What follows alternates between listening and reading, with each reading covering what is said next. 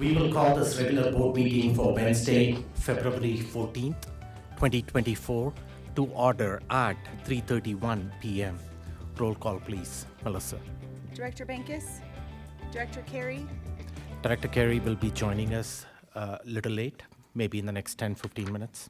Director Hafley, here. Director Jorgensen, Director Jorgensen will be joining us in a bit too. Director Malpacum, Here. Director Nelson, here. Director Ott.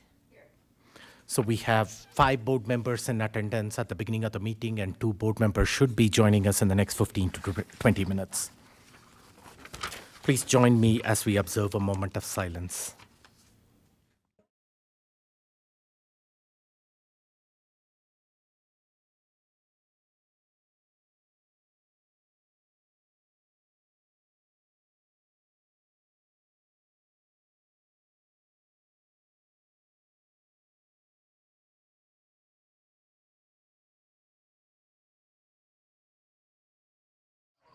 Thank you. Director Hafley, can you please make the motion to adopt the agenda? I move that the Board of Education adopts the agenda as presented. Second. Moved and seconded. Melissa, roll call, please. Director Bankus? Aye.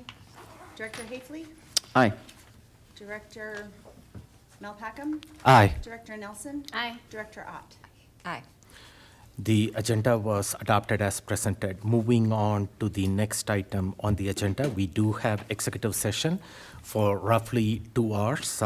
Director Nelson, can you please make the motion to move into executive session?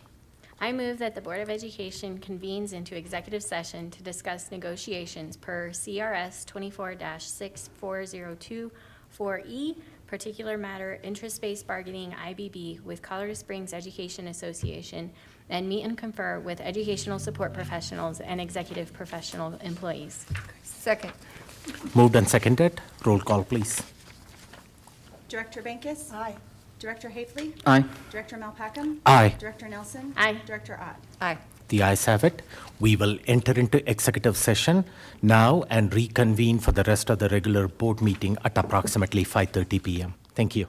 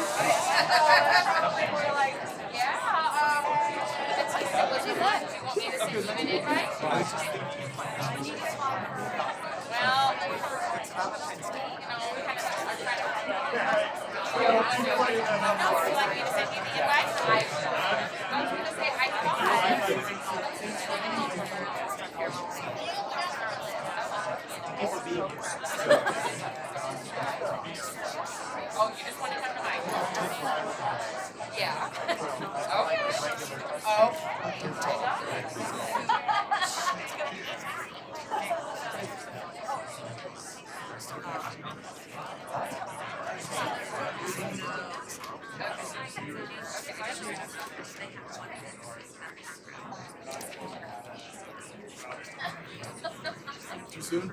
Nope, not soon enough.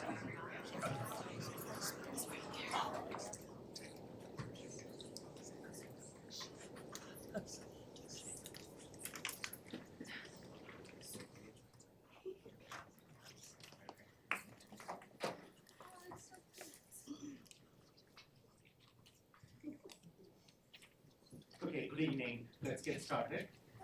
Thank you for patiently waiting. Our executive session just ran a little bit longer, but we are reconvening in public session, and there is no need to modify the agenda after executive session. For those of you who did not see the start of the meeting, the agenda was adopted as presented. Thank you all for being here, and all of you have opted to spend Valentine's Day a day of love and affection at the board meeting. So I will take that positively, irrespective of why you are here in attendance. Collectively, all of us on this board dais appreciate you and wish you a happy Valentine's Day. And before we start the meeting, I do want to the Russell Middle School theater students, under the direction of Miss Sarah Chandler. They are up in the front up here. I understand that they put in. There you go. They found it on the web. I understand they put an incredible show prior to us coming up here. Unfortunately, since we were in executive session, we didn't get to see their performance, but these students and their teacher are up here, and I want to recognize them. Let's give them a round of applause.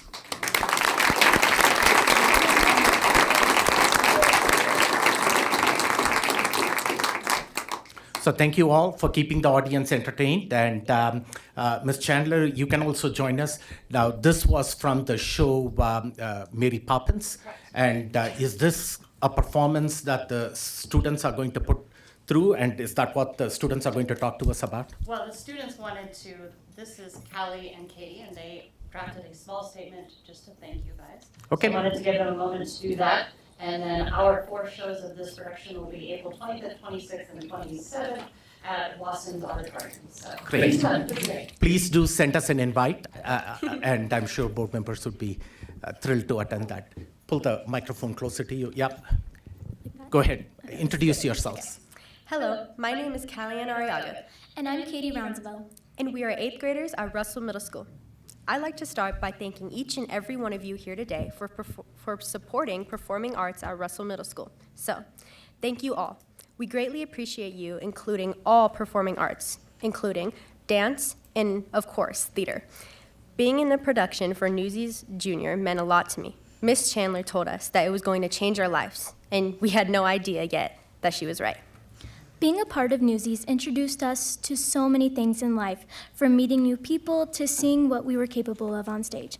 This is a community that we have here at Russell and is a once-in-a-lifetime experience for years to come. Newsies was just the start of a legacy for performing arts that we hope you will continue to support. I am proud to say that we are a part of the Mary Poppins production this year, and we are excited to see what it has in store for us. Thank you. Thank you.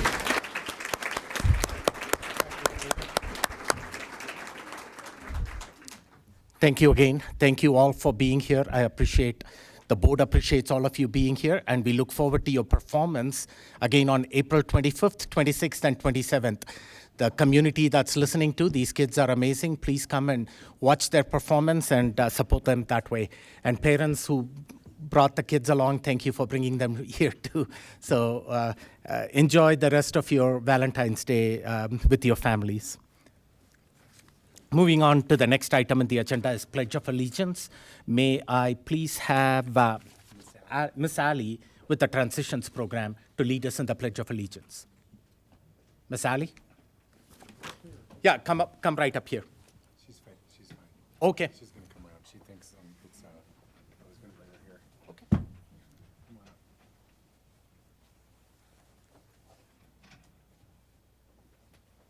Keep looking just right here, and whenever you want to start.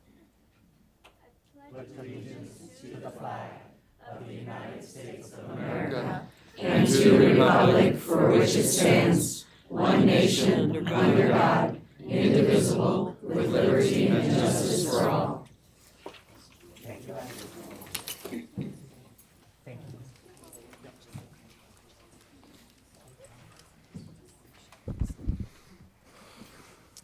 So thank you, Ali, for leading us in that Pledge of Allegiance.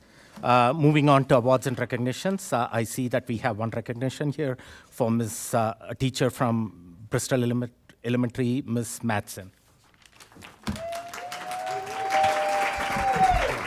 Superintendent Gaul. I can read it. There is a certificate. Superintendent Gaul. We're working. Thank Okay. you. Are you coming up? There you are. 2023-24 CAST Teaching Award for Excellence in Elementary Science Education.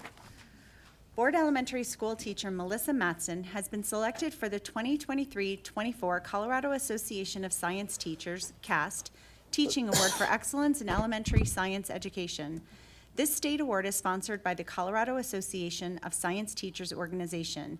It is bestowed annually to one worthy teacher in each teaching level who demonstrates exemplary science teaching talents and accomplishments. Melissa was selected based on her knowledge, focus on student learning and science connections, and her contributions to improving science teaching and learning. Congratulations, Melissa. You don't get to go yet.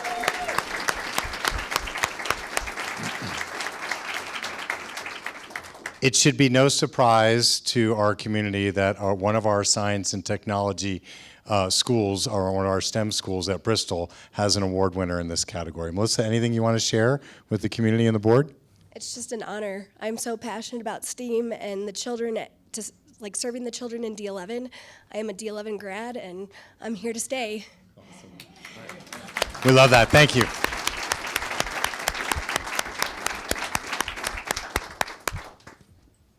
Ready for the next one?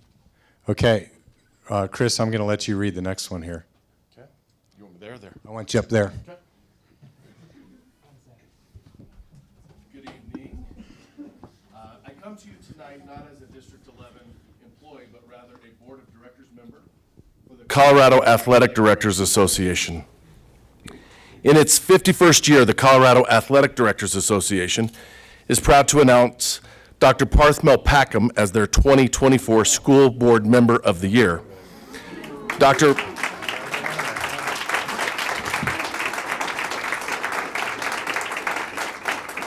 Melpackham was nominated by the 4A Colorado Springs Metro League, of which Colorado Metro League South, of which Coronado and Palmer are members, the 4A Colorado Springs Metro League North, of which Mitchell is a member, and the 5A Colorado Springs Metro League, which Doherty is a member.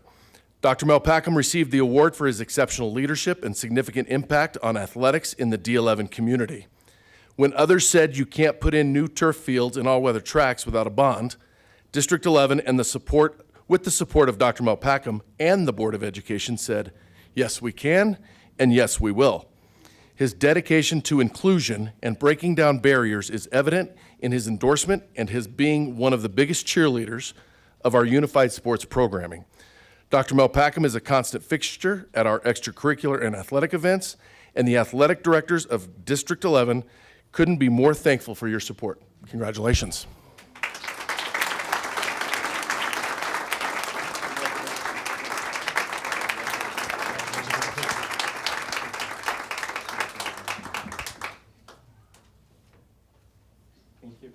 Speech? Absolutely. A couple of comments? This did not come up at the agenda-setting meeting.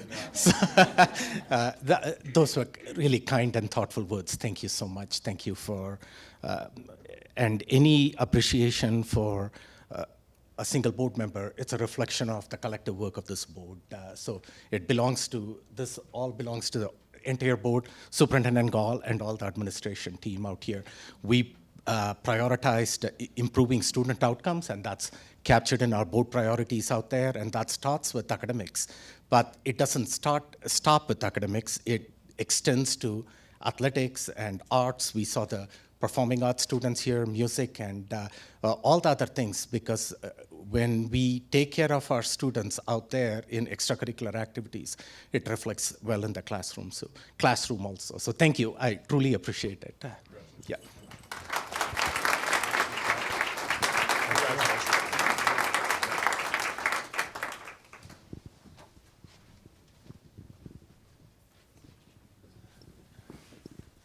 Are we done with the awards and celebration?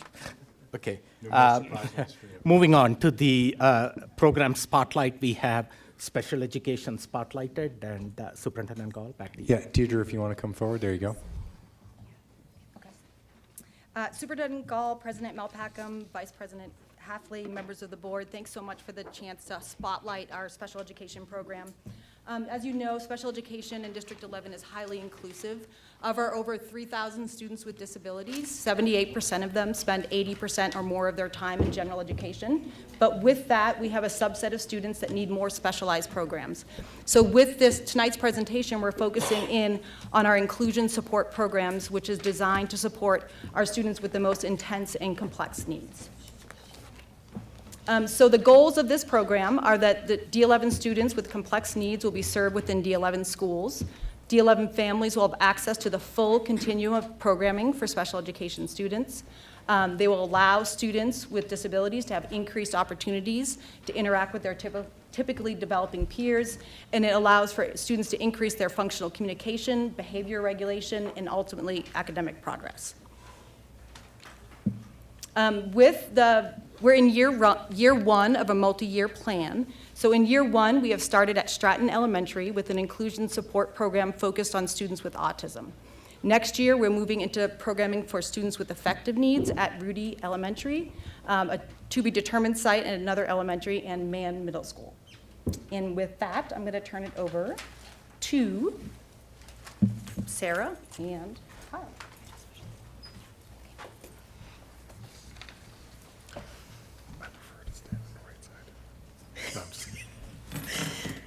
Ember and I began to work together last year when she was a first grader.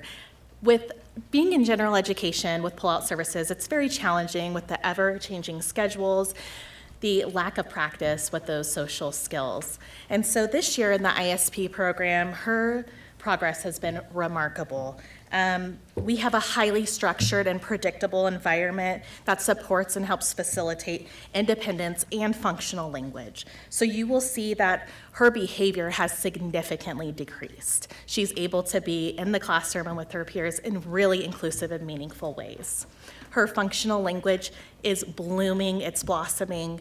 She's developing at such a rapid rate.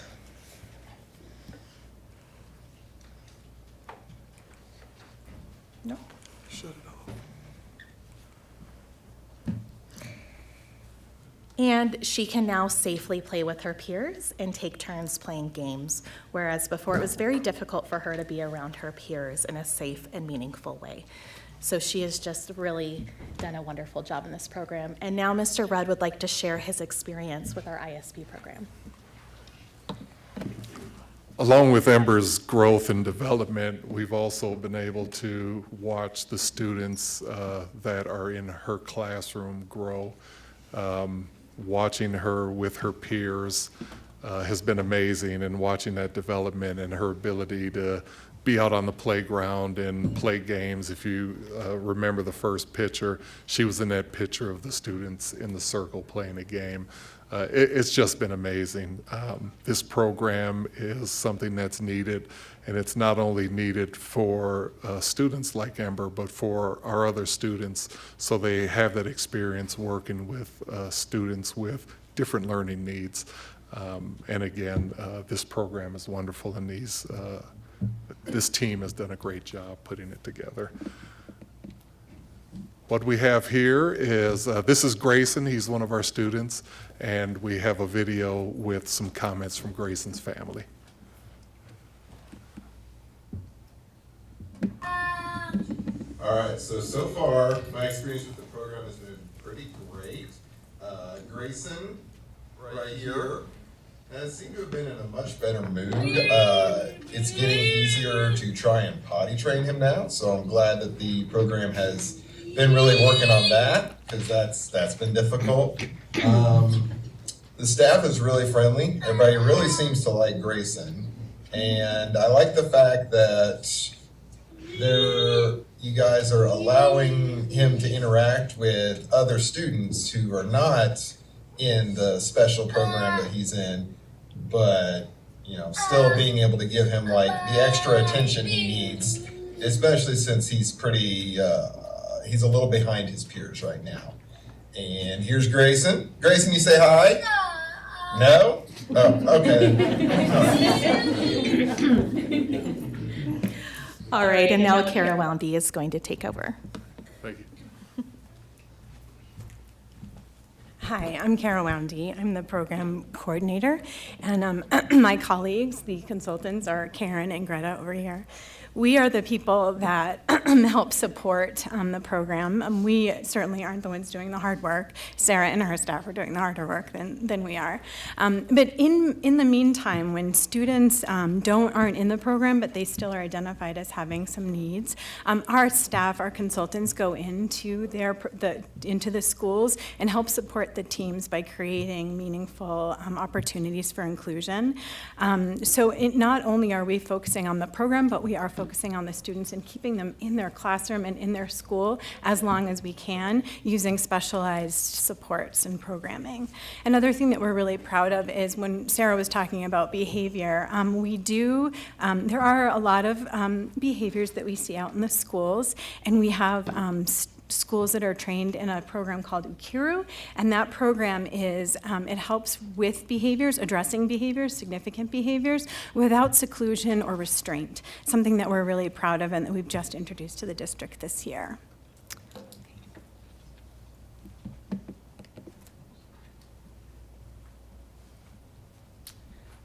Hello, I'm Juliette Cotillo, and I'm a special education facilitator, and I oversee our inclusion support program and consultants, which has been the greatest joy of my school year, and started working on that last year as well.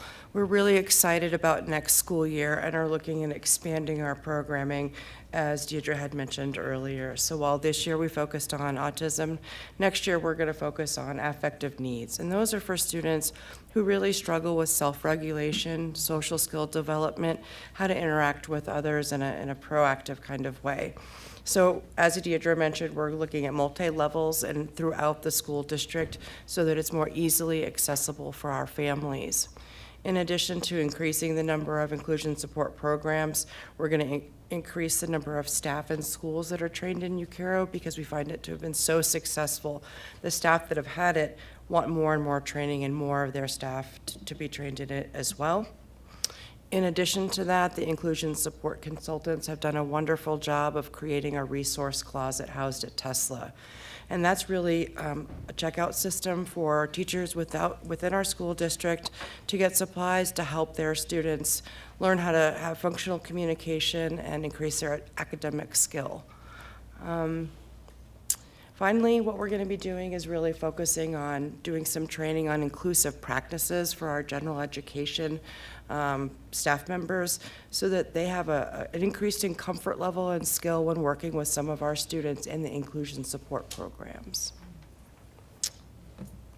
So I think at this point, we just have an opportunity for questions and answers. Yeah, I just want to, first of all, I want to thank Deirdre for joining the team this year. For those of you who haven't met her, is because she's in schools all the time doing this phenomenal work. District 11 has long been known for its very strong special education programs, and I really appreciate the way Deirdre has come in with a yes and. That we brought forward this spotlight on inclusion support to really show both the board, our staff, and our community that we think that there's a real balance in ensuring that we're giving our students the supports that they need, at the same time getting our staff the training that they need to reach our least restrictive environment and most inclusive opportunities. And so, just hearing from a parent who couldn't be here tonight on video to share that piece, and then as we get through some of the shout outs here in a minute, we'll hear from Allie on some of the strengths that she's seen in the program. But I just really want to give a shout out to frame for folks. We're not trying to give you an overview of special ed. We want to give you just an insight into something that we're doing a little bit differently now. We're at Stratton. We got some big dreams. These dreams take more training, they take more time, they eventually take some resources that are green in color for us to be able to get there, and we're happy to program them against those. Any questions for our ISP team? Yeah, board members, questions or comments?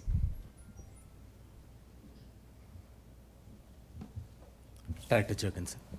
You might have covered it, I missed it, but how many students are we serving with this inclusion support model? The current classroom at Stratton has a capacity of 8 students. There's been some flux in and out, so currently we have some students moving out and we have 3 more students coming in. Okay, awesome. So we're handling it. That's great. All right, thank you. Director Ott.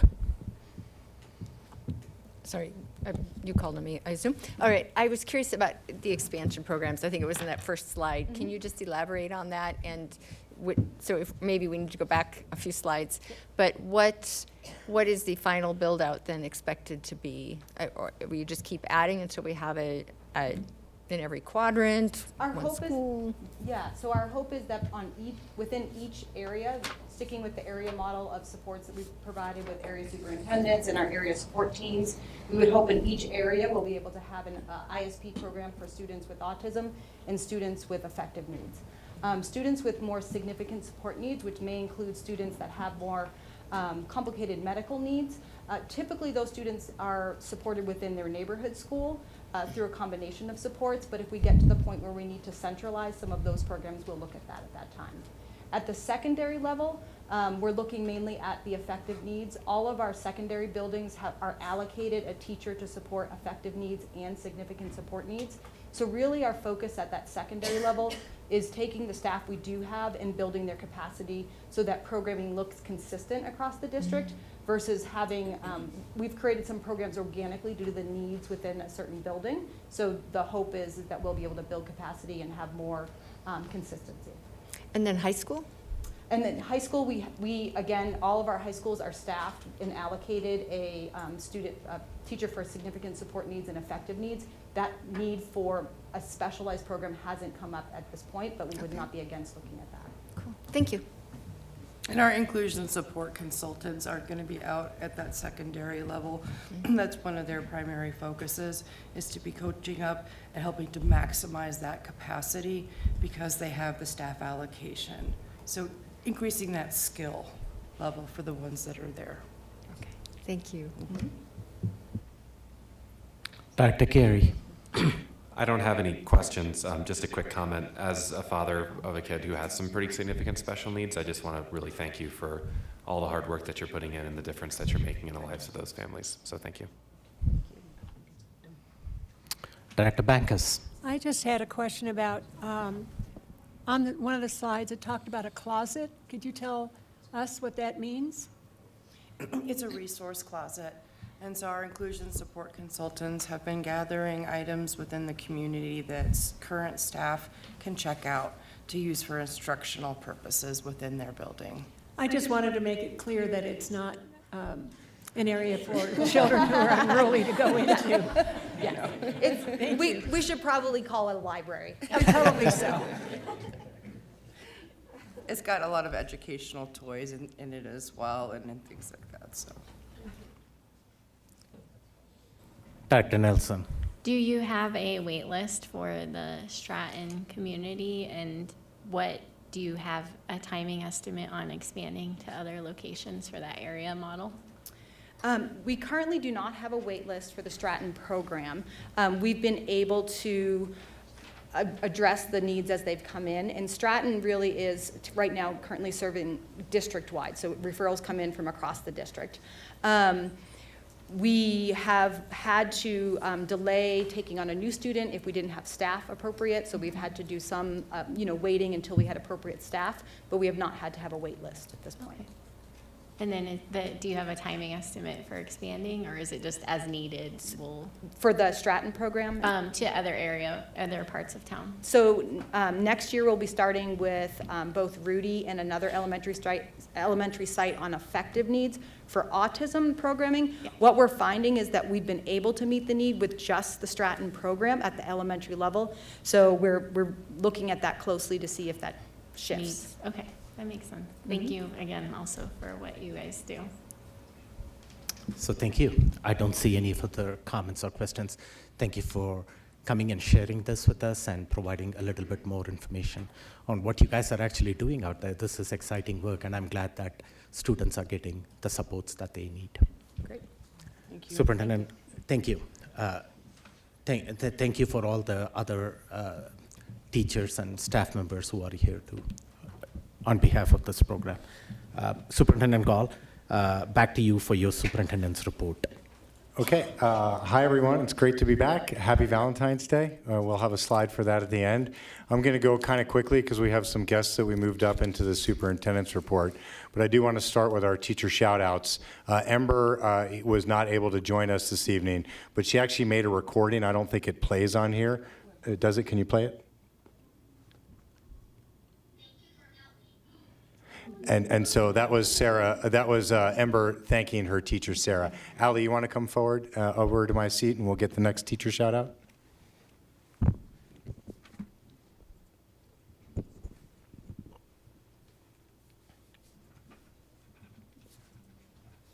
making you do a lot of walking tonight.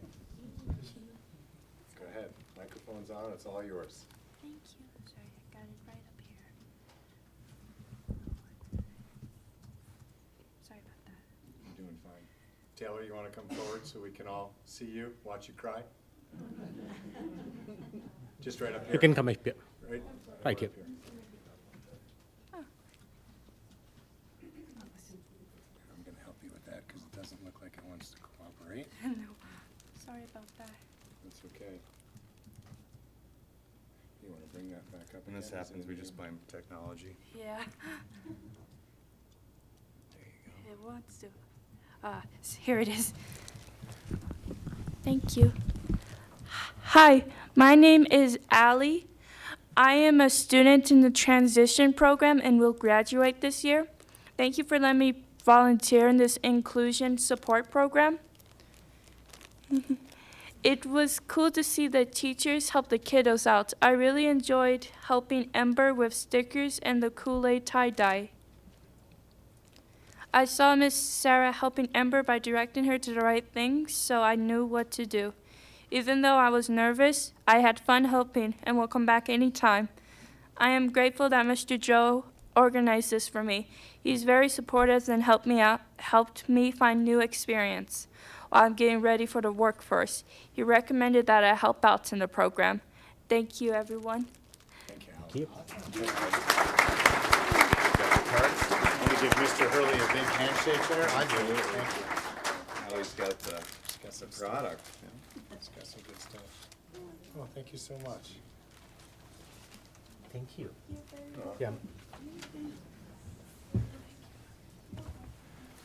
Allie is handing out personal Valentine's cards made by the transitions team. So thank you, Allie. Thank you, Joe.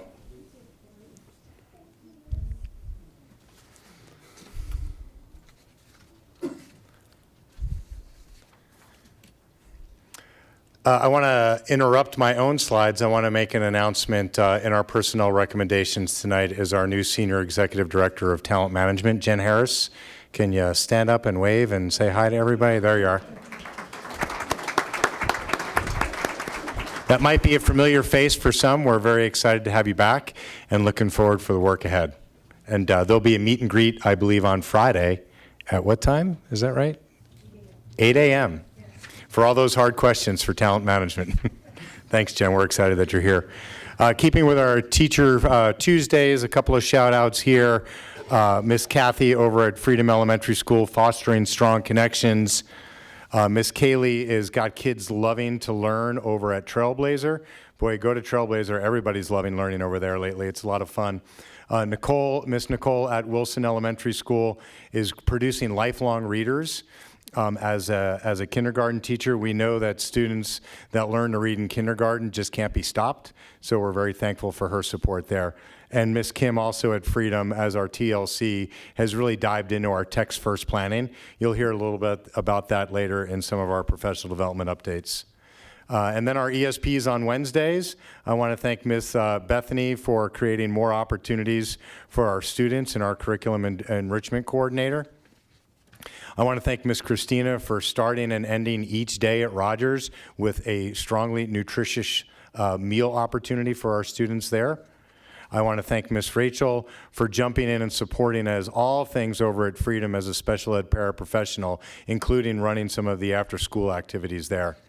And finally, not last but nor least, Miss Rachel also at Freedom as a kinder aide who's also a key member of the PTA.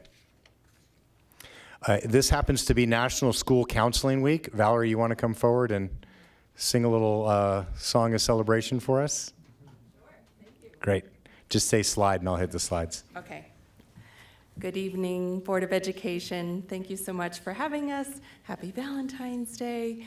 It is my honor to introduce Dawn Bowden, our Director of Counseling Services. It's been my privilege to work with her and see how she supports school counselors in their professional growth and their professional learning. And so without further ado, Dawn Bowden. And one. Yeah, and one, yes. Superintendent Gall, Board of Education, friends, colleagues, neighbors, I can't imagine a better Valentine's Day than celebrating a profession for which I have so much passion. And I'm here tonight with Charles McGregor, school counselor at Penrose Elementary School. Last week, February 5th through 9th, we celebrated our school counselors' impact during National School Counselor Week. We're honored to have D11 school counselors that influence their school communities and also the profession at the state and national level. Highlighted here, we are thrilled to share with you D11's third, so 2024, Sarah Clapham, and fourth, 2025, Maddie Francis, Colorado School Counselor of the Year, as well as emerging leadership, Sarah Tussler, in the state of Colorado. Slide. So in this graphic, you can see that D11 school counseling is a multi-tiered, multi-domain system of support. School counselors support students across 3 major domains with the goal of maximizing student achievement. This is increasing social emotional competencies and college and career readiness. Our school counselors are a lot like educational GPS, helping students navigate their educational journey and giving them the tools that they need to succeed. Slide. Great. So, oh God, that scared me. So tonight we are excited to share a spotlight video in collaboration with D11 Media that offers a sampling of the influential work school counselors are doing, the passion that brought them to and keeps them in this amazing profession, and the ways that students' lives are transformed because they have a school counselor. I was originally going to be an attorney, so I actually took my LSATs, passed the LSATs, started applying to law schools and stuff. I was a paralegal for 2 years in Denver. The only part of that job that I actually enjoyed was helping people, and more specifically the clients that were children. For school counseling, you have to be in love with working with kids and knowing that it's not going to be a perfect system, but you're going to make that difference. And it may not be a difference you ever see, but a difference that you've planted that seed, and then years down the road, hopefully it's made a difference. So I think I enjoy the most how every single day is different, and I enjoy, and it sounds a little weird, right? Like the chaos of it a little bit, you know what I'm saying? The thing I love most about being a school counselor is that you connect students with opportunities. He's very supportive of everyone, of everyone's ideas, opinions, beliefs. He doesn't shun anyone for believing in this or thinking that or thinking something that he may think differently, but he just accepts all of his students. I consider Mr. Mann a life coach, a mentor. What I consider Mr. Finley is I'm really thankful for you. I'm thankful I came to this middle school and met you because you've been a great help in my life. I don't know what I would do without you. Like, you've helped me get through middle school and my problems that I had in my 7th grade year, and I'm really thankful for that. I think you're a great counselor, and you've always been a great friend to me ever since I met you. Thank you for helping me calm down and being the best counselor for this year.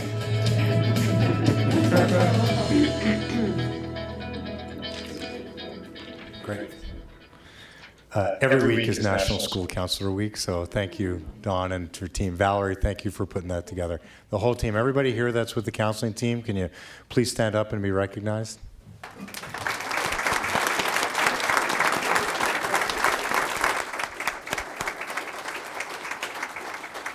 Margaret, are you hiding in the back over there? Margaret, are you hiding in the back? Thanks.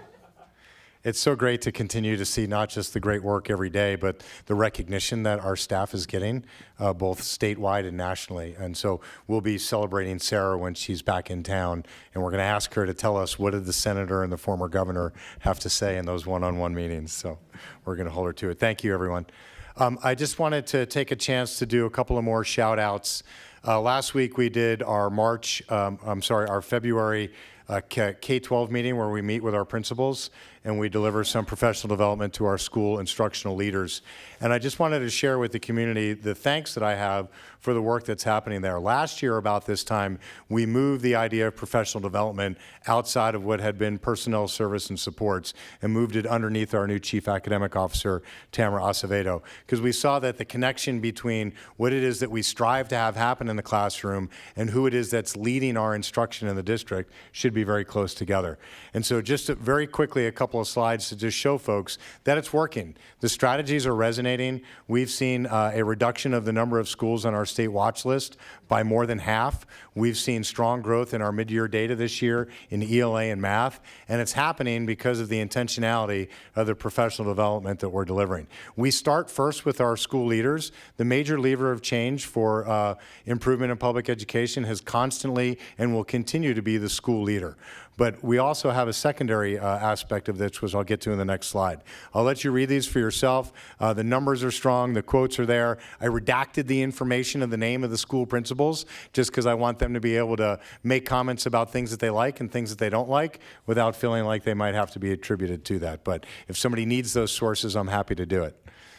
Secondly, this other aspect, it's not just what we ask our principals to do. We have 50 principals in the district and they are performing very well, but we have 1,800 certified teachers. We want to make sure that our teachers also feel the direct supports of the power which can come from our Chief Academic Officer and the offices that she leads. And so we've been doing secondary breakout sessions, normally with either grade band leaders or specific department heads, mostly in math and ELA on text-first planning, and we're going to continue to expand that. Just again, take a quick peruse there, and you can see the bolded words that fit very clearly into our best first instruction strategy.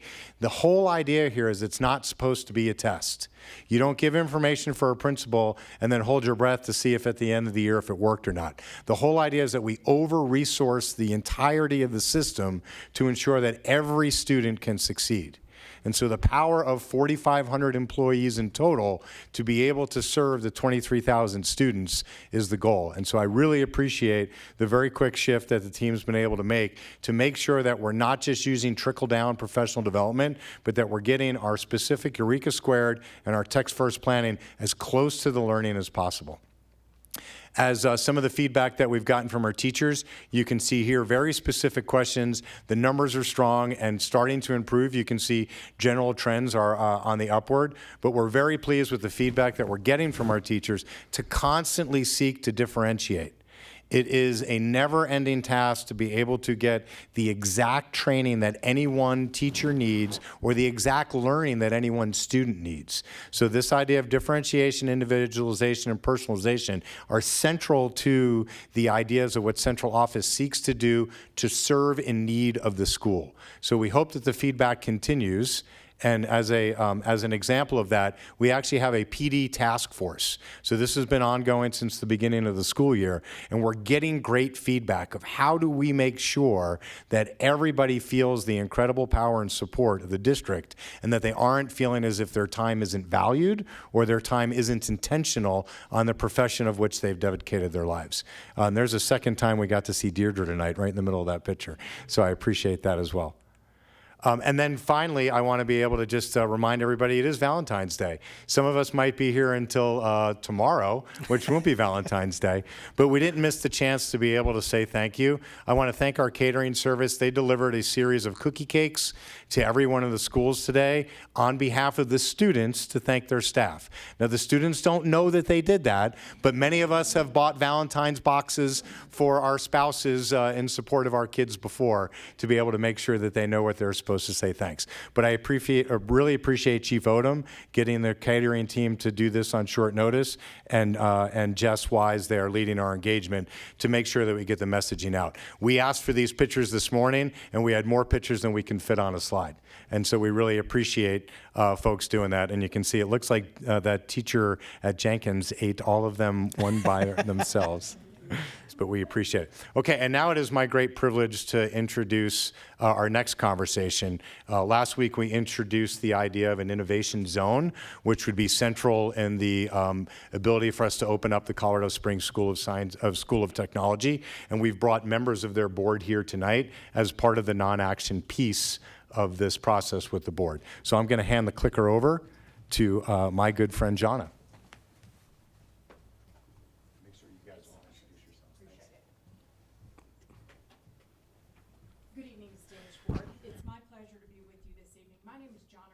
And I'm the President and CEO of the Colorado Springs Chamber of Commerce and Economic Development Corporation, and also a proud board member of what we hope will be the Colorado Springs School of Technology. My colleagues will give you some specifics and answer questions about the ins and outs of what we have planned. The reason that I wanted to be here tonight is because I wanted to give you some of the why. In our day job, we work to bring companies to this region and help existing companies expand. This is how your students have jobs in the future and how we add to the economic tax base in our region. About a year ago, we hired a consultant to come in and to help us define what our industries of the future would be for the Colorado Springs metropolitan statistical area. With geopolitics and our commitment to the environment and just so many things going on in Colorado, where can we compete against Texas and Tennessee? And secondly, do we have the labor, do we have the workforce to meet where we would focus? And then third, what's the competition doing? If you don't compare yourselves to other areas, we all just can tell ourselves in a vacuum we're doing things well. We've got the data that shows aerospace, defense, and space technology is our #1 sector for the El Paso, Teller County region. 43% of our economy is built in that discipline. We can compete with anywhere in the country when it comes to those jobs and capital investment. Second is cybersecurity and information technology. We're 2.5 as dense as the average American city in comparison when it comes to jobs and technology and research and development. I've never seen such a high location quotient. I've been doing this 30 years. And then third is advanced manufacturing, particularly in the semiconductor technology. With those three segments, these are high-paying jobs. They do not all require a 4-year degree, but they do require credentialing, 2-year degrees, advanced stackable credentials. There's a way for our students to meet these needs of the future. Here's my dilemma. While we're bringing those companies to this area, while we're seeing tremendous growth in El Paso County, we can't meet the talent needs, and talent is king. It used to be if you had a site and a few incentives and could meet the infrastructure needs, you could land companies. I'm making that sound really easy. It's a lot harder than that. But I will tell you that today it is all about, can we get the skilled talent for the jobs? Now, we are a highly educated state. We're top 5 in the nation with those with some kind of post-secondary degree or credential. Very impressive. Over 50% of our population has that kind of credentialing. It's people that are moving in. It's people that are moving to our state. As you know, we have work to do to be sure that our talent is homegrown. I will tell you, as fast as we're trying to recruit people to this region and solve big issues in housing and infrastructure and traffic and all the above, we have to ensure that we're finding our talent right here at home and finding talent pipelines so that we can meet those jobs of the future. That's why I'm lending my voice, lending my knowledge of the business community. I have 1,000 members of the Chamber of Commerce. We're the second largest chamber in EDC in the state of Colorado. But we know we've got a problem if we can't make sure that we have the highly skilled talent for the future. So I'm coming to you tonight as part of a greater team to say we need your help. We as the business community know we need to lean in. I'm inspired tonight to hear the teachers and how passionate they are and hear the students. But I will tell you, as a business community, we know that we have to do our part. We need to lean in with what curriculum needs to be, with what jobs are of the future.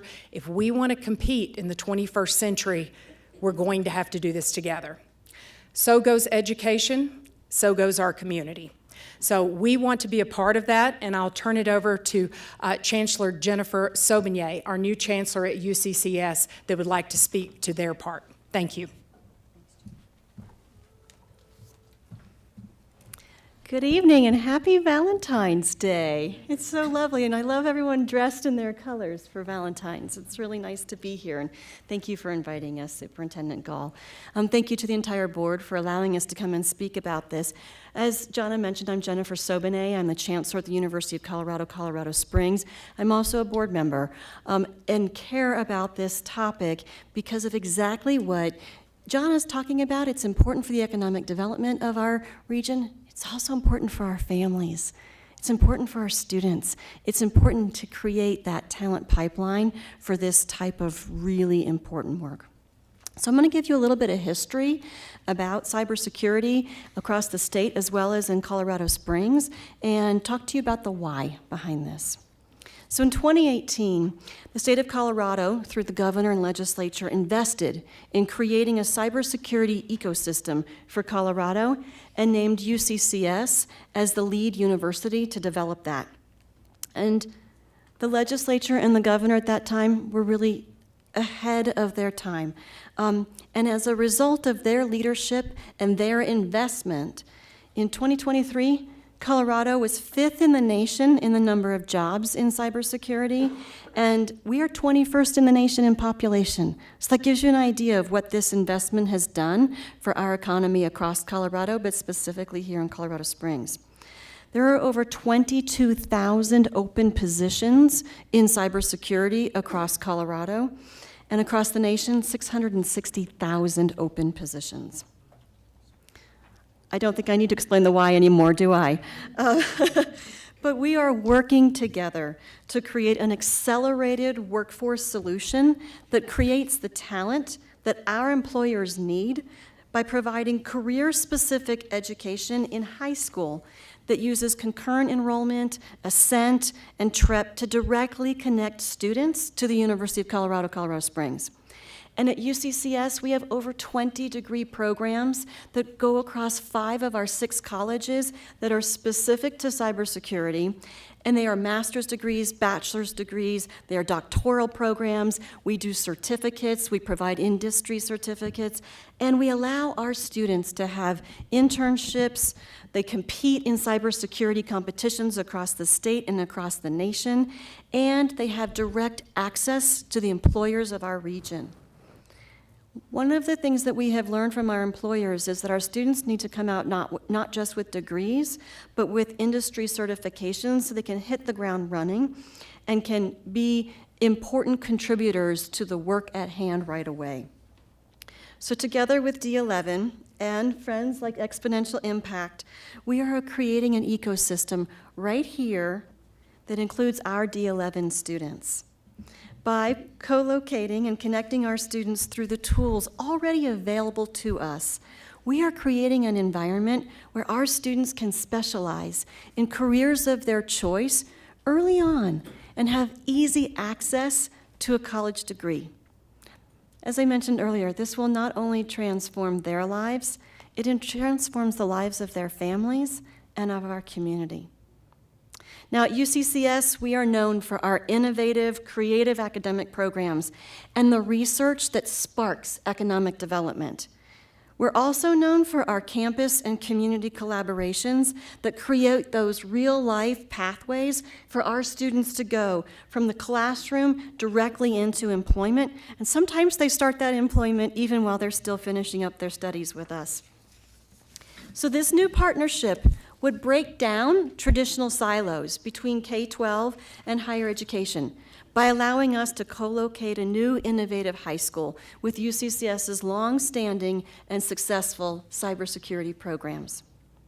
At the local, national, and as the local, national, and global need for cybersecurity trained workforce increases, we need to expand that epicenter of cyber workforce training right here in Central Colorado Springs.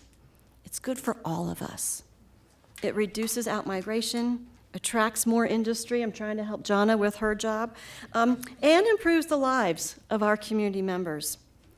And I will tell you this, our industry partners have been asking for this. And this is the type of innovative solution that will give us the opportunity to make it happen right here with D11, with UCCS, with other partners like our Pikes Peak State College and other industry partners.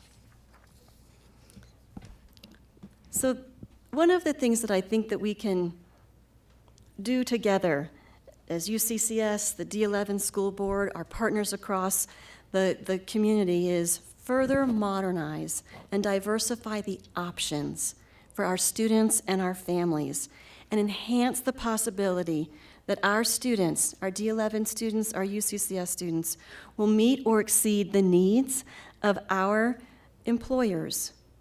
And what we want to do is provide that type of training and education right here locally for the homegrown talent that Jonna was talking about. So I'm excited to partner with D11 on this opportunity because it will not only change the lives of our students, it will improve our talent pipeline for a $72 billion industry. And I will tell you that personally I'm excited to work on this because I was there in 2016 with Governor Hickenlooper as he created this public-private partnership around cybersecurity for the entire state. And so for me to have been there when it was first even conceived of as, just is this even a possible thing that we could be doing, to now get to implement it here in Colorado Springs with D11 is a real honor for me. So thank you for letting me speak tonight. Thank you, Superintendent, for your innovation and the ways that you are creating new ways for our students to learn. Thank you. Vance?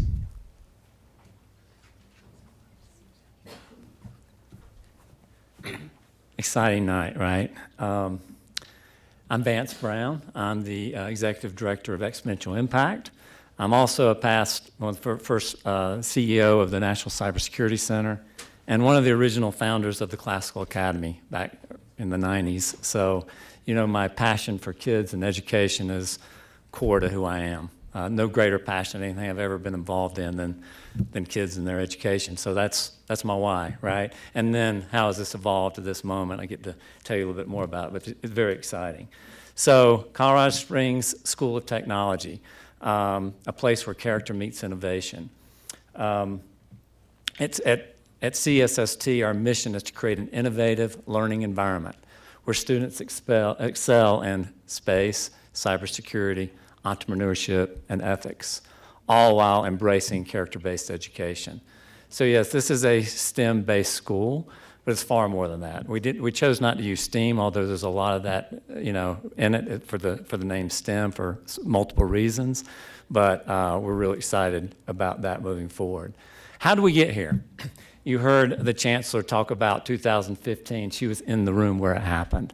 And what happened was Governor Hickenlooper, then Governor Hickenlooper, now Senator Hickenlooper, had gone to a trip to Israel.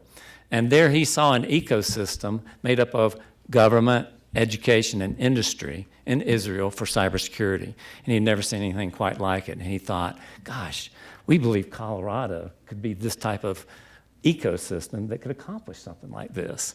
And so he came back and he met at the time with the Chancellor of UCCS, Pam Shockley-Zalabach, and they said, well, you know, at the time, UCCS was already working on workforce development for cybersecurity. You know, they have been, just so you know, UCCS, the spear of all of this in terms of workforce development and cybersecurity in our region. And so they got together and talked about it, and if you know former Chancellor Zalabak, Pam Shockley Zalabak, you know she's quite a negotiator, and she wanted to be right here in Colorado Springs. So what did she do? She showed a building that they had recently acquired right there in Nevada and said, we'll utilize this building for space and for cybersecurity, specifically if we locate it right here in Colorado Springs. And she got it. And so I was then in 2016-17 became the CEO of the National Cybersecurity Center at the time. But again, keep in mind what this is an ecosystem made up of industry, government, and education in order to build a workforce. And so that partnership with UCCS was in 2016. Then the creation of the National Cybersecurity Center was right there. In this building, which I'll show you a picture of momentarily, we also then, and I'll talk about, included and was able to include the Space ISAC, which Erin Miller here is Executive Director, and she'll talk about what that is. And this whole ecosystem also with UCCS and all of their space and cyber education for students. But let me tell you a little bit how this ecosystem has evolved. So the National Science Foundation has this something called Regional Innovation Engines. And what they have done is they have said that they're going to give these regional ecosystems $160 million over the next 10 years, so that'd be $16 million a year, if they can find a local region that has an engine that can really do something special for our country and our world. And so we put together, because we already had an ecosystem, okay? We didn't have to make it up. And I'll show you all the organizations that are part of that to say we should be one of those. And I'll tell you that already we won the Type 1, which means we've got $1 million to prepare for our $160 million application. Are you familiar with the National Science Foundation? If you're not, you are. What's very important to them, by the way, is K through 12 STEM education. So we thought, well, what if, we've been talking about it a while, what if as part of our application and part of what we're doing, we show that we already have an ecosystem working? And why don't we all come together as all these organizations and partner with D11 and do something really special in this district? And so that was the impetus of this. So what does this look like? You can look like, these are all the 9 organizations that are part of the ecosystem that didn't come together for the CSST for our school, but we're already working together as part of the existing ecosystem. So our glue, Jana, who you just heard from, with the Chamber EDC, UCCS, the Air Force Academy, and Pikes Peak State College from education. And then a lot of an industry, you've got Exponential Impact, which I represent, and we are an accelerator for high-tech, cyber, space type of technology from an industry perspective. And then most of you have heard of Catalyst Campus, and they have this accelerator for a lot of DoD that's going on in the area from an industry perspective. And then you have the National Cybersecurity Center, the Space ISAC, and the Space Foundation, which I'm sure you've heard a lot of these organizations. So the key here is the heads of these organizations want to be on a board to help you and to join together to create a high school, and then hopefully a middle school. And all the why of this is just the next evolution of what we've already been doing is we now need a workforce, and we need to do it right here. And so what we also have here as part of this ecosystem is it's an ecosystem within the ecosystem. So I've invited Erin Miller to show you some of the synergy that happens in this. Erin Miller, again, is the founder and the executive director of the Space ISAC. And I want her to talk a little bit about here, spend a moment or two talking about an ecosystem that's already existing, that will be a part of all this for our students. So Erin, why don't you come up here, share. Thank you. Thank you, Superintendent and Mr. President. Thank you for having me. I'm really pleased to share with you about the Space ISAC. It's probably one of the lesser-known organizations that's up on that slide there, but it's actually just down the street. So I work on North Nevada, and I go there every day, and I convene the global space community.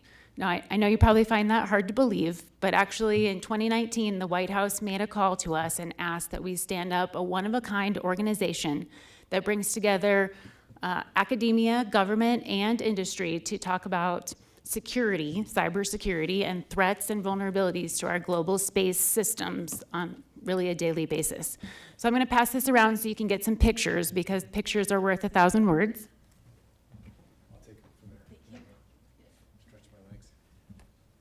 So if you flip to the left-hand side of that, there's a picture that shows the ecosystem. And this ecosystem is what feeds our operational watch center. So that picture represents thousands of people all over the world. Now, when the White House called in 2019 and said they wanted us to do this, then we didn't realize we were actually building truly a one-of-a-kind thing that would be, I would then be later asked to go all around the world talking to different countries, the Israeli Space Agency, the UK Space Agency, the European Space Agency, the Japanese Aerospace Agency.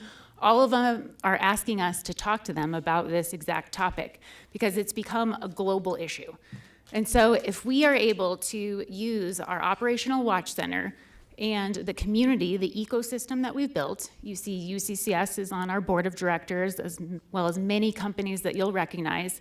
This global ecosystem already exists today, and as we use it to propel us to this next level, we'll be able to train K through 12 on these same very important topics.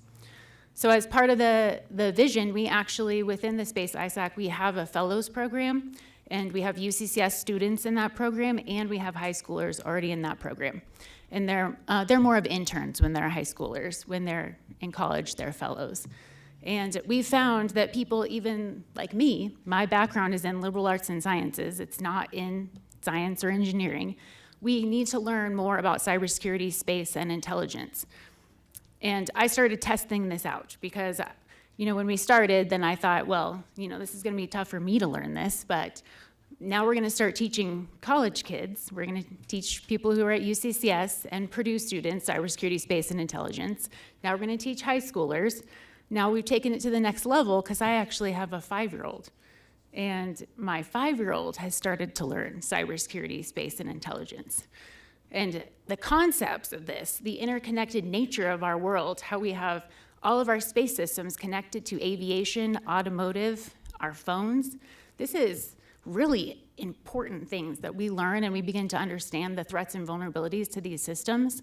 So I'm very passionate and convinced that we can teach K through 12 and become an extremely attractive magnet for the community here in D11.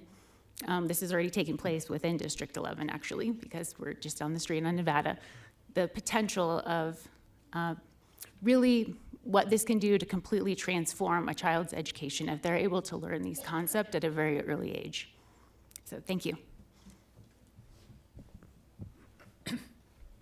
And just to summarize again, I'm in awe of all the leaders of these organizations are on this board because they believe in that.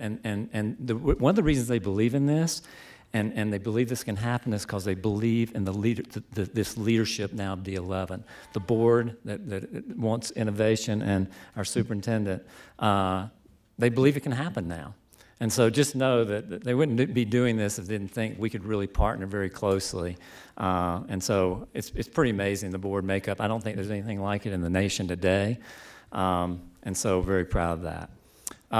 And so that's it. D11, we want to join in this ecosystem. We want to help you be one of the most amazing ecosystems in the country. And by the way, if you haven't, I want to show you a picture of this school.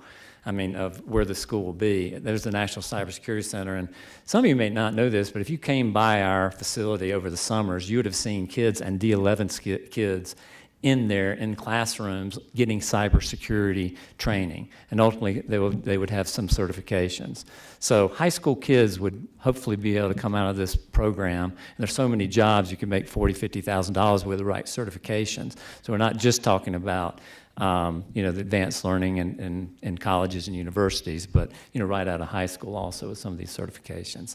So it's so important, we believe, just like Governor Hickenlooper from the beginning with Chancellor Zalabak believed, is we need to come together and be together. So that's why this place houses the Space ISAC. You got to come there. So it's like mission control, from NASA.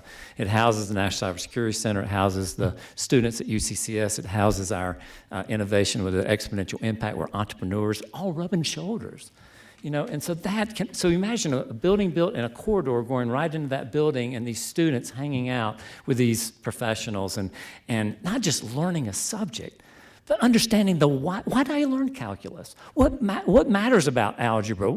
Help me understand the why behind it. Well, these professionals are going to be able to show them in real life and inspire them. And so coming together for those serendipitous conversations, why it's just so important we're under the same roof. So that's it. This is the last slide. We want to be an innovation school versus a charter. We're part of the ecosystem, by the way, of Space ISAC is Purdue University. They already do this model.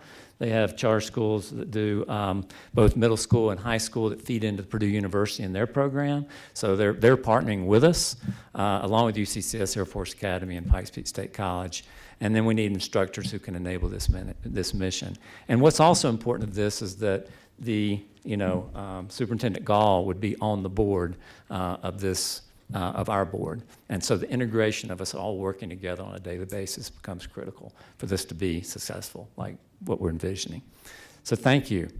This, we believe, will be a national model for innovative education. Questions? Thank you. Superintendent Gall. So I think I want to open up to the board. If there are specific questions on the briefing, we have some folks who could answer that. And then as the non-action item later in the agenda, if there are application items that were raised or feedback on some of the questions that were provided and answered to the board, to hold those for that time, if that's fine with the board president? That's fine. Great. So you heard Superintendent Gall. So if there is any specific questions or information you seek from Mr. Brown out here and his team that are present with him, then let's go in that manner, and then we can save some of the other questions that our superintendent and his team can answer later on when it comes as non-action item. Director Bankus. Hi. Hi. I remember when this building became the cybersecurity location, and then the conversation died. And I've always wondered how it is that it's not better publicized to community members who are interested in what's happening in our own city. What are your plans for making it a better communication piece? Well, that's a great comment, because I am amazed that people do not know they could walk in and see the Space ISAC, where you've got, military people and Lockheed Martin and, all these, right there. I think we're going to get more and more press as, like, for this NSF grant, for instance, of this ecosystem working together. But you're right, it's a hidden gem. But if you came, and I'd love you to come, I would be glad to give you a tour so you can see, all these organizations working together. Like, what's really wild is you have, like, for instance, the exponential impact. Only thing that separates us and the National Cybersecurity Center are barn doors. So we're interacting like that on a daily basis. But that's a great question, because, internationally they've heard about what we're doing there. So locally, it's bizarre that they haven't. Right, that's the expert passive 50 miles in your hometown. That's it, right, exactly. You're not respected in your own hometown. Thank you. I'm just waiting for a minute to see if any other board members had a question. Director Nelson.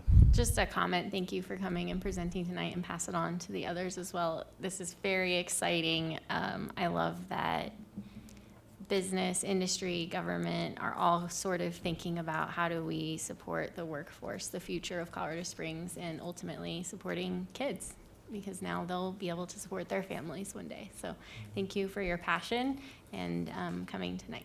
Thank you. Director Ott. Thank you. Why did you see the need to create a separate school and not just work with a District 11 existing school and having a program? Because certainly we are working on the STEM pathway, and I understand this could fill the high school, and it was mentioned that you might want to walk it back all the way to elementary school, so that's kind of a surprise, because that's not in the application, at least not that I recall. But why not just focus on bringing these resources to existing programs already? I think it's about some focus, and it's also about being physically located where, again, we can rub shoulders with these professionals and educators and industry leaders. And so being right on the campus there at UCCS and in this building where where students are rubbing shoulders with the professionals, and the serendipitous conversations, the internships, all that happens right there, felt very important. So it really is a, and again, I wouldn't call it a bias, but, back in the day with the Classical Academy, how we were able to focus and do some amazing things, and that brought a lot of parental involvement, et cetera. So it felt like a good way to go, and I've been really excited because we didn't have back then, it was only a concept of charter school. But for this to work, it takes not just, we don't want it to be a silo. And that's why I like this innovation zone model. It's because we can be an authorized D11 school. Because for this to work, we've got to come arm in arm and do it together. Be focused and together. And so I think that's the reason for it, is the focus of it and the serendipitous nature of being under the same roof. Thank you. Mm-hmm. Seeing no further questions from the board itself, again, thank you. What I see is an exciting opportunity that you are presenting, and the conglomeration of education, industry, and government, and you have significant stakeholders that are willing to invest in this and help bridge that gap. This is a niche opportunity, and we have educational pathway schools in elementary schools in District 11 right now in terms of STEM and arts and outdoor education and dual language.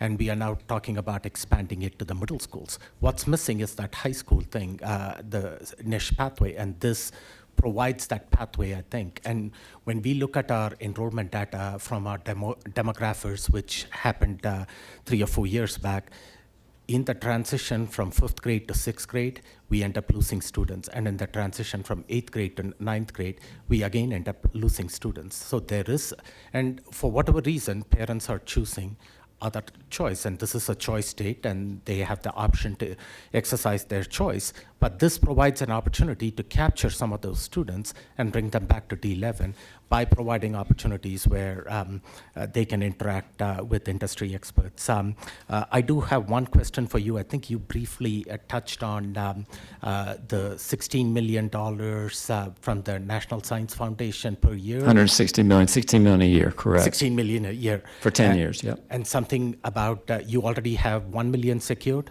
Right, we were the only organization or ecosystem, innovation zone in Colorado to win the type 1, which is $1 million. And then that gives us the money to prepare for the type 2, which, be about a year and a half out that we'll find out about that. And we really believe that this story of us community coming together, talk about an engine. When a district and all these organizations come together for the kids, it's a story, and the STEM focus, which you saw from the NSF, what they're looking for K through 12 throughout our nation, because there's a need, there's a gap. You heard that, is the reason for it. So I personally believe, and doing this together is going to be the fruit of an ecosystem, and they're going to see this, and they're going to be really excited about it.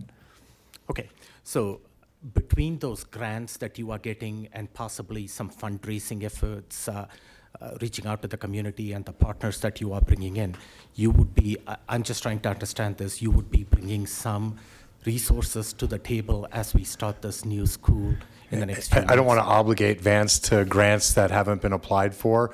We will do everything within our power, as I have done before for every new initiative, to make this not costed to the district. This is a different pathway. We already program specific dollars for pathways.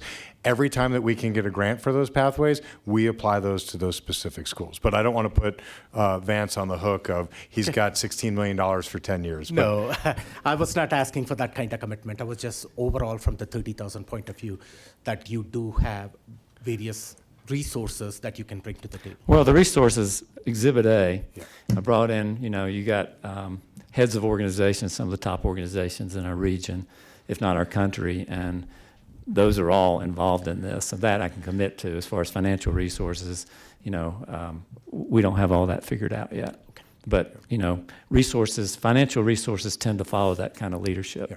And the first most critical resource is already in place, which is the UCCS Cybersecurity Lab. Yeah. So again, the investment here that we're asking for is a thumbs up in 2 weeks from the board or resolution to put in an application for an innovation zone to the state that allows us to accelerate this connection between K to 12, which we now call pre-K to 14, through higher ed to the local economy. And the thing that is so beautiful is we don't have to do the cybersecurity lab. It's there. Right. And so centering those three entities together in that space for a serious preponderance of time for children to be able to learn in that setting completes the vision of finding your excellence through experience. Yeah, and I encourage you again, that's a great point, because you walk in this building and go, our kids are going to have access to all of this. So that's absolutely major resources that have cost millions upon millions that these kids are going to have access to. So thank you for being here again, and you heard Mr. Brown. He has invited each of us to visit his facility out there, and that he can give a tour of that facility, so you could get a first-hand view of what is it our students will be exposed to in that environment. And our board priorities center around all about improved student outcomes, increased achievement, and all that translating hopefully into increased enrollment. And I think under that bucket, this looks like an innovative opportunity. And we will certainly consider it. I'm sure the board has several questions still, which we will address to Superintendent Gall during the non-action item session. But thank you for being here. And from where I sit, I sense your passion. And you have a proven track record in the community of starting a charter school and it being successful. So, and you got good partners that are going to go in this journey with you. So we are excited to learn about this. And hopefully this is the excellence in education. I think the other person that was here last week talked about this would be the premier STEM school in the country. So that's exciting if D11 is going to be featured in that manner. Thank you, sir. Very grateful for your Yep. consideration. And that concludes my superintendent's report. Thank you. Appreciate that. Moving on to the next agenda items that we have public comments. Do we have any? I have a stack in front of me here, so bear with me. We will try to get as many public comments in as possible. Going over the board protocol for public comments, the board welcomes and is very interested in listening to the community feedback, as it helps us better do our job. Having said that, board meetings are primarily business meetings for the orderly and efficient conduct of the business of the district. Keeping that in mind, the clear expectation is that this feedback is provided in a civil, professional, and courteous manner without resorting to disparaging or defamatory remarks. Students are often in attendance or watching over the broadcast, so speakers' remarks, therefore, should be suitable for an audience that includes kindergarten to 12th grade students, including no use of profanities or obscenities. You will have 3 minutes to deliver your remarks. Please monitor the clock that is on display and complete your comments in the allotted time.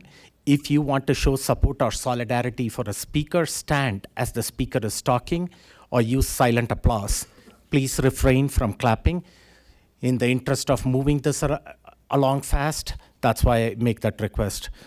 We greatly value all comments from the public, but in order to adhere to board policy and accomplish the work already on the agenda, the board will not respond to comments, but rest assured that your comments will be taken into consideration as we discuss the pertinent agenda items going forth.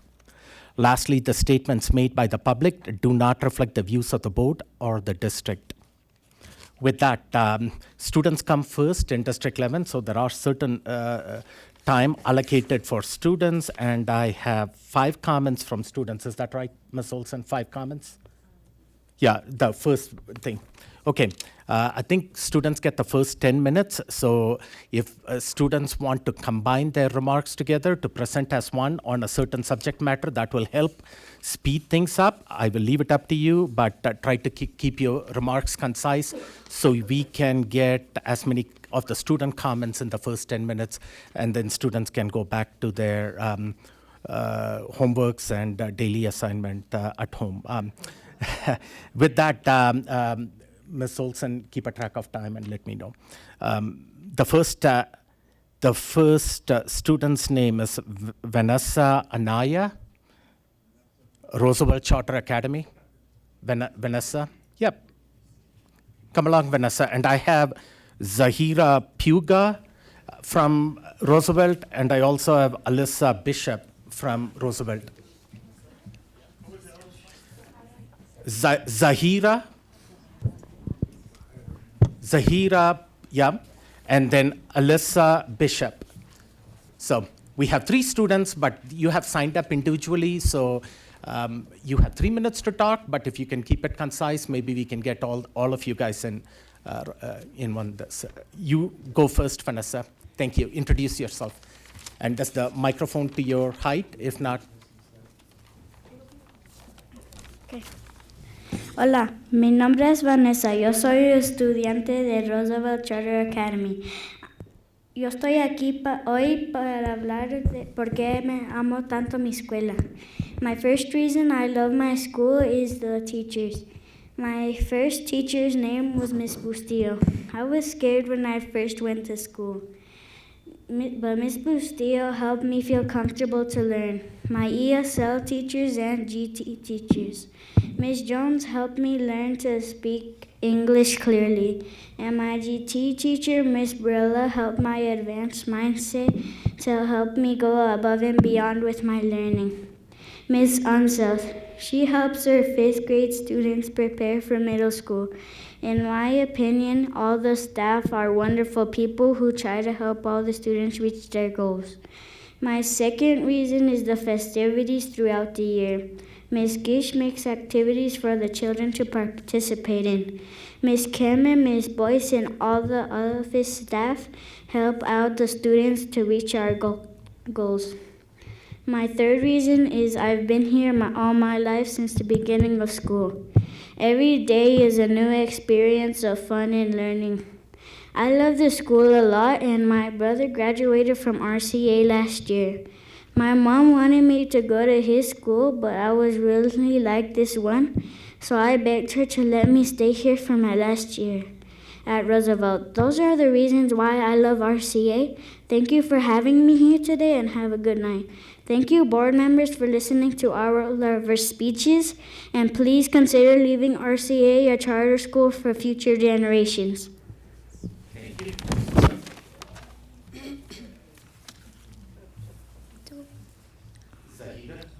No. Okay. Alyssa. Are you Alyssa? Okay. Introduce yourself. Anyangna Idom Alyssa. I am a student from Roosevelt Charter Academy. I've been at RCA since kindergarten. I'm here to talk about my affection for RCA. When I was in 1st grade, my academic level was low, so I went to summer school. I was nearing the end of 3rd grade, and I got a piece of paper saying you got accepted into Gifted and Talented. All of the teachers, staff, and students are care for each other, which make me feel very comforted. Roosevelt staff cares about the students' safety and mental health. All of the staff treats the students with respect. Thank you for your time. Please consider rechartering Roosevelt Charter Academy for future generations to enjoy and benefit off of it just as much as I do. Zahira, is that your name? Hola, mi nombre es Sayla. I'm from Roosevelt Charter Academy. I'm here to talk how I appreciate our Roosevelt Charter Academy. RCA has a program called ESL. This program helps Spanish-speaking students to learn English. This program even helped me when I was in kindergarten. Also, Ms. Bustillo helped me a lot because I didn't really know English, so thanks to her, I know it. RCA gives their students opportunities. They give students higher classes if you're in bands, and they can help you whatever time if you're behind. The teachers really care about the safety of your own. You can find a teacher anywhere to help you. Please consider to leave the school or charter for future generations. Thank you for listening to me and my friends today. Thank you. Appreciate your comments, and you guys can eat. Thank you. Yeah. And since you guys were so concise and precise with your comments, we can get the other 2 students in from Palmer High School. Paige Garrett.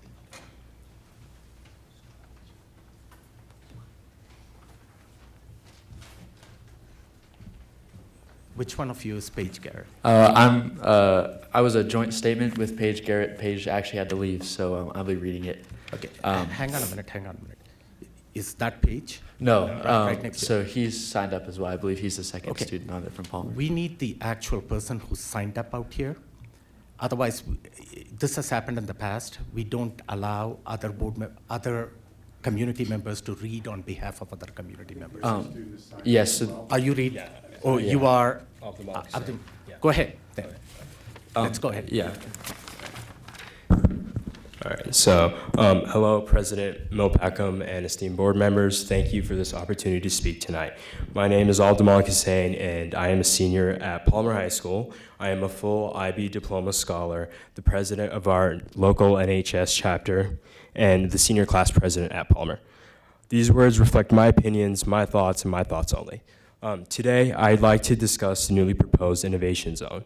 So to begin, I think that the timeline to make this decision is vastly accelerated in hopes of starting it next year, which I can respect. I can respect a dedication to try and bring this opportunity sooner to students. However, I believe this could be a mistake, and I ask that we reconsider. Because this timeline is much faster than what it normally is, there could be a potential lack of communication. And additionally, we must take more time to consider whether or not this innovation zone will actually be a benefit to the district. There's a lot of unanswered questions, and with proper time and well thought out plans, this innovation zone could be better than what it already is. Additionally, as of recently, CSST has already branded their website as a D11 STEM charter school. Without school board approval, Colorado State approval, there's already a spot to sign up to get on the wait list. And so my question is this allowed? If I go home tonight and sign up for this D11 charter school, am I signing up for a legitimate school? And why is there already a website without any community involvement? And as I would like to reiterate, no board or state approval. Also, looking at the board members tonight, I find it alarming. I find the lack of diversity alarming. In addition, how does this benefit our current students? Based on what I watched from the work session last week, I believe that this was supposed to be co-located at a current D11 facility, such as Palmer, Coronado, Mitchell, or Doherty. However, based on what they just said, apparently, will it be based at the UCCS facility? And so do we know the full extent of how it will impact our current students, faculty, and facilities? By creating a school within a school, there's a potential for inequity and a loss of community. It must be ensured that this won't tear apart or negatively impact whatever community that it does end up joining. Also, the innovation zone has had mixed results in other areas. For example, just recently in Denver, it was recommended that one innovation zone school, Beacon Network, was to be dissolved due to the unsatisfactory results and the lack of results. And so another upcoming one was also delayed. Why isn't there more focus on current schools and enriching them instead of all these resources into this unproven school? At least personally, I've benefited immensely from our current programs. Interacting with all kinds of students has been helpful to my growth. I found much success being named a nationwide NHS scholarship recipient, Daniels Fund semifinalist, Reagan Scholarship semifinalist, and one of 250 Coca-Cola scholars nationwide. Only student in Colorado Springs, and receiving near full ride scholarships to Colorado and Boulder. All this is to say that Palmer isn't one of our current mediocre programs, and our current programs are working. Thank you. Appreciate your comments. So moving on to the action items, agenda items, Ms. Rena Knowles.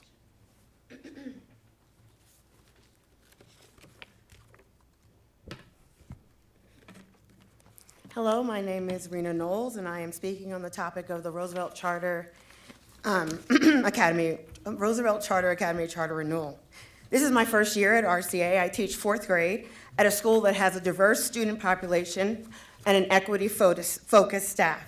I have been in the educational arena for 16 plus years in various positions, from paraprofessional to special education teacher to director of literacy assessment and response to intervention, and now as a general education teacher. I must say that this is by far the best assignment I've ever had. At RCA, I not only get to teach a unique group of kids, but I feel heard, cared for, and respected by not only administration, but my colleagues as well. My opinion matters and my expertise is recognized. I am currently enrolled in a principal licensure certification program, and I've received nothing but support and encouragement from the admin staff. I enjoy my passion, which is teaching, but it is made even more satisfying by the fact that I have an amazing team to work with on a daily basis, competent, caring, and conscientious coworkers to collaborate with in the school, and an amazing admin team to work alongside.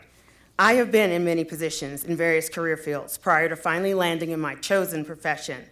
We often say as military veterans that we just can't find that same type of camaraderie in other career fields. I disagree completely because I have found such an environment at RCA. This has been an awesome experience, and I look forward to many more years in the right place, at the right time, with the right people. Thank you for allowing me to speak on this topic. Thank you. Ms. Ruth Hankins.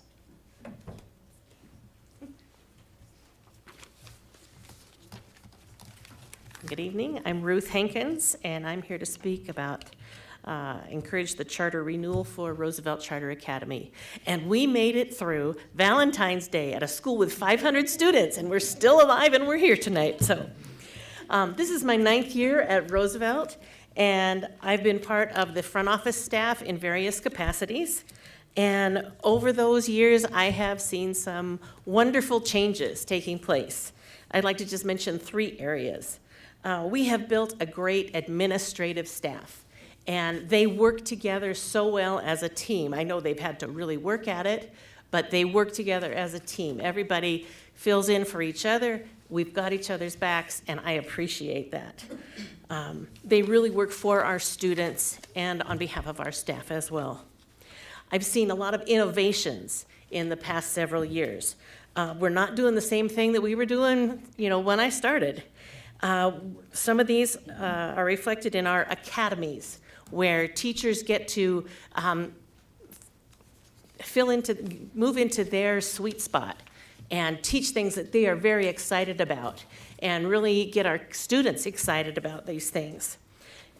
Students are challenged in new ways in these things. We have a wonderful after-school program. We have, I think it's at least 100 kids that stay after school every day. They're involved not only in tutoring, in math and reading, but also in various clubs that they can explore new things that they wouldn't get to during the school day.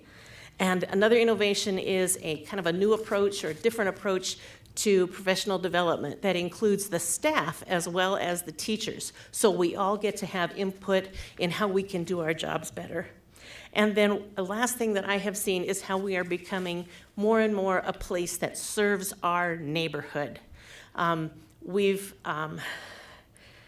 things that I see. We are well over 50% Hispanics in our student body. We have several staff members who are Spanish speakers, and I'm one of them, even though I don't look like it. And we have English classes for our parents. They want to come and learn English, and those are overflowing. We also, at the same time, have Spanish classes for our teachers, so they don't feel so lost when we have all these little kids coming in and going, I don't know what you're talking about.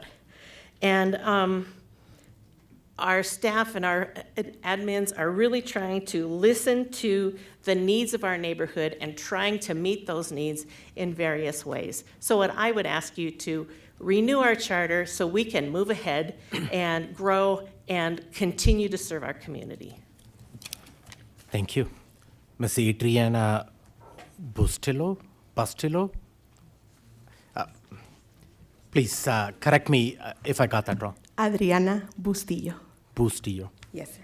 Okay, thank you. Okay. Good evening, board members. My name is Adriana Bustillo, and I have been an educator at Roosevelt Charter Academy for 15 years. I'm not only an educator, but also a parent to a prior student that has attended this school. When I first started working at Roosevelt Charter Academy, I began as a volunteer and took the opportunity of becoming a paraprofessional.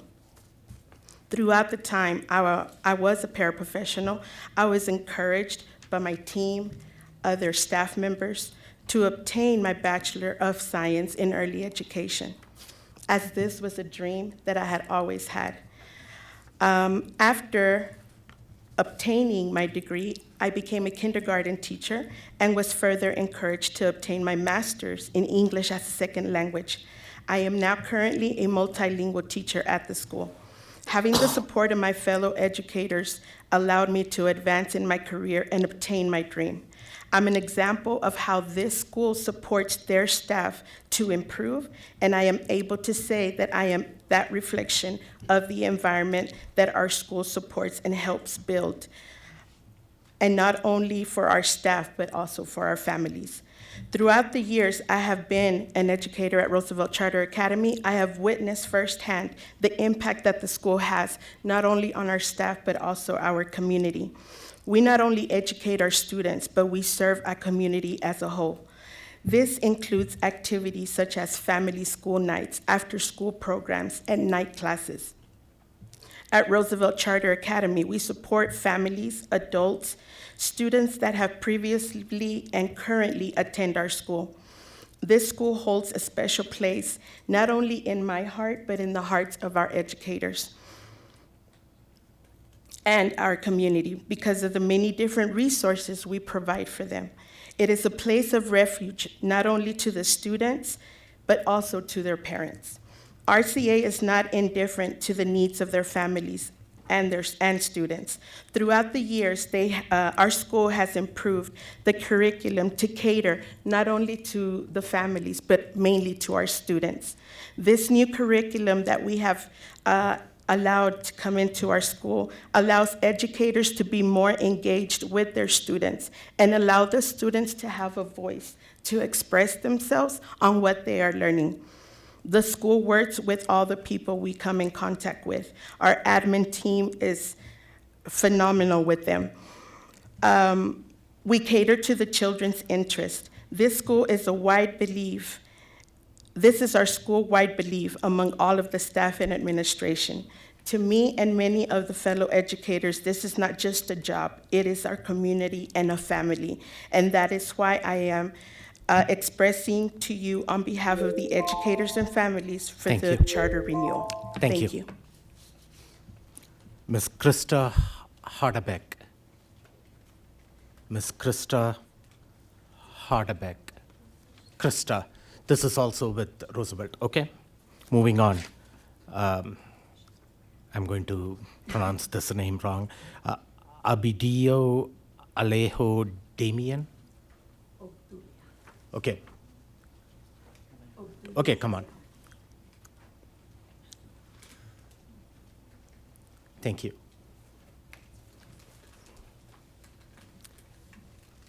Please introduce yourself because I got your name wrong. If you can put the microphone closer to you.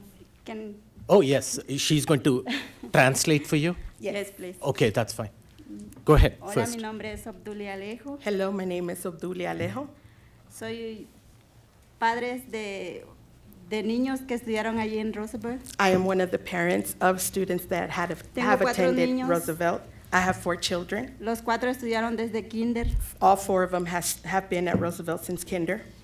y me gustaría que todavía le dieran el título de charter a la escuela And I really want for RCA to obtain and have the renewal for charter porque me parece que es una excelente escuela. because it is an excellent school. Tenemos muchas ayudas. We como have many comunidad. help for the community. Y luego yo estoy estudiando inglés ahí con la maestra de Miss Bustillo. She is learning to speak English with Mrs. Bustillo. Y es todo lo que tengo que decir, solo le tengo que dar las gracias. That's all I have to say, and all I have to say is thank you. Now just say something in English. You can do this.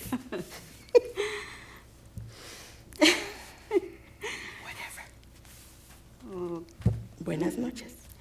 okay, thank you so much. Good night. Thank you. Maribel Rodriguez. Yep, Maribel Rodriguez. Yep, come on in. Right up to the front.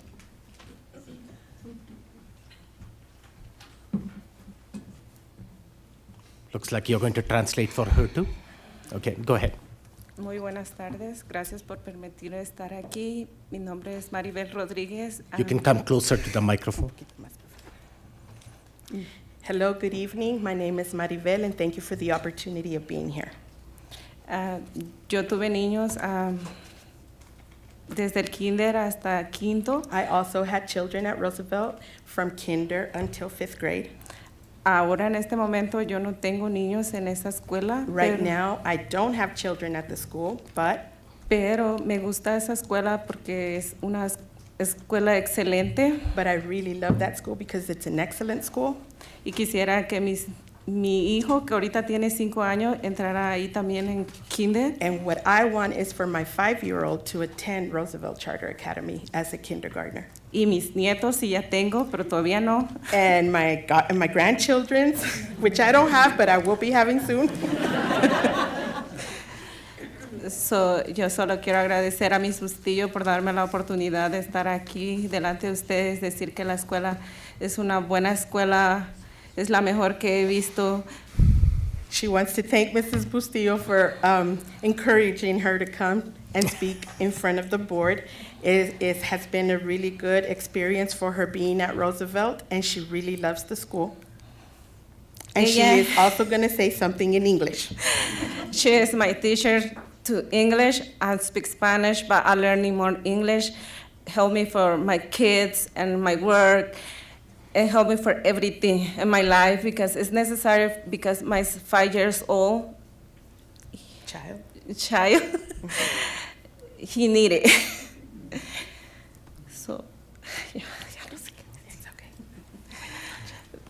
buenas noches y muchas gracias por permitirme estar aquí. Good night, and thank you for the opportunity.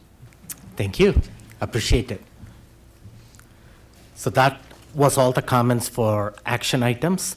Moving on to the non-action items that's on the agenda today. The first one is Dr. Joe Schott.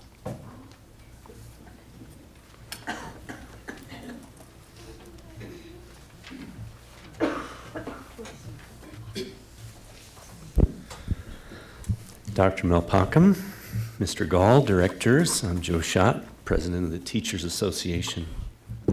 Just thought we could do a bit of fact-checking tonight. Last meeting, we heard a woman claiming she heard people saying malarkey like CSEA wouldn't defend non-members' rights. The duty of fair representation means that when a teacher identifies a violation of the master agreement, we investigate and advocate if it's real, member or not.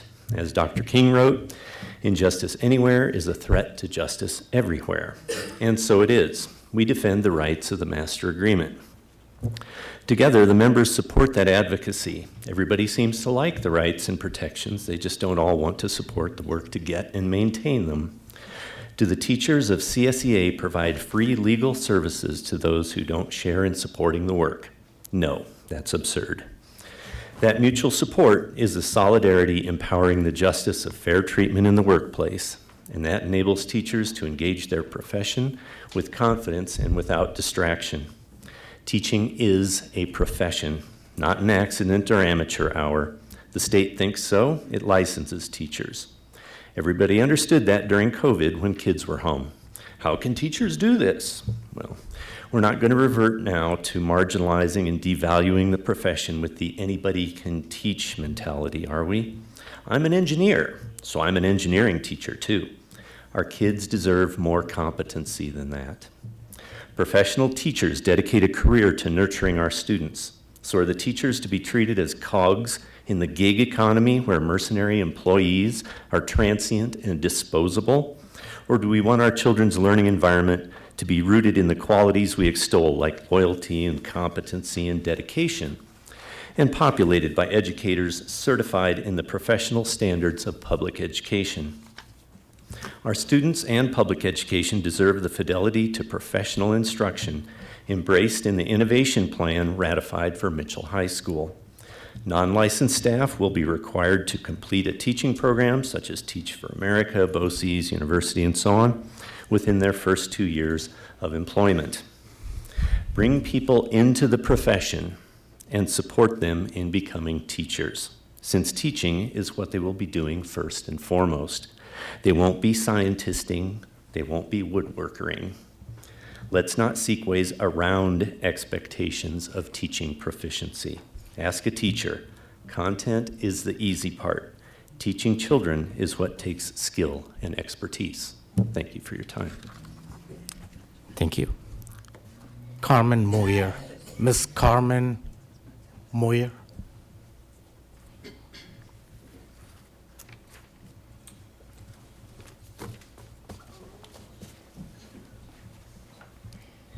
Good evening, directors and Mr. Gall. My name is Carmen Moyer, and I'm a second grade teacher and a dyslexia therapist in training at Keller Elementary School. I'm speaking tonight about how a few aspects of the 2024-25 proposed calendar would affect elementary staff in the district. First, the proposed calendar reduces the number of days elementary teachers have to prepare our rooms. Sorry, I got a text.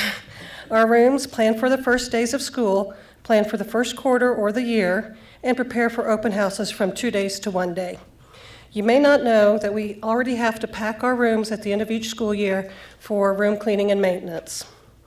This means that we have to set up our rooms each year in addition to planning and preparing materials for the first days of school, planning long-term, preparing for open house, and preparing student supplies.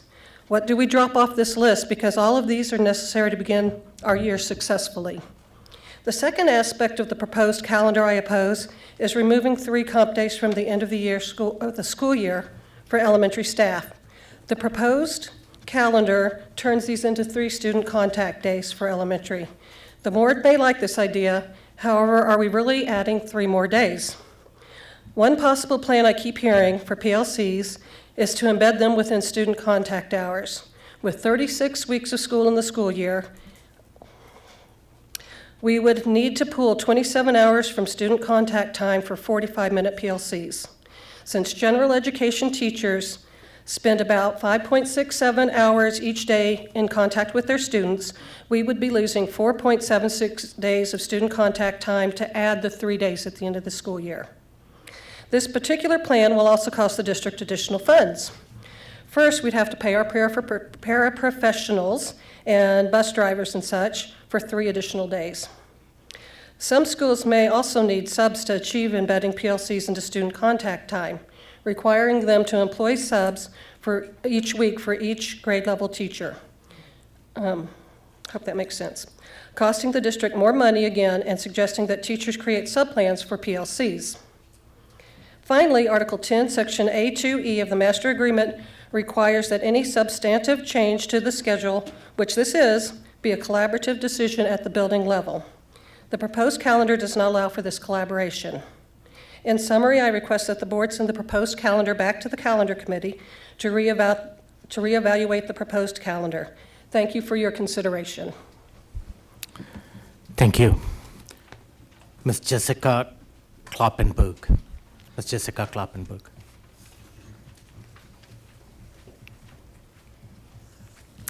Good evening, Superintendent and members of the board. My name is Jessica Kloppenburg, and I'm a first grade teacher at Wilson Elementary School. I am here tonight to speak about the proposed calendar for the upcoming school year. As an elementary teacher, there are 3 aspects of the calendar that I think would be a disservice to our schools and our students. The first thing I noticed was that, again, teachers only get 1 work day at the beginning of the school year. Last year, I was teaching kindergarten, and I made the decision to roll up to first grade with my students, which was a great decision. Before the school year began, I spent 2 days moving and reorganizing my new classroom, a full day that I took the day off to plan with my new team in order to do long-term planning, and then I relaxed over the summer. But then I returned and spent another day setting up my classroom and another day planning with my team. My question is, how do we expect first-year teachers moving, the chance to get all of this done in 1 day? How can teachers be prepared in their classrooms, prepared mentally, and have the plans ready to go in 1 day? It's not possible. The next thing I noticed was that the district professional development days are almost every month. Now, I enjoy developing as a teacher. I thrive learning new concepts for my students and using them in the class. I'm currently in the Eureka Master Teachers class, and I enjoy every bit of that training. Speaking with many of the teachers at my school, we all agreed that we enjoy professional development when we have a choice in what we want to learn. So I hope that next year, teachers have more of a choice in what they want to learn for the upcoming school year. because teachers know their students better than anyone else. However, the biggest surprise in the calendar was the lack of time to talk about our students and their data. You know, this board speaks about data almost every single meeting, and yet I don't see a single data day on the calendar. If data and moving students is so important to this board, then why wasn't this taken into consideration when the calendar was created? To go along with this, the district has made the decision to take those 3 days at the end of the year away that we use spread out throughout the year for our PLC days. We use this time to talk about student movement and achievement. So no data days, no PLCs. When are we expected to talk about our students? This calendar is going to lead to burnout teachers who will lose their excitement and drive for the career that they chose. I love my school. I love my students. I love my families. I love the district. I hope that this board will take all of these things into consideration and look at the calendar a little closer to make a choice that will really move the D11 into the future. Thank you. Thank you. Mr. David Graff. And you are speaking about the innovation zone? Thank you.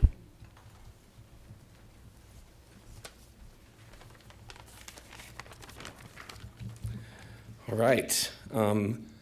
I would like to take a brief moment on this Valentine's Day to show some love to the educators at Stratton and North.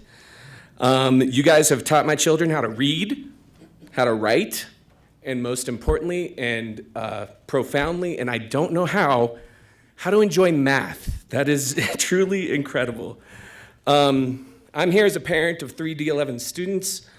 Obviously a D11 taxpayer. I was a former teacher in Woodland Park for 17 years, and I would like to implore you all to reject the Innovation Zone application. It's gilded with community partnerships. They're awesome. This is just another step in my mind towards privatization of our public schools. The Innovation Zone won't need certified teachers. It will outsource management. It will supersede Colorado state law. There are other issues. There was not enough community input, if there ever was, on this school. And notably, our superintendent is on the Innovation Zone board, and this has got to be a conflict of interest. It might raise legal issues.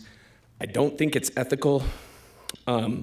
This is some of the reasons we need to consider rejecting this.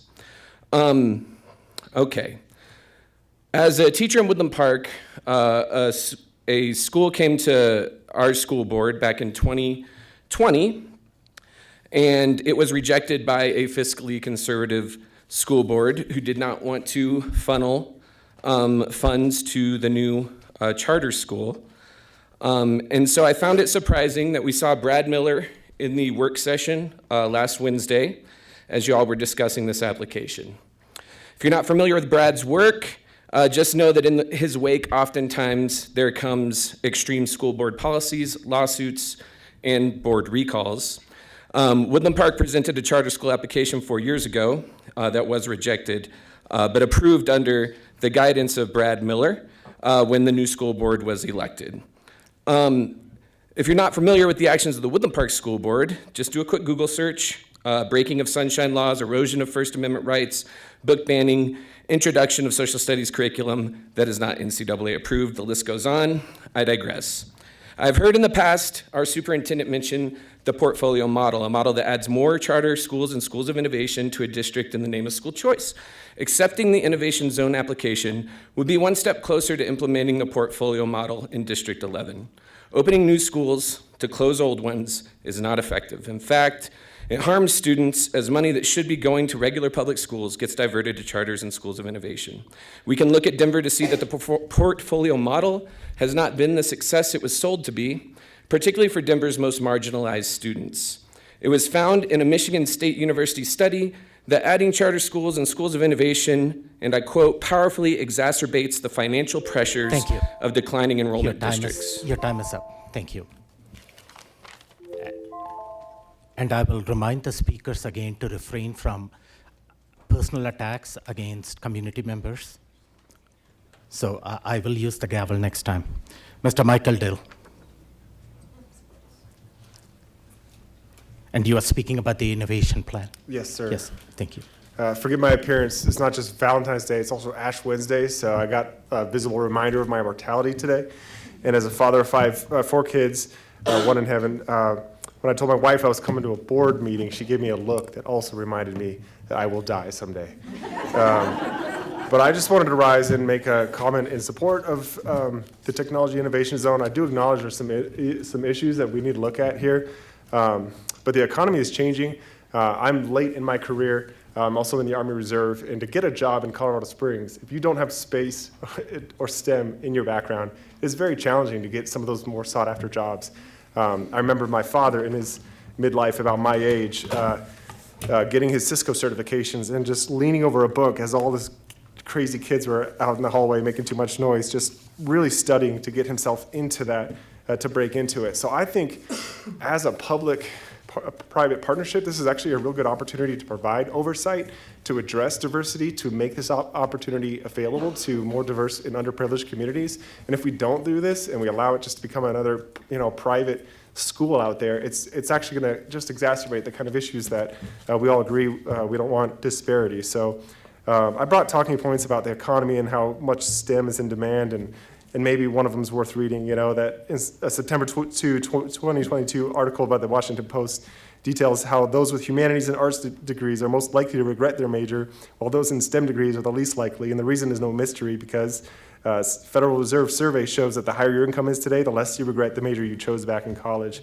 And STEM majors are win in the earnings game. So I really think this is the time. I also think this is the location. As we know, D11, when compared to some of our neighbor school districts, we struggle to matriculate to 2- and 4-year college and military options after graduation. Only 37% of our students do that, compared to 65% of D20 students, 49% of D2 students, and we're on par, I guess, 34% of the D49 students. So I really think this neighborhood is a great place to do this, and I'd like to have this opportunity. Right now, I'm personally driving my kids up to a charter school in D20, to get that good choice education, but I'd like to have more opportunities in our neighborhood, and again, for a lot of our underprivileged communities. So I think this is the time, this is the place, and we do need to provide oversight and address some of the other issues we've brought here, and having that public-private partnership is the very way to do it. I can tell you, if there was a way that we could just do this in government, let's do it, but from my Army experience, I'll tell you that we've not been able to keep up with the industry developments, and so you need a private-public partnership in order to provide the cutting-edge education that makes us relevant in the STEM fields. So I just rise in support of that, and I hope you guys will integrate all the feedback you're getting to make it a great initiative going forward. Thank you so much. Thank you. Yale Horowitz. Thank you. Good evening. I wish to express my concern as a member of the District 11 community regarding the Innovation Zone school proposal and the proposed school calendar. The Innovation Zone school intends to hire non-certified teachers, entrepreneurs with no educational experience, and unlicensed staff to teach our scholars. A similar experiment took place at Jack Swigert several years ago. They partnered with the Space Foundation to promote a STEM curriculum. That relationship ended prematurely due to a lack of foundation commitment and promises unfulfilled. The Network for Public Education in a recent study indicated that at 15 years, 54% of charter schools had closed. This is due to, and I quote, financial malfeasance, mismanagement, poor academic performance, and low enrollment. Scandal, fraud, nepotism, and corruption are widespread and entrenched in the charter school sector, end quote. In the 15 years since Colorado initiated its Innovation Zone program, these schools have done no better than traditional public schools in math and literacy tests. Intended to turn around low-performing schools, the Colorado Department of Education itself states that these results have been lackluster. CMAS scores at innovation schools last year alone were 2 to 4 points lower than in traditional schools in all tested subjects. I acknowledge that this presentation by whatever they call themselves is very impressive, and it sounds great. But we're considering the investment of $1.6 million to create an innovation school with a board that has plenty of business acumen, but a questionable commitment to D11 students. The advantages of those business connections to our students are questionable and seem mostly self-serving. Schools are not businesses, no matter what some might wish, and our students should not be for sale. We must take a hard look at what we stand to gain and whether the funds are better spent in our current institution where successes are being documented. Secondly, I'd like to address the proposed calendar. First, what's the purpose of 8 days of uninspired, undifferentiated public development, professional development? Educators require targeted professional development that addresses the needs of different schools, levels of experience, and subject matter. There's plenty of solid research supporting the advantages of such an approach. If so many PD days must be incorporated, please move some of them from the fall to the spring. Those in the classroom will tell you that the 8 weeks between spring break and the end of the year are grueling for students and teachers alike. A teacher work day, a PD day, or a data day at that time would be a boon for planning the future academic year. Second, the plan to create another week off during the fall will affect participation in parent-teacher conferences. Many schools, mine included, struggle with parent attendance even when school is in session despite nearly superhuman efforts to schedule meetings. Having 5 days between the last day of student contact and the beginning of conferences will further drive down the rate of participation.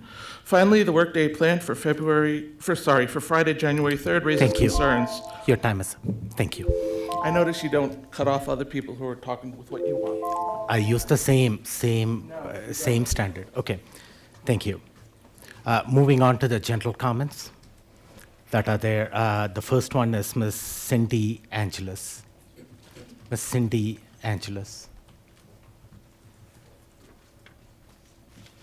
You can move the microphone. Good evening. I want to discuss HB 241039 with you all tonight. This bill requires schools to use a student's preferred name when requested by the student, deeming the school's refusal to do so a form of discrimination. No parental consent required. Moreover, teachers in schools must comply not only verbally, but also in print on classroom rosters, yearbooks, and ID cards without requiring a court-ordered name change. As a parent, I feel that this bill is dangerous to our schools and youth. We are validating a minor's ability to determine what is best for them and to go along with whatever they want to be called. No parent or guardian is involved in this name change. No notification sent home about the changes, only mandatory compliance at the cost of the school and the child's mental health. Why would this bill want to keep this secret from the student's parent or guardian? If a child is questioning their name or other expressions of who they are, why wouldn't we want to involve the parent or guardian on this item of their child's life? As a mother, I want to know. It creates a task force to study how to implement this bill for about $150,000, but mentions nothing about assisting schools with this cost of records management. This bill is a horrible idea. Supplant the parents' involvement in their child's life while at your school and further strains to trust issues the parents have with schools. I ask this board to stand against this legislation. Thank you. Thank you. Mr. Joseph Shelton.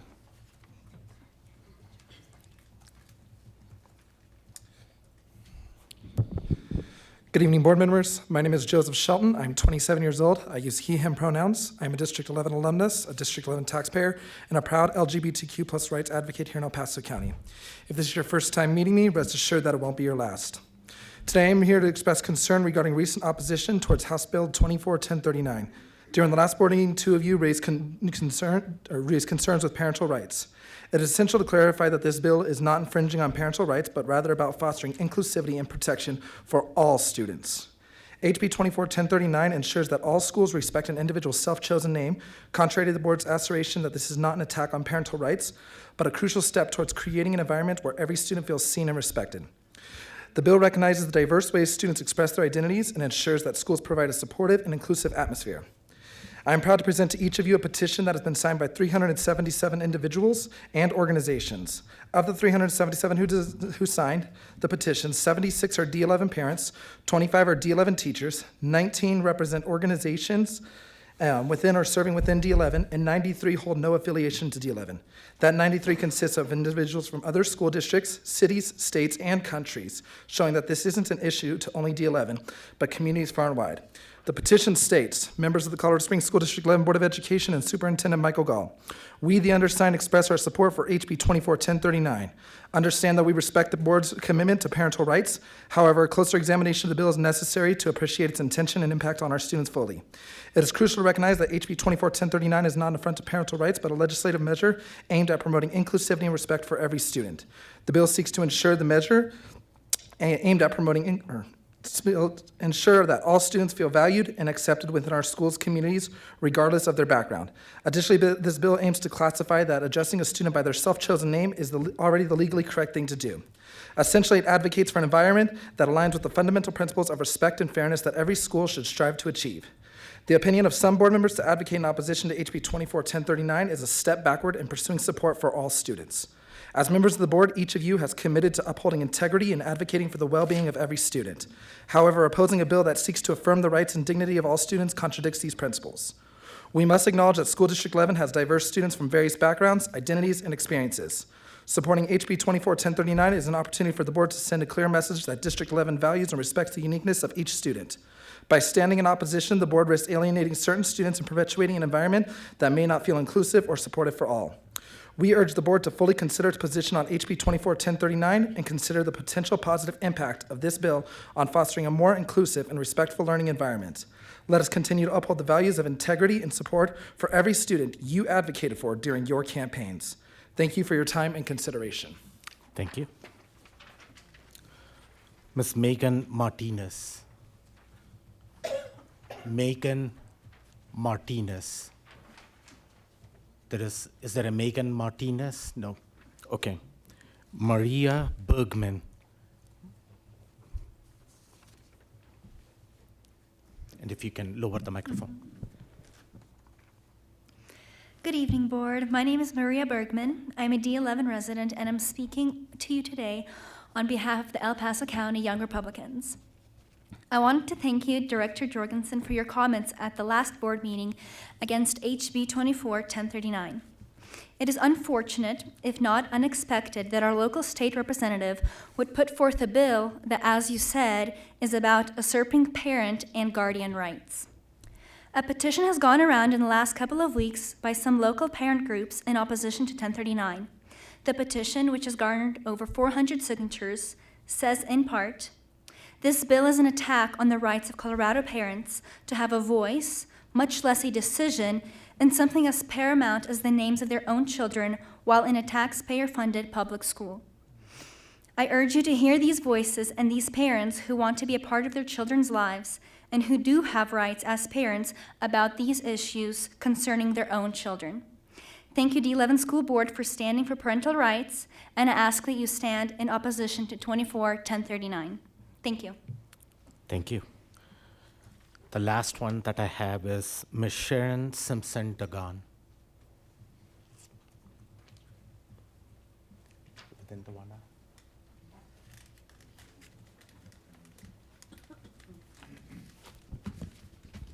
Good evening, Superintendent Gall, Dr. Mel Packham, and board members. Thank you again for the opportunity to stand before you as an alumna and a faculty retiree. You know that words matter, actions matter, and transparency matters also. We just heard glowing and inspirational words about a school that has been envisioned for the near future. We have a school now in District 11 that was acclaimed at one time as one of the top 100 high schools of the nation. That school would love to return to that admired status. Unfortunately, as a result of historical decades of disregard, that school was permitted to fail. Title I funding wasn't used for that school because the then long-standing superintendent didn't believe that a high school needed the funding that it was granted. And thanks to the subsequent superintendent, who, as an educator and social worker, recognized the harm that had been allowed to occur in that sector of District 11, he resolved to begin the work of elevating that neighborhood. There were glitches, but he started something, which included cosmetic and safety improvements. Last year, Mitchell staff began to determine how to return one of the original features of the school to present-day functionality. That's the Scott Carpenter Planetarium, a facility that served Marauder science, math, and English students, as well as countless elementary and junior high school students from around the state. There are unfulfilled promises and commitments. Community partnerships were formed by Mitchell staff. Money was promised by the district to augment what was obtained by the school through grants and donations. Now, the space has been gutted, but the district money has been rescinded, and work cannot continue. The renovation is more than a pet project. The planetarium was an integral part of Mitchell High School, and it can be a part of STEAM programs and can draw more positive attention to the school and to the district. So I ask, how can we see the return of necessary funds so that work can resume and the intended April ribbon cutting can happen? What needs to occur to integrate the ideas of a long-term project into a dream of a new innovation? Thank you.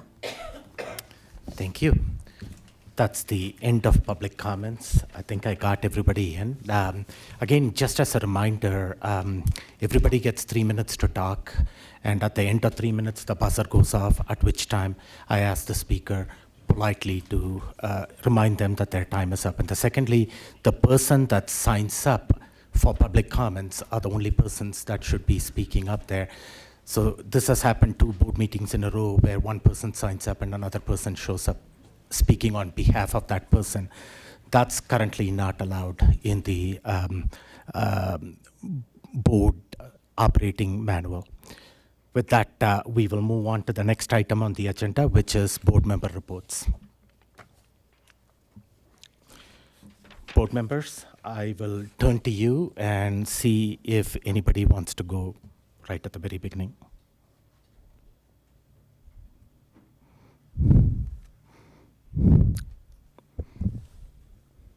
Director Havley. I would like to talk about some of the schools that I've been visiting over the last couple of weeks. I would like to thank all the principals, the assistant principals, the ESPs, and the teachers of the schools that I've recently visited. I want everybody to know how impressed I am with these schools. They all have such different things going on there that are just amazing.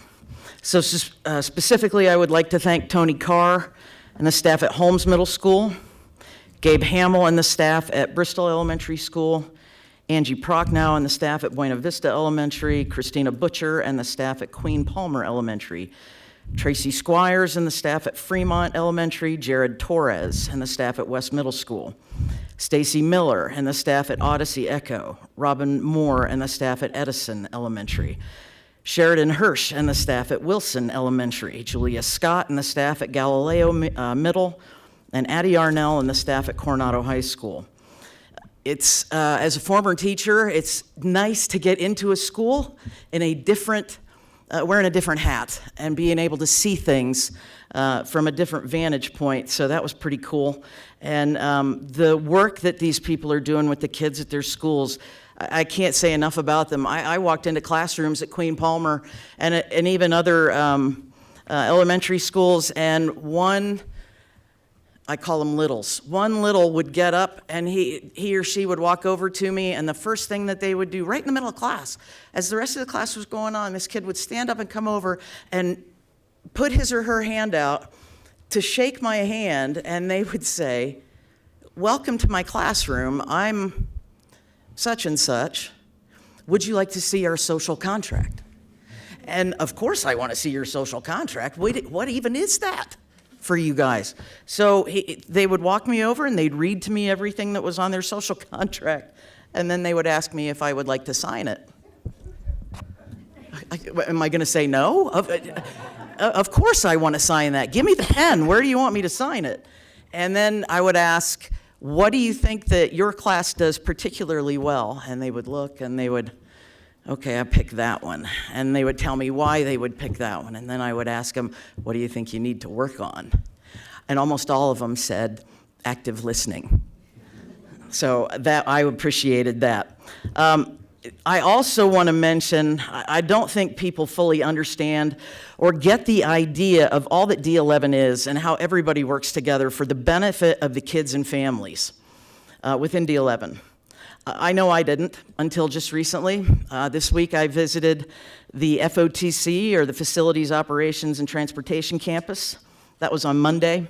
I was also able to do a ride-along on one of the bus routes yesterday. That was an experience.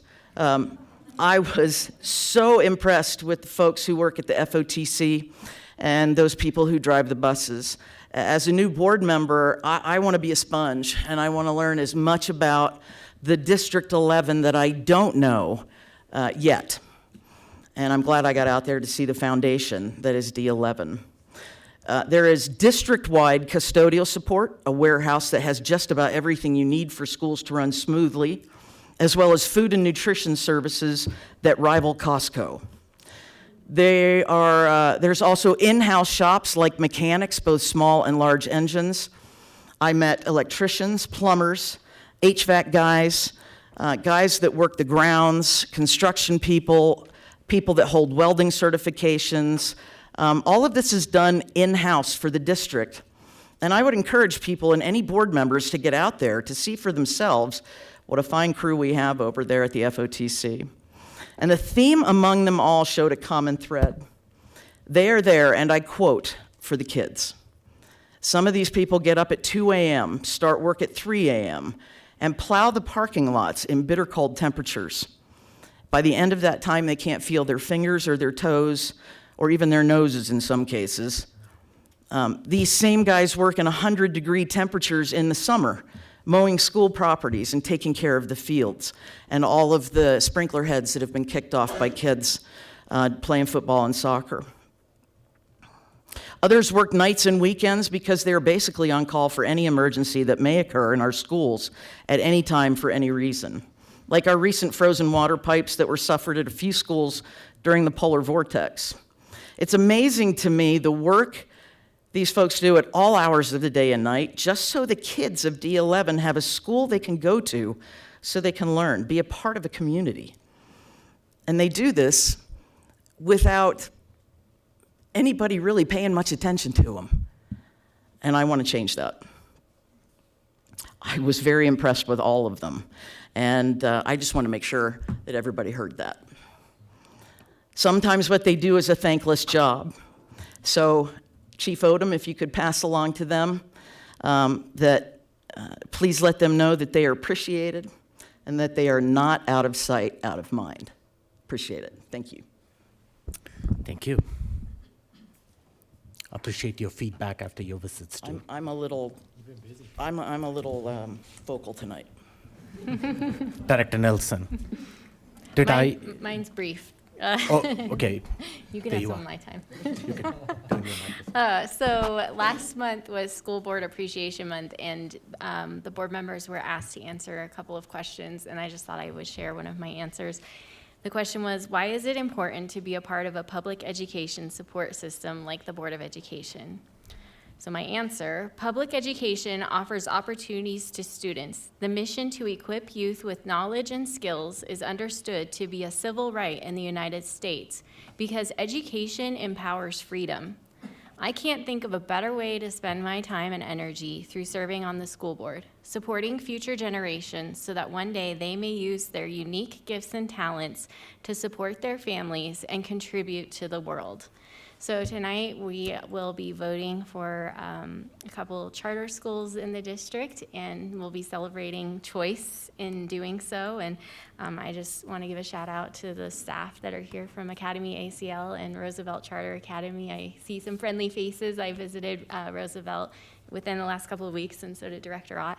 And just what a wonderful school you have. I very much enjoyed my time there, and I just want to recognize that you serve and correct me if I'm wrong, but I believe the numbers were 65% of English language learners is what the makeup of your students are. I'm getting nods. And then 80 to 90% FRL, free and reduced lunch. So you guys are doing such an amazing job serving students, serving kids in our community.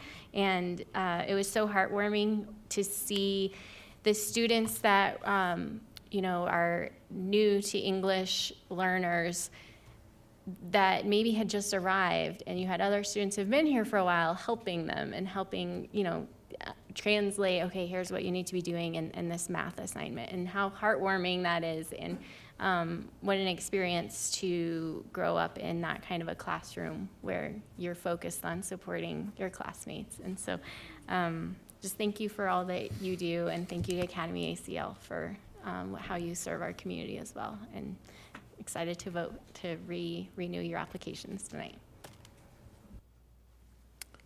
Thank you. Director Ott. Thank you. Just a note to our community to say thank you for the feedback that you've all shared with us. It was a long public comment compared to some we've had recently, and it's good to hear the feedback. Certainly, I know many of us have been in the schools recently and are probably getting additional feedback, and our email as well, and thanks Director Jorgensen for keeping up with that. It's been a long time since we met last, and so there's been a lot of opportunities to be in schools and see some of you as well. And I just want to note the art nights are happening. I managed to get to Rudy, and Martinez is having their art night coming up on the 29th. So that's an event if anyone wants to check out one of our new Pathway Schools art evening. Also, thanks for mentioning Roosevelt. That was a very enjoyable visit, and thanks for the opportunity to stop by and accommodate one board member right after the other on short notice. I want to recognize, too, Unified Sports was mentioned earlier, that, and congratulations on the honor there, President Malpacum. It is so much fun to go to one of these games. I admit I am not a huge sports fan, but to go to some of these unified sports games and see the cooperation and the talent and the excitement of our students and everybody cheering for both teams, that is really nice when it's two of our own teams and I don't have to choose between Coronado and Mitchell or Doherty and Mitchell. So it's pretty neat to be there and do that. I want to recognize everyone who is supporting our future business leaders. We had the regional conference, and Director Jorgensen, I believe, was a judge. And also the Spanish Peaks District had their FCCLA. It's Family, Career, and Community Leaders of America. And you all don't realize what those strange little balls of food were, maybe. I made these based on a student recipe. So my apologies to Josie and Brett from Holmes and their food innovation project. They're Supreme Symphonic Food Bars. I tried the recipe. I don't know what I did wrong.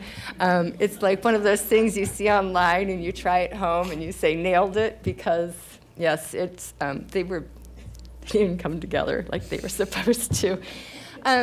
But other students were also doing projects on traffic safety, including at Holmes, and I believe Superintendent Gall has been working with some students or directed them to our facilities folks and moving these kids and their projects forward. And it was really neat to hear about their awareness and the action and how they're working with other schools on their project. And there are also career investigation, like sports psychology and veterinary work. There are projects on manners and projects on sewing, and it's just so neat to see these students and the staff supporting them coming together to learn about things that inspire them. So that's just a little bit more from around the district, like you were saying, Director Hafley, that amazing things are happening here and amazing learning and great staff. Thank you. Thank you. Director Carey. Hi, I also, as a new board member, have been getting around to visiting a number of schools. So I thought I would just share some of the impressions I had from those visits. I didn't collect any data. I don't have survey results. This is just anecdotal impressions from the conversations I had. So thanks a lot to the staff at Audubon, Scott, Achieve Online, Grant, Twain, Bijou, Madison and North Middle School for just being so welcoming, fitting me in kind of on my own tight calendar and letting me poke my head into classrooms and things of that nature.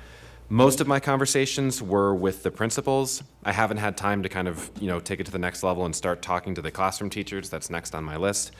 So some things that I was really excited about, it really seems like the staff are really making a focused effort to try to be very deliberate about the way that they think about improving their systems. So I had a lot of really interesting conversations about things that they're trying in PLCs, whether that's, tightening the feedback loop between, teachers and students, but also students and teachers, so that teachers kind of understand, okay, I tried this, that didn't pay off, I got to adjust my strategy tomorrow.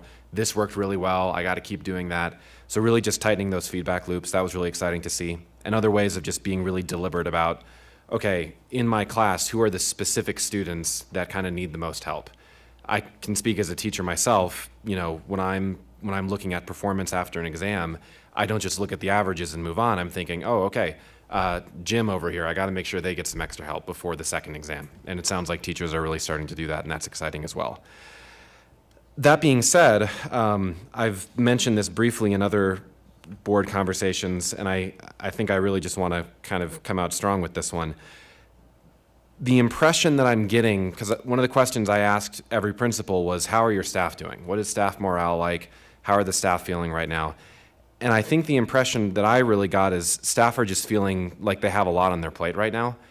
And I know as a teacher myself, and we've had conversations at this level, that professional development is our strategy. We've seen some really encouraging mid-year data to back up that this is a strategy that's working. But I also know, and Jessica mentioned this, I think I'm getting her name right, in her public comment, we see this as a common theme in all of our emails. Teachers want training. They want, they want an increased expertise. They want to be better at their jobs. But in addition to time being trained, they also need time to implement it. They need time to think.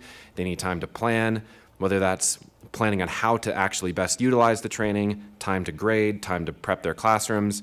And I think teachers are just feeling really strapped for time right now.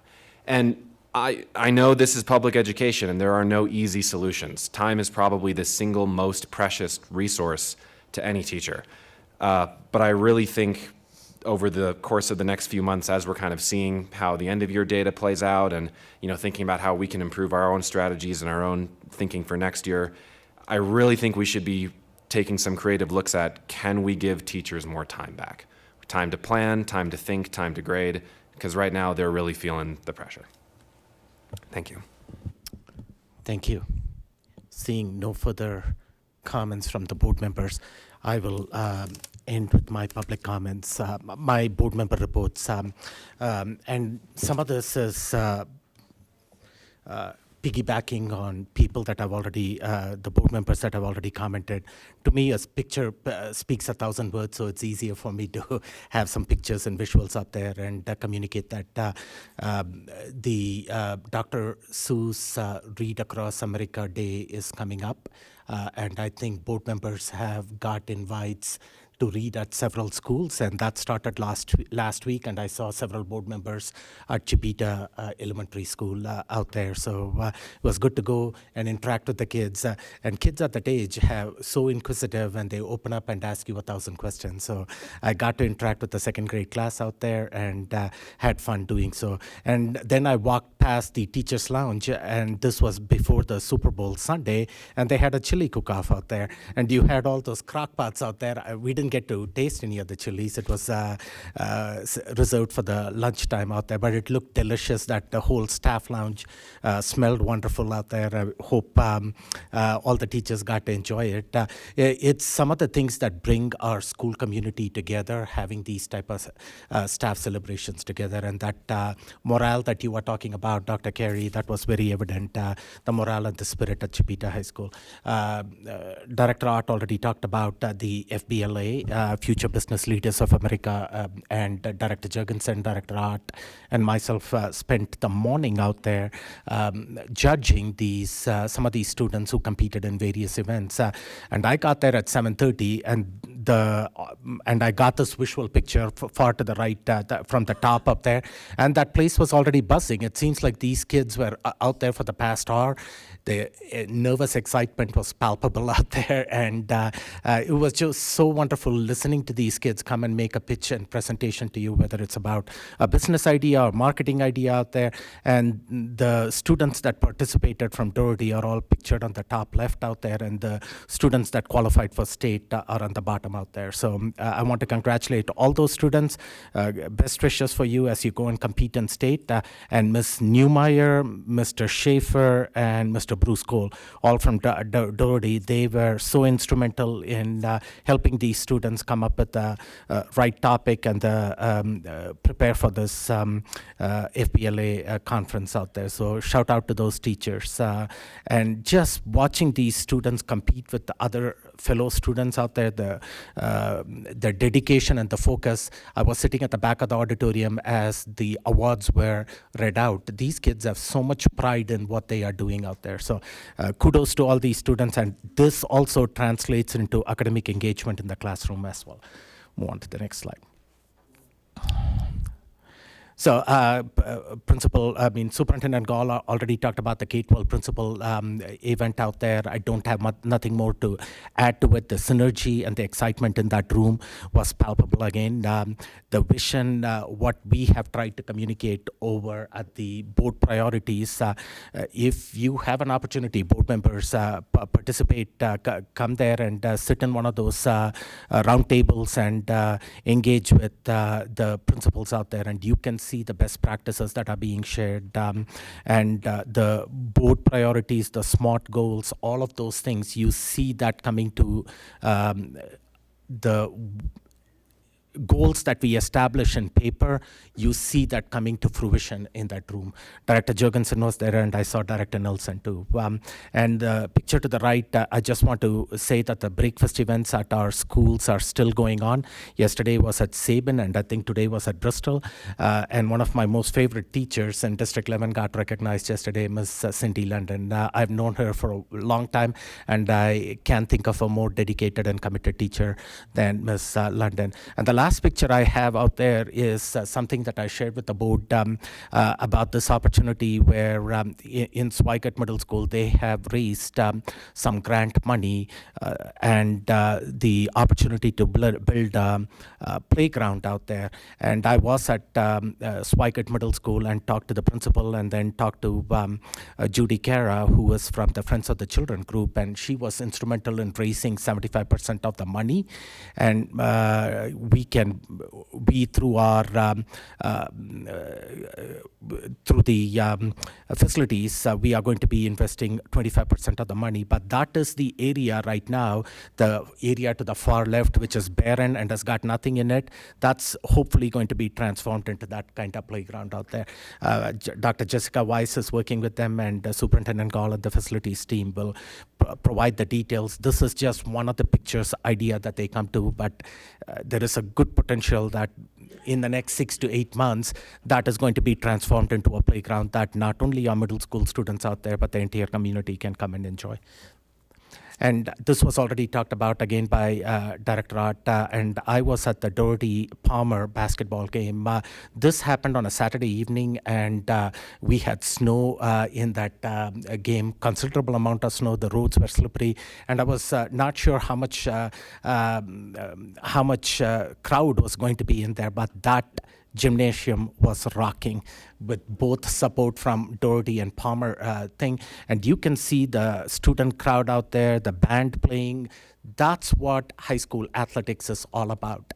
When you can get the sports unites communities, irrespective of your religious background or political affiliation or anything that you bring to the table, when you come there and you support our students out there, that gymnasium was electric, and I thoroughly enjoyed watching that game out there. And the last picture out there at the very far right, I see I wanted to give a shout out to Director Hafley. She calls all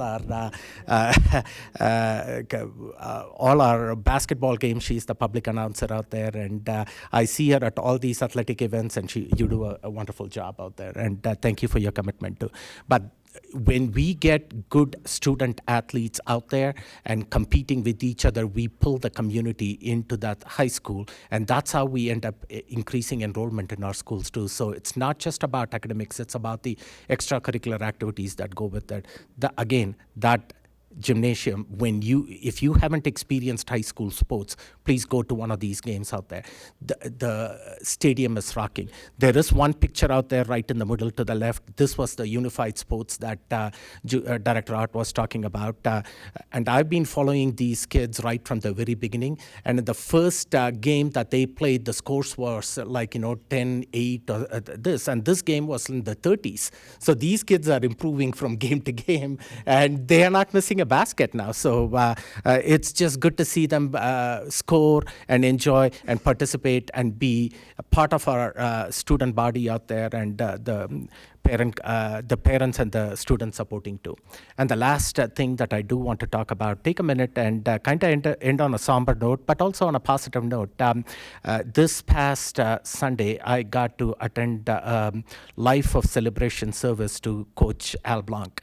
Now, I have never met Coach Blanc. I don't know anything about him. I read his obituary in the Gazette. So, and I saw that he had coached several of our high schools, including Mitchell, Doherty, and Coronado. His son, Brian Blanc, I do know him. He is an assistant principal at Mitchell.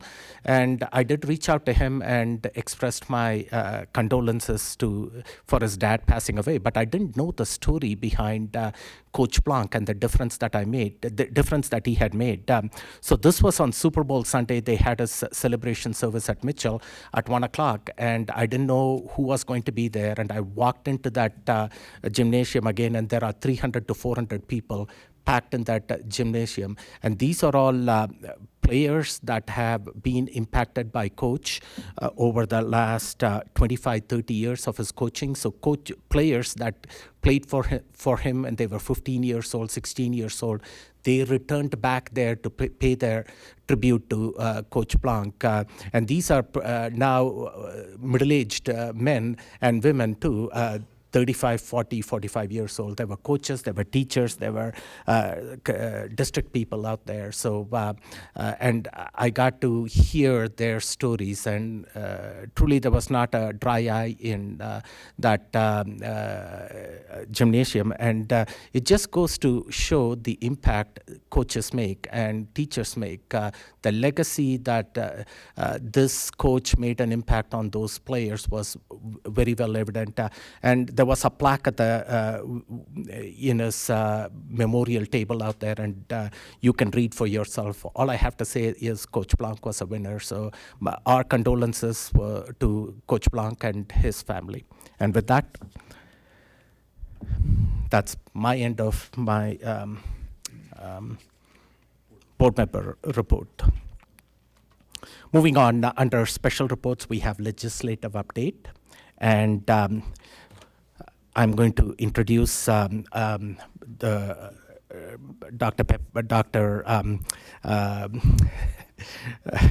Comfort is coming with our lobbyist out there too. So just to give the community an update, our previous lobbyist, Mr. Dylan Pepper, could not continue providing his service due to some conflicts. He communicated that information to the board shortly after the January 24th board meeting. Considering that the legislative session had already started, a quick review of lobbyists providing services to neighboring school districts got us introduced to Ms. Amy Atwood. She has offered to step in and provide the required legislative support services to the board for the rest of this legislative session. Ms. Atwood is experienced, qualified, has worked with legislators for over a decade, especially in the K-12 arena, and also has a CFO background, which will benefit in budget conversation. So without further ado, Dr. Comfort and Ms. Amy Atwood. Good evening, board. I don't have a lot of value to bring to this conversation other than introducing Ms. Amy Atwood, our new legislative liaison.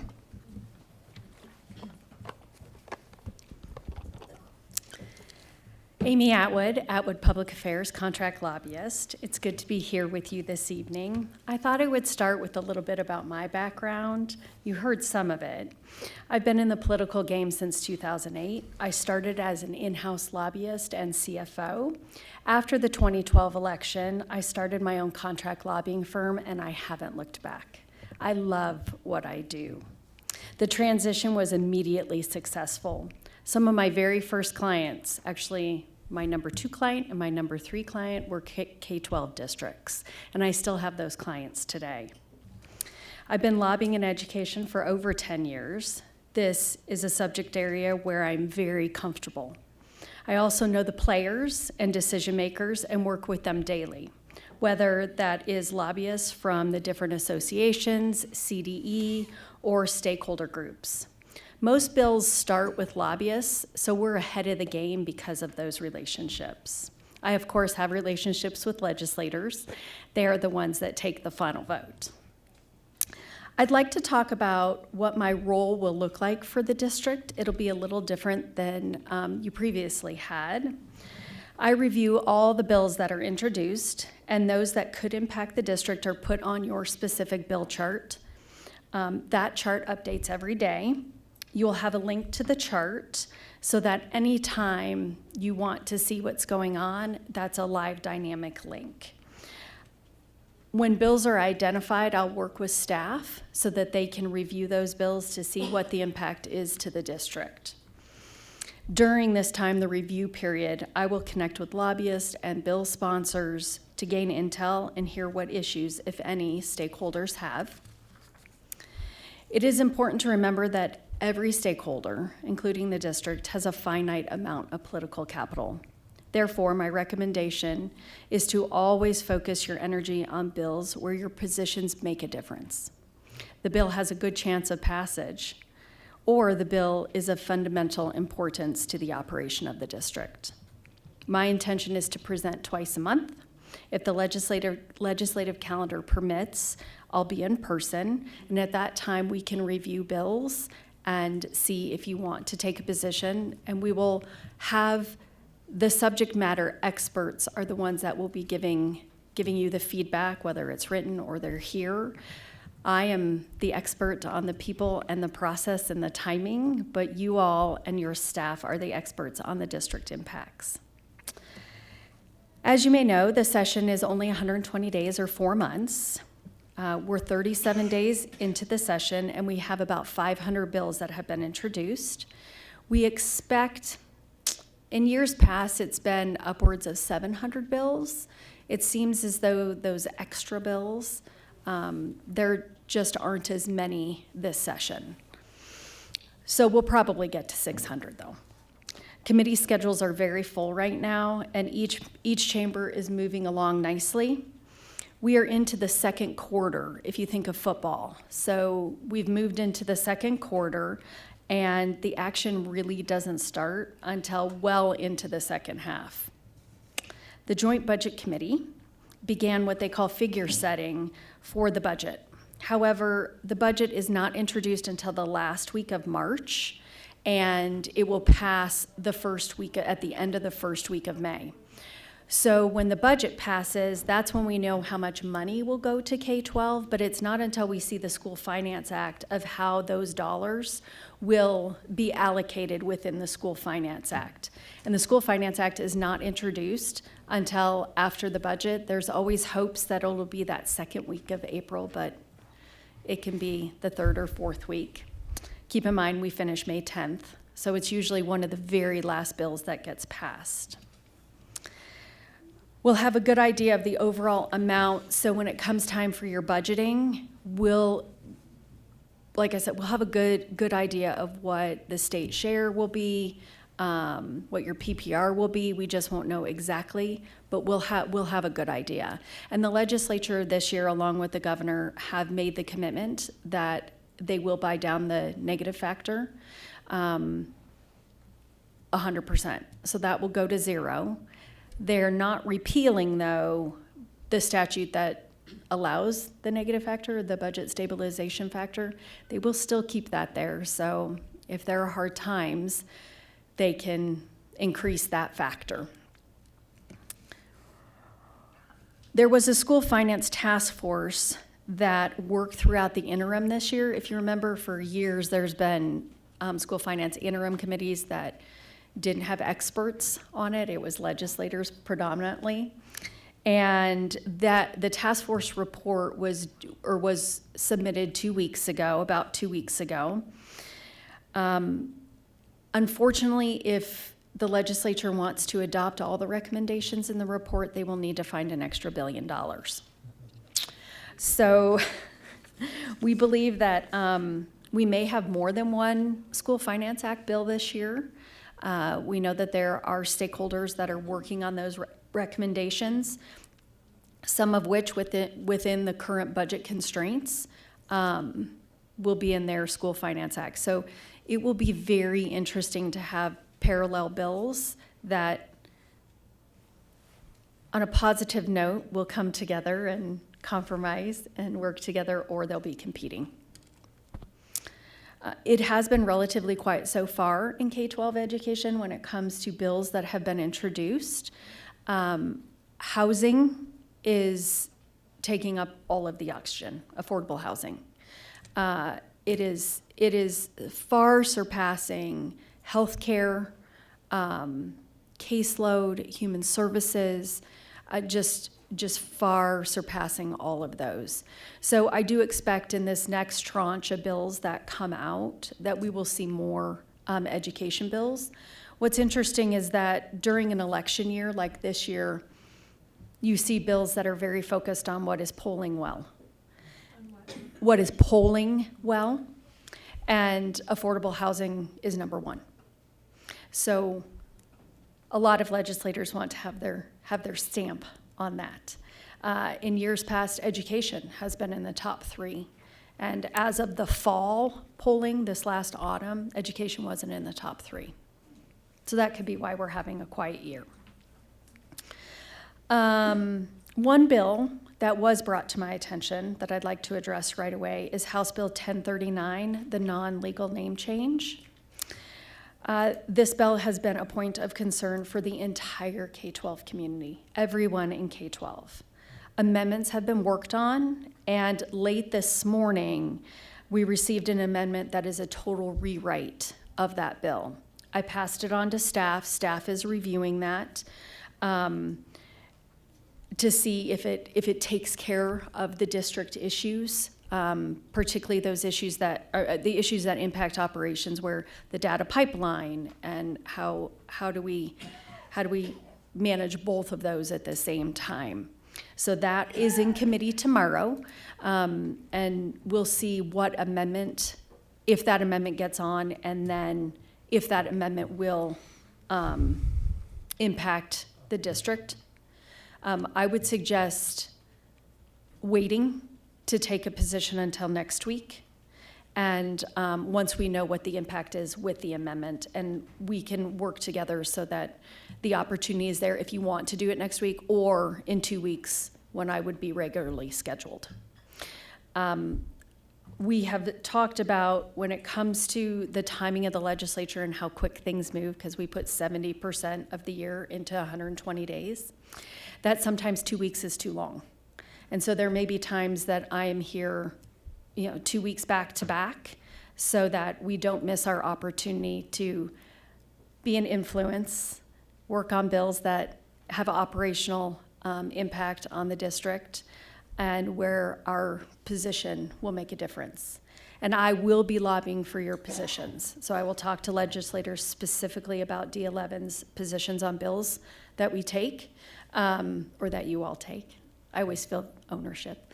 And that will be active lobbying, and I'll report back how that work is going as well. So, do you have any questions for me? Thank you so much. Thank you for that introduction. Board, you have an opportunity to provide some feedback or ask some questions. Director Bankers. I want to thank you. You've answered most of my questions, and so I'm really appreciative of all of that. Thank you. Thank you. And if she does her job really well, then we won't have any questions to ask. So any further comments or questions at this time? So as she said that, I see Director Ott. Yes, I know you represent a couple of other school districts and education organizations. Do you foresee any conflicts of interest with us and other organizations that you work with? And if so, how would you handle it? That's a great question. So in lobbying, if a conflict presents itself, I immediately go to both clients and we develop a plan together. I work with a number of lobbyists that I subcontract to, they subcontract to me. So a client is never without representation. I think that there was a particular issue with the ER BOCES, and they are not pursuing that legislatively, so I don't foresee a conflict there.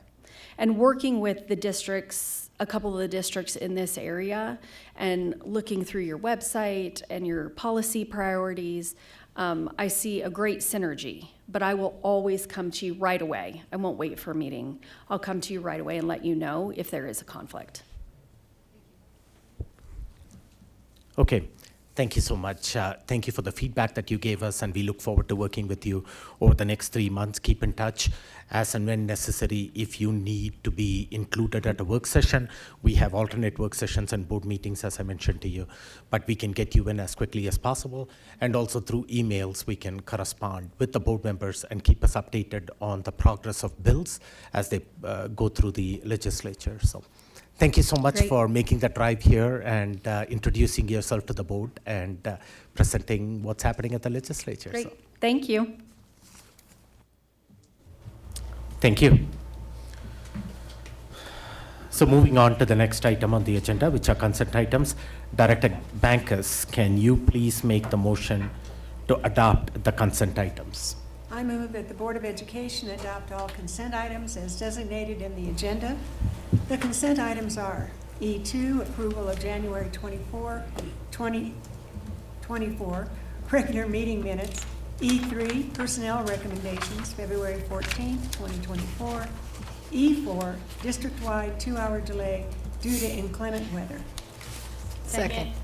Moved and seconded. Roll call, please, Melissa. Director Bankus? Aye. Director Perry? Aye. Director Haley? Aye. Director Jorgensen? Aye. Director Malpacum? Aye. Director Nelson? Aye. Director Ott? Aye. The consent items have been adopted by the board. Moving on to the action items, the first action item is a contract award, and contract award Career and Technical Education CTE Renovations at the Roy J. Wasson Academic Campus. Director Carey, can you please make the motion for action item F1? I move that the Board of Education approves contract C 2024-1012 award to Elder Construction for the Culinary Career and Technical Education Pathway renovations at the Roy J. Wasson Academic Campus in the amount of $1,428,573 and allows an additional 10% cost increase for any approved contract modification without further board contract approval.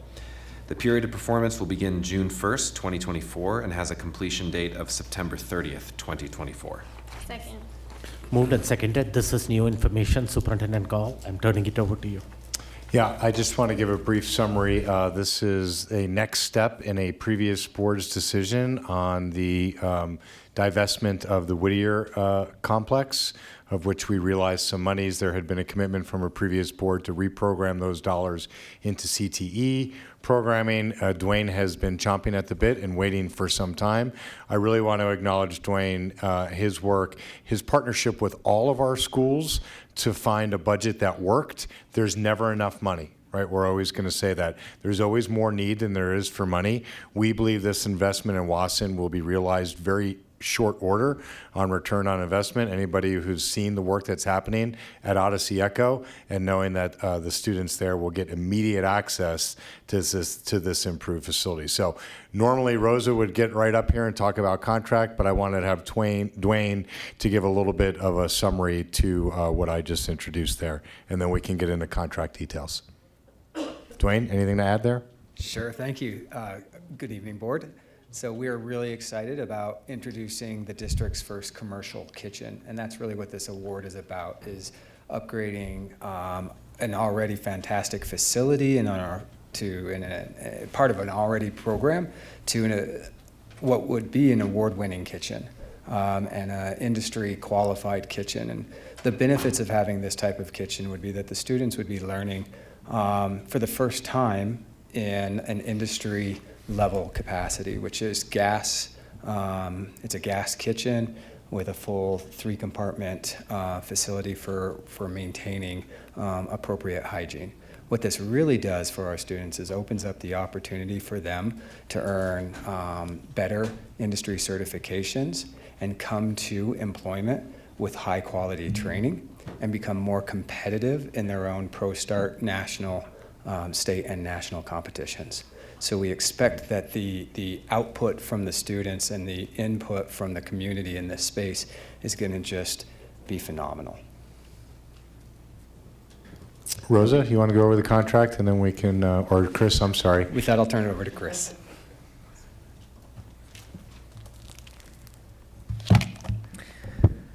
Thank you, Dwayne.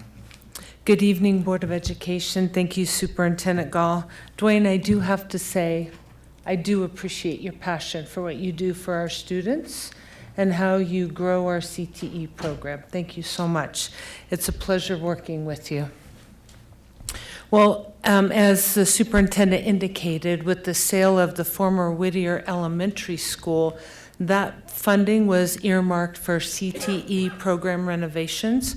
So once that money came in, Mr. Roberson and his team of CTE experts worked with Miss Hannah White to identify several different CTE program renovations. Once the team identified various program options, there was a design effort issued, a solicitation. It was issued and awarded through a competitive process to CSNA Architects and DLR Group. Through that competitive process, a design was provided, and that came in February of 2023. The construction RFP was issued thereafter, and we received 2 responsible proposals. After the initial technical evaluation and during the price evaluation phase, it was clear that there was a budget deficit. The CTE stakeholder team prioritized the projects and de-scoped the solicitation to the available budget, keeping the commercial culinary classroom at Roy J. Wasson Academic Campus a priority, followed by the computer lab at Mitchell High School. The proposal evaluation team selected Elder Construction for the commercial culinary project and Wells and West for the Mitchell Computer Lab as the best value contract awards. Only this project warrants board approval. The other contract has been awarded. With us tonight from our capital program team is the project manager, Mr. Terry Johns. And I believe, I'm sorry, it wasn't Terry's, Hannah. Where's Hannah?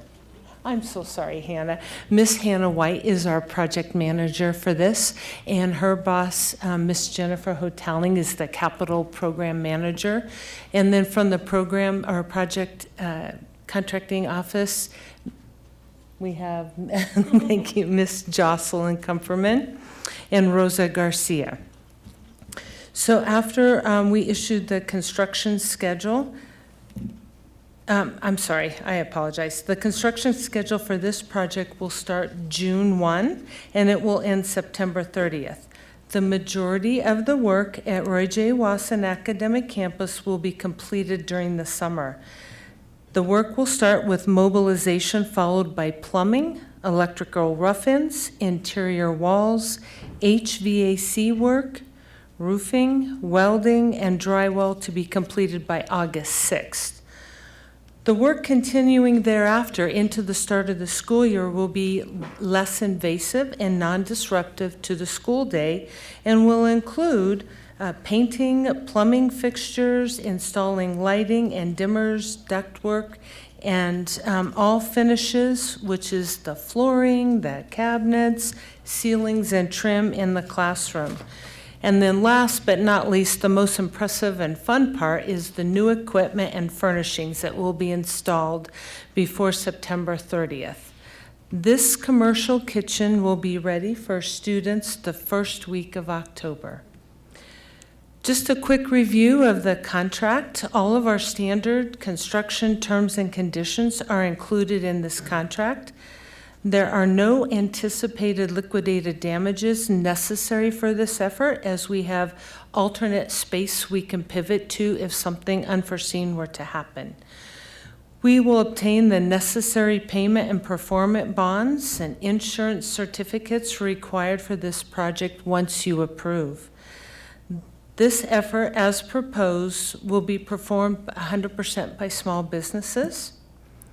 As a final point, I would like to add clarification regarding the motion. The additional 10% that we are seeking is not a budget approval, rather a contract limit increase.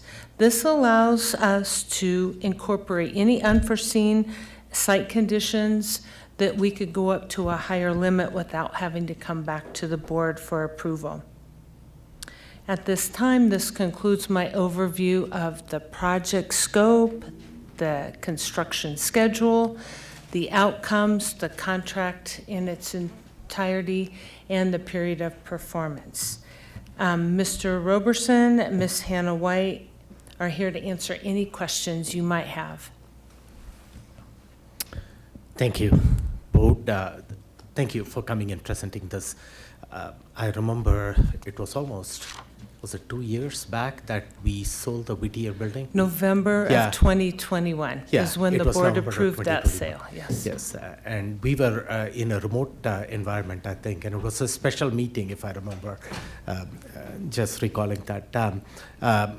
But it's good to see that that sale went through, and now we are using those dollars to impact our students, and the first project that is there is this one up there. Board, do you have any comments or questions?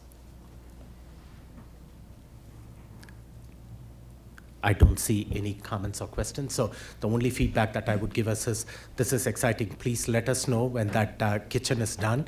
I would, yeah, I'm sure. Yeah, well, we'll have a ribbon cutting. That's awesome. Yeah, so the board members would like to, I'm sure, come and visit the first week in October and see the brand new kitchen out there and the impact that it's going to have on the students. So you mentioned the other project quickly. This is going to be about $1.4 million, and the rest is going to the Mitchell Computer Lab? No, sir. Okay. There are other projects, at least 4 that if off the top of my head, that will be coming soon. Ms. White and Mr. Roberson are working together to rescope, and they'll come back and they'll probably report out to the board through the superintendent how that money is spent. At this time, I don't anticipate any of those projects will require Board of Education approval. Okay. Just keep us apprised. I think the total sale was $3.25 million, and this is using about 1.4, something roughly, so you still have the remainder of the money to figure. Right. That funding also paid for the design effort. That was about $200,000, so. Okay, sounds good. Just keep us informed how the money is being used. Roll call, please. Director Bankus? Aye. Director Carey? Aye. Director Hafley? Aye. Director Jorgensen? Aye. Director Malpacum? Aye. Director Nelson? Aye. Director Ott? Aye. The ayes have it, and the contract has been awarded, and we look forward to the work that is going to be done and the ribbon cutting in October. Moving on to the next contract award, which is out there, which is going to be Contract Award C 2024-1011, Howbert Elementary School new roof. Again, this is a new item. Director Ott, can you please make the motion for action item F2? Yes, I move that the Board of Education approves Contract C 2024-1011 and awards it to Central States Roofing Company for $1,313,913 and allows an additional 10% cost increase for any approved contract modifications without further board contract approval. The period of performance for this project will begin May 28th, 2024, and end July 31st, 2024. Second. Moved and seconded, and third too. I heard two voices out there. Superintendent Gall. Chief Odom. Thank you, Superintendent Gall. Good evening, Board. With us tonight for this project is the project manager, Mr. Terry Johns. From Central States is the president, and his name is Mr. Dave Singleton. Thank you so much for coming tonight. Our contracting officer is Ms. Christina Sandoval, and from the program office, Ms. Jennifer Hotaling and Ms. Rosa Garcia. Howbert Elementary School is going to be rocking it this summer. They are getting both new air conditioning, new HVAC, and a new roof. So they're going to be a brand spanking new school. Well, the current roof that we have in place is a 4-ply built-up gravel ballast roof that was installed mostly in 1996. It is well past its life expectancy. There was a small addition that was added in 2010. With this RFP, we issued what's called a design-build RFP, and we received 3 responsible proposals. Central States was evaluated as the overall best value offering. We evaluate technical approach, capabilities, capacity, the past performance references, a confidence rating, and pricing. Central States' proposal included a superior detailed approach, which included a very detailed schedule for pre-bid activities, pre-construction activities, and construction activities. And as you can imagine, with 2 projects going on, a very detailed schedule is extremely important. Central States has completed several projects with the district, receiving high performance ratings as the projects have been worked and completed on time, on budget, with no repeat performance or no deficiency work. The most recent D11 projects include Mitchell, Stratton, and McAuliffe. Next is a high-level overview of the schedule. Central States Roofing will be able to begin demolition on May 28th, and they will remove portions of the roof and then put the new roof on. So they're only going to take off what they put on. This will keep the building protected for environment, rain, and then the other contractor will be working side by side to get their work going. Right now, I believe Central States is in collaboration and conversation with Olson Plumbing, who is installing the HVAC portion at Howbert. I do know, and talking to Mr. Singleton, Central States and Olson Plumbing have met several times. They've coordinated. Weekly coordination meetings will occur during the construction phase to keep things front and focused. From a contract perspective, all of the standard contract terms and conditions have been incorporated and accepted. This contract does have a $500 a day liquidated damages if the delay is caused by the contractor. It has a 20-year roof warranty. There is a 6-month final completion period, which is standard. This allows for punch list items, warranty work or warranty documents to be submitted, as-built drawings to be submitted. And like the previous contract award, the 10% is for approval of a contract limit, not a budget limit. We do, an example of an unforeseen site condition could be roof drains or metal decking that might be found after they start removing. This could be something that might need to be replaced once you get into the details. If approved tonight, Central States will begin ordering any necessary materials. They will start May 28th, and work will be complete by July 31st, just in time to get ready for the new school year. At this time, this concludes my overview, and Mr. Terry Johns, Mr. Singleton are here to answer any technical questions the board might have. Thank you. As you mentioned, there's going to be a lot of construction going on at Howbert over the summer. So hopefully all of it is done and we can welcome our students back in August with brand new air conditioning and a new roof. Board members, any questions? Seeing none, roll call please, Melissa. Director Backus? Aye. Director Carey? Aye. Director Hafley? Aye. Director Jorgensen? Aye. Director Malpacum? Aye. Director Nelson? Director Nelson must have stepped out. Director Ott? Aye. The ayes have it. The contract has been awarded as presented. Thank you so much. Thank you so much, Board Yeah. of Education. Absolutely. And congratulations to Howbert Elementary. I'm sure their staff and students are going to be excited.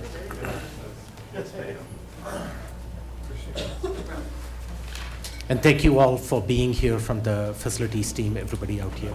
So, there are no budget transfers, appropriations, or FTE approvals. Moving on to the next one. Resolution 2024-28, Renewal Charter Application, Roosevelt Charter Academy. Director Hafley, can you please make the motion for action item F4? I move that the Board of Education approves Resolution 2024-28 for the Roosevelt Charter Academy renewal application. Second. Moved and seconded. This information was presented to the board as non-action item during the January 24th regular board meeting. And we also heard several public comments on this subject matter earlier this evening. Superintendent Gall, do you have any new information? I do not think we have any new information. Scott? No. Nope. We don't have any new information. Is that Principal Boyce? Hi. I think you missed the earlier meeting. Do you have any quick comments to add? Just thank you for listening to all of the public comments, and we're excited to be here. Okay, thank you. And thank you for everybody from Roosevelt that came, the students and the staff and the parents that all came here to make public comments. You were here to translate some of them too, so thank you for your, it was well appreciated. And we asked for some mid-year data, and that was sent to the board too. Board, are there any questions on Roosevelt? Director Jorgensen. No questions, but just comments from the reports tonight. Appreciated hearing the involvement with the community, teaching teachers how to speak Spanish. It's one thing that I always wish I would have done while teaching down south as well. And then hearing how you're helping the community in many different ways. And then we did get your mid-year data in an email, and even that was very encouraging. So excited to consider your approval tonight. Seeing no further, Director Ott. Thank you. I wanted to say thanks again for the visit. And also, one of the things that impresses me about Roosevelt is your evening, I don't want to call it college, but class, for community members, and not just family members, but community members to come in and learn English as well. And that is fantastic. And I think we ought to be doing that over at Mitchell and maybe some other schools. But that's pretty special, and thank you for that extra commitment on your staff's behalf. Thank you. Thank you. Before I call for roll call, how many people are here from Roosevelt? If you can just stand up. It's like most of the room up here. Okay. Thank you. Thank you all for being here. Thank you for your patience. It's coming to the 9 o'clock hour. And with that, roll call, please. Director Backus? Aye. Director Carey? Aye. Director Hafley? Aye. Director Jorgensen? Aye. Director Malpacum? Aye. Director Nelson? Aye. Director Ott? Aye. The ayes have it, and the application that was presented was approved. Go forth, and we look forward to more years of partnership with you, and we look forward to visiting your school too. Thank you. So much. You're welcome. Thank you. Thanks for coming out.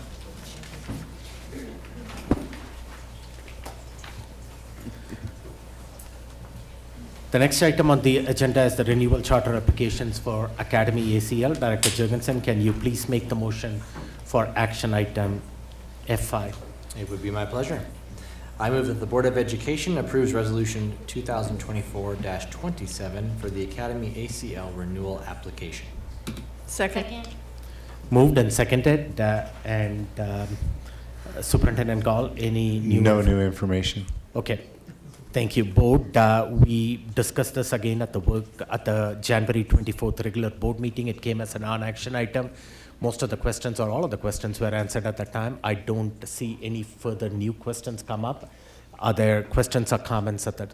I see Director Ott. It's a comment, and part of the reason that there's no questions for me, who usually has many questions, and will later, also about other things, but it's an extensive, renewal application, and I know you all put a lot of work into that, so thank you. And Roosevelt, too, did a lot of work on theirs, but it's very helpful to have so much information. Thank you. Thank you. And you are here from AcademyACL, and I think I see, some familiar faces out there. So thank you all that are here from AcademyACL too. I know that you guys are doing some amazing work out there, and again, you started as a small school, and now you've grown into what you are right now, and your school performance framework is always in the top, and one of the top performing schools in the state. So thank you so much, and with that, roll call, please. Director Bankus? Aye. Director Carey? Aye. Director Hafley? Aye. Director Jorgensen? Aye. Director Malpacum? Aye. Director Nelson? Aye. Director Ott? Aye.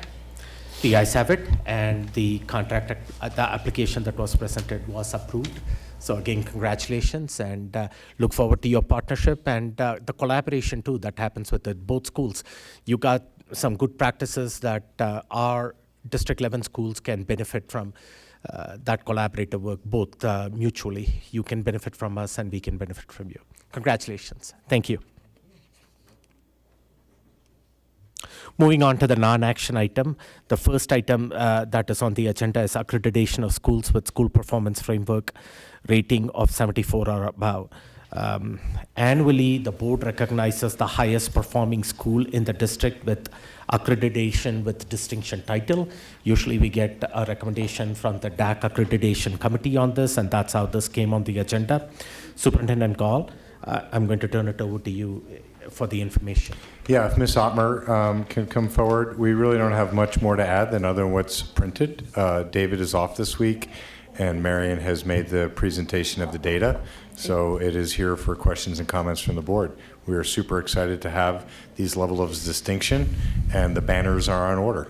That's exactly right. The banners are on order. Marion Clausen, the chair of the DAC, updated you with these schools in October when the DAC accreditation committee decided to stay with the state pieces. That's how these 7 schools came forward. They're ready to attend in 2 weeks from tonight with banners, so we can celebrate them for the hard work and the ongoing work to do even better. Thank you so much, board members. Any comments or questions? This is a good thing to celebrate these schools that are high-performing schools. And usually there are some schools that I see on this list all the time. It seems like Chipeta and Scott and AcademyACL, which is great, but I also see 2 new names out there in Freedom and Madison. I think those are two new schools that joined the list out there. Hopefully we can keep increasing this list of schools that accomplish 74 or above. Seeing no further questions, we look forward to it returning on the action agenda item in 2 weeks and celebrating with those schools with the banners. Great, thank you. Moving on to the next agenda item on the calendar, we have 2024-25 school year calendar. Again, this is new information, and I know a lot of work went into this school year calendar. Tamara Acevedo worked with the calendar committee and the joint council, and this is in front of the board for the first time after the work has been put together so the recommendation that is coming, as far as my understanding goes, this has gone through the calendar committee and the joint council, and after it got approval, and they have representation from all 3 employee groups. But you can talk a little bit more about that. I'm going to first hand it over to Superintendent Gall. Yeah, I'll give it to Dr. Comfort and Tamara, and I think Darren's going to help support as well. Good evening again, board. Thanks for the opportunity to bring the calendar in front of you today. I'm joined by Chief Academic Officer Tamara Acevedo, as well as Area Superintendent Darren Smith. Ms. Acevedo will speak to the content of the calendar in a bit. I wanted to share a little bit about the development process. to be clear and transparent about that. First, I wanted to kind of share some just kind of big picture highlights that I think frame the calendar in general. Obviously, there are a number of changes to this year's calendar. Those changes were very thoughtfully considered in both the calendar committee as well as joint council, and they need to continue to be thoughtfully considered. If the calendar is implemented, the changes that are being recommended need to be meaningfully evaluated, and we'll talk a little bit more about that. And then, as in the past and when possible, we want to make sure that schools continue to be given the levels of flexibility they need to implement the calendar in a way that makes sense for their communities. Right now, our schools do have flexibility with some elements of the calendar, and so we would hope that that would be able to continue with this.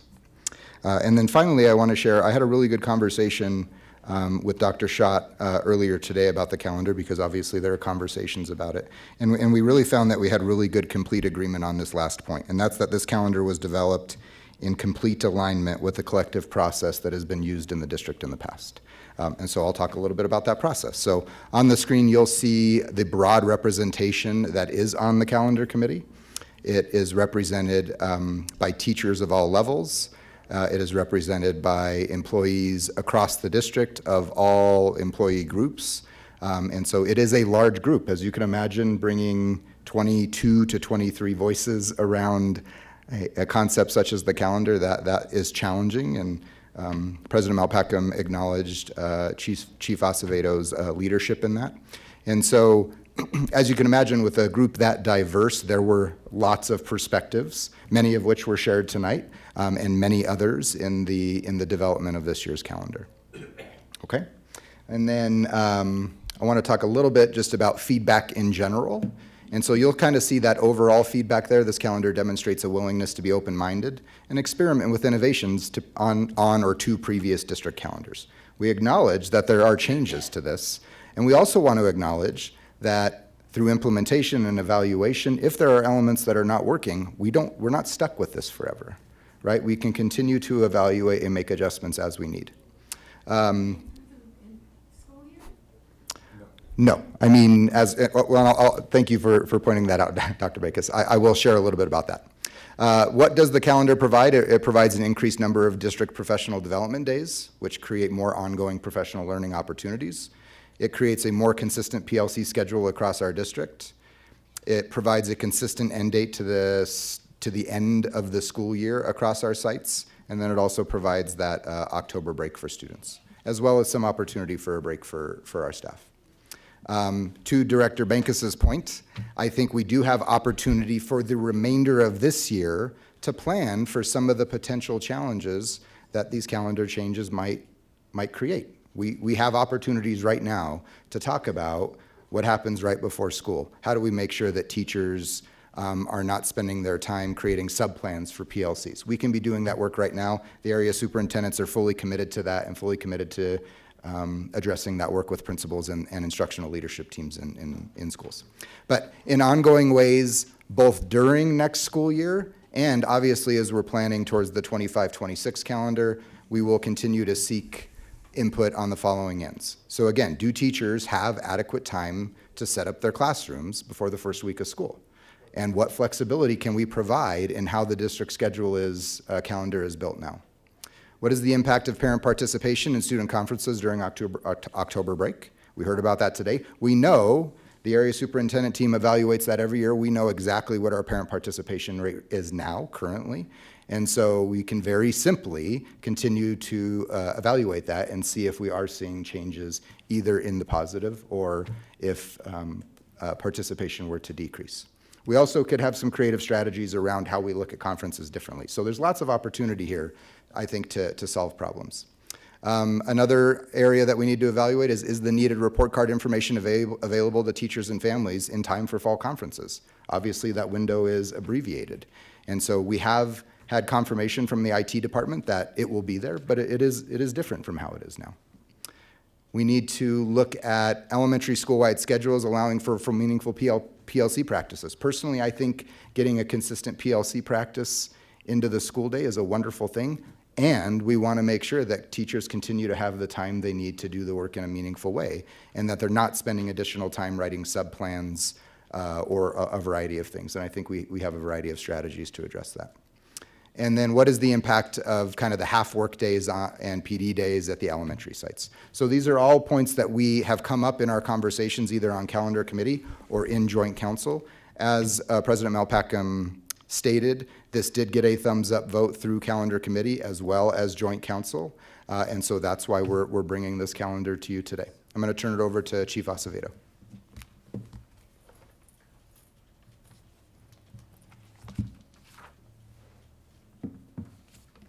Thank you for allowing us to be here tonight to give you a little bit more information on the calendar and answer any questions.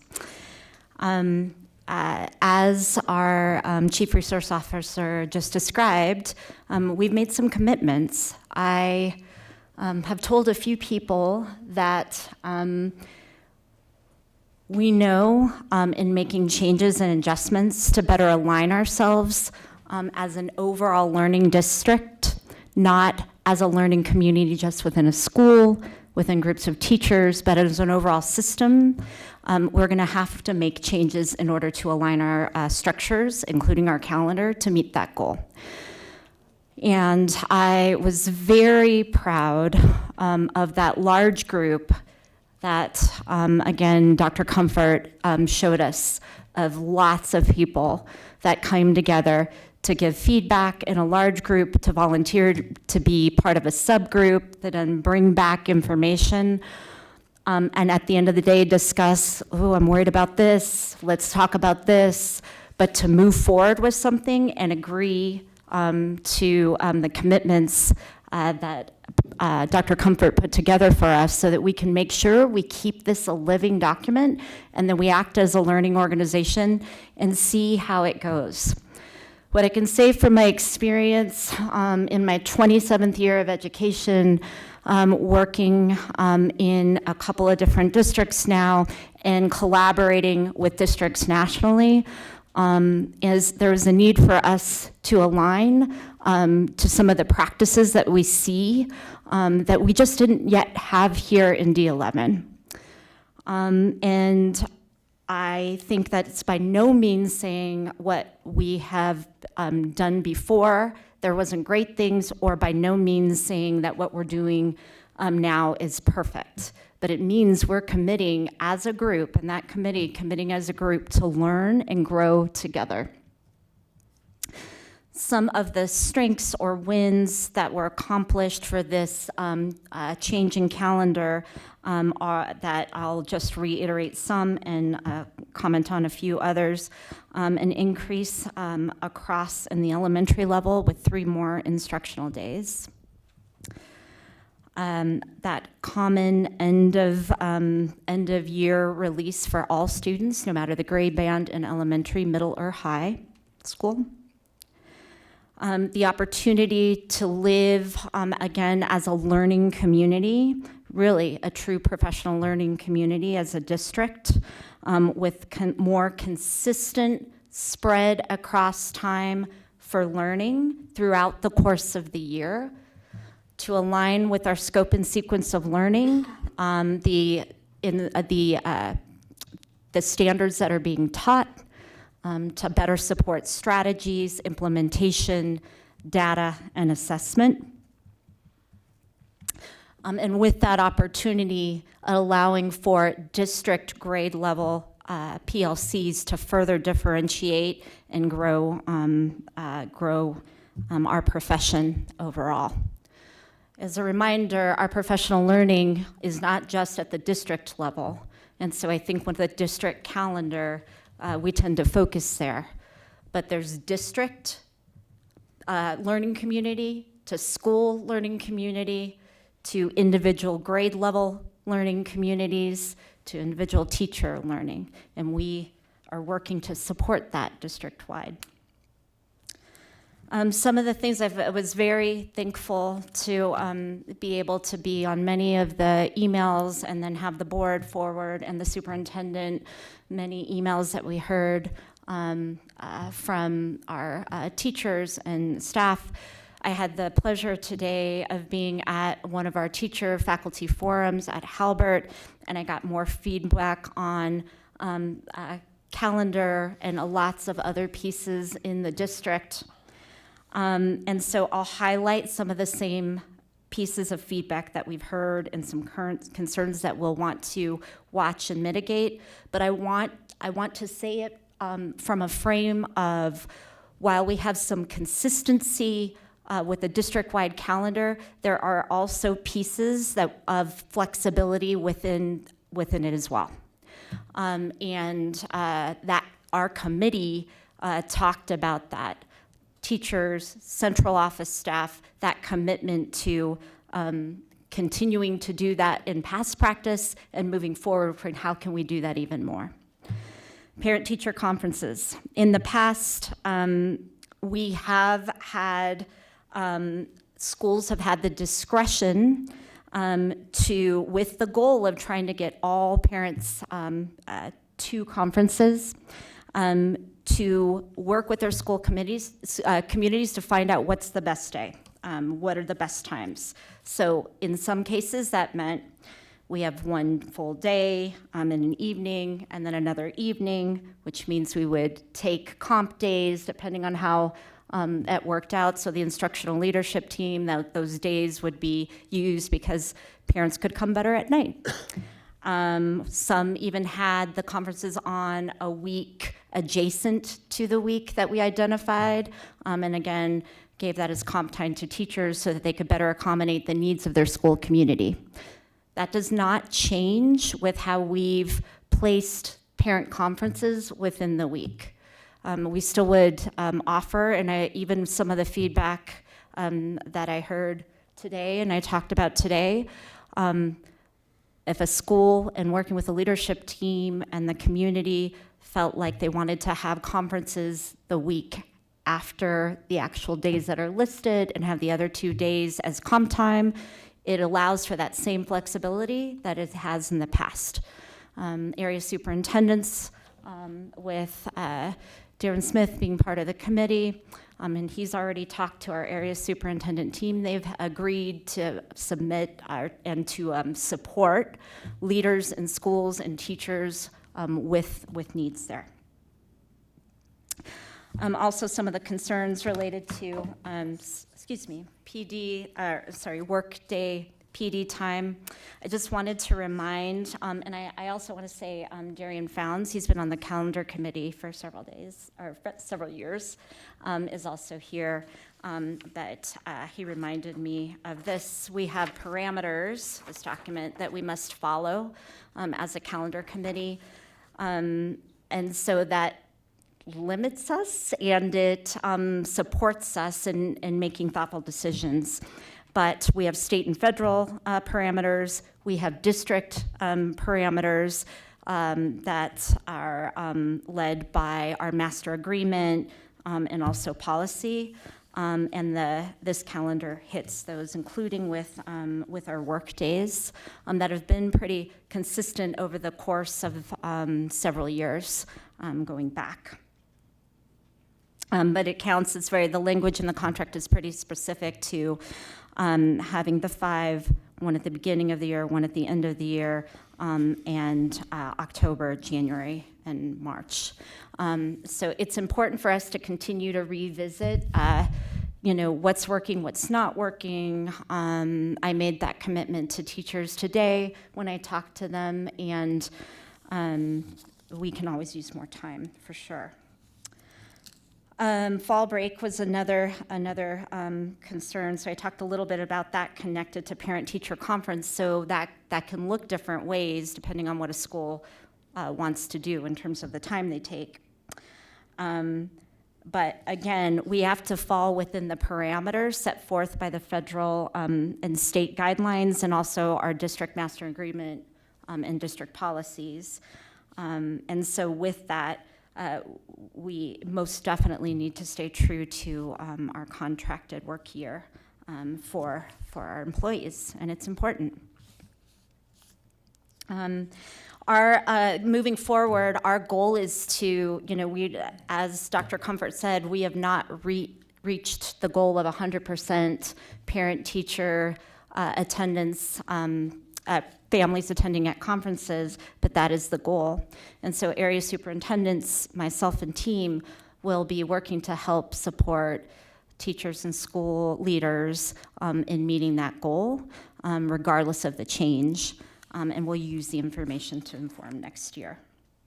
Again, I can't be prouder of our school district. I think I'm very proud of also all of the feedback that we got through both processes with the committees that gave of their time, the joint council, our union, and the teachers that gave feedback after the fact.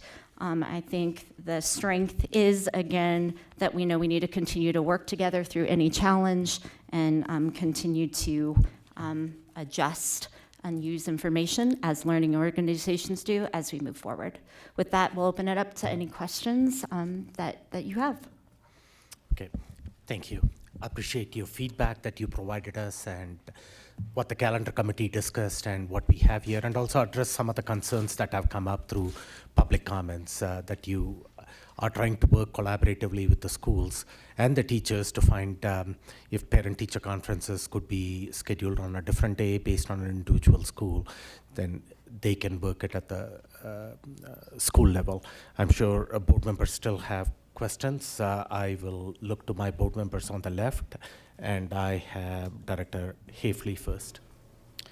Okay, so we have a calendar committee that works with the Joint Council to create the upcoming school year calendar that includes teachers, principals, and the president of the CSEA.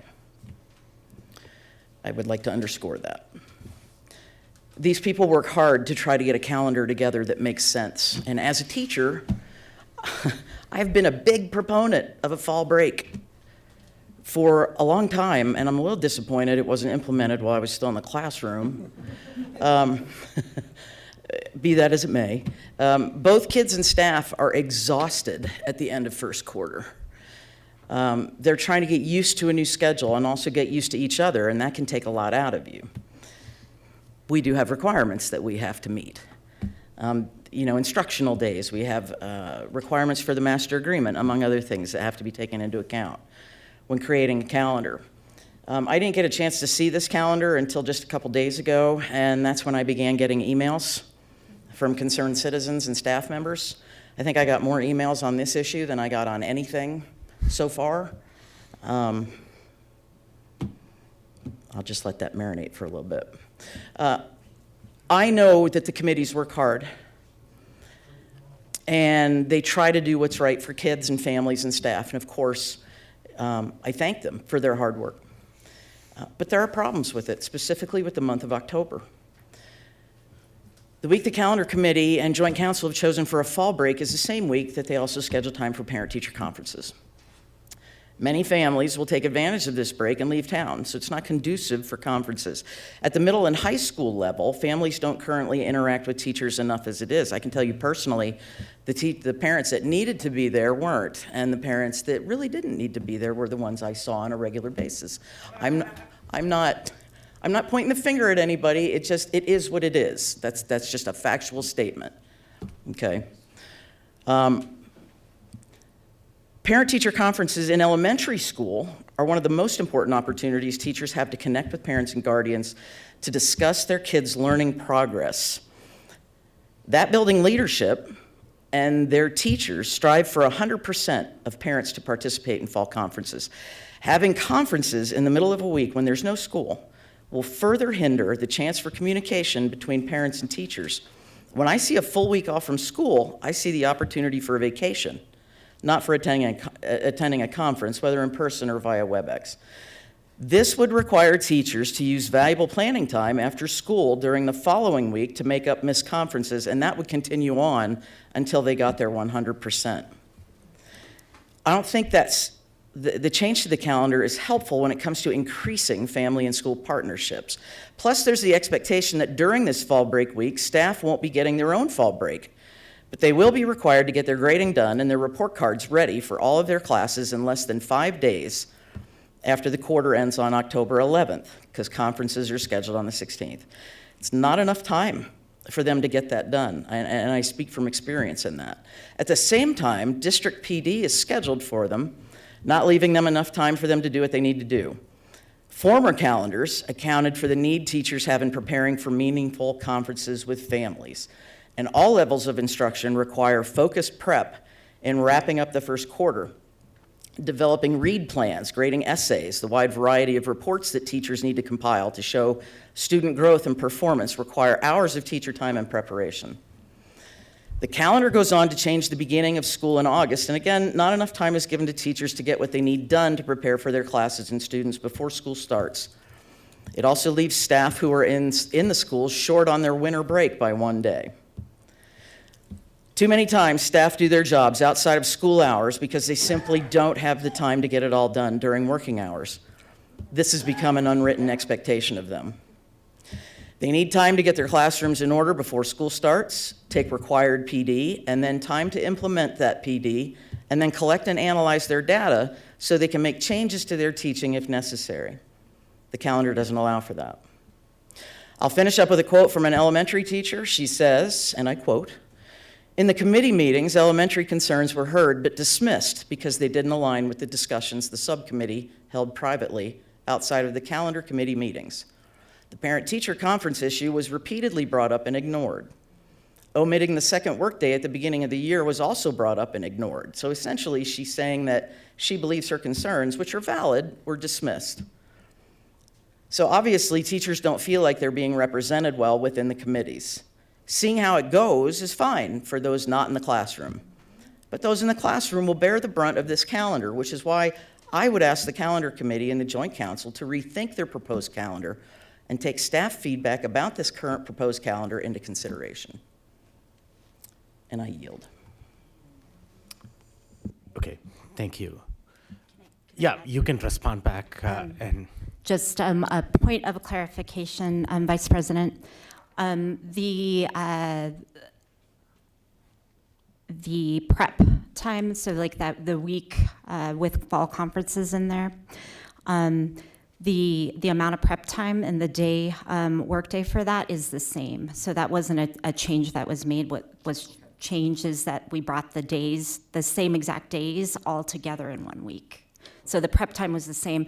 There was some things like with people saying like the space between, so that was feedback. So they were using time outside of that, which they could do. So it is.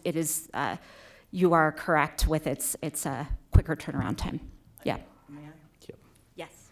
I understand, because we talked. I understand where you guys are coming from. You can turn on. Oh. Okay. I understand where y'all are coming from. I get that. I also get, having been in the classroom, and I'm going to use the collective word we just don't have the time in the beginning of school to get all of our ducks in a row before the kids come. And then to see that the kids are going to be gone that week, and parents given the opportunity to even via WebEx or Zoom or have a phone call, they're not going to stop their vacation midweek in order to have a conference. When we have the opportunity for them to come in person or even online, they don't do it then.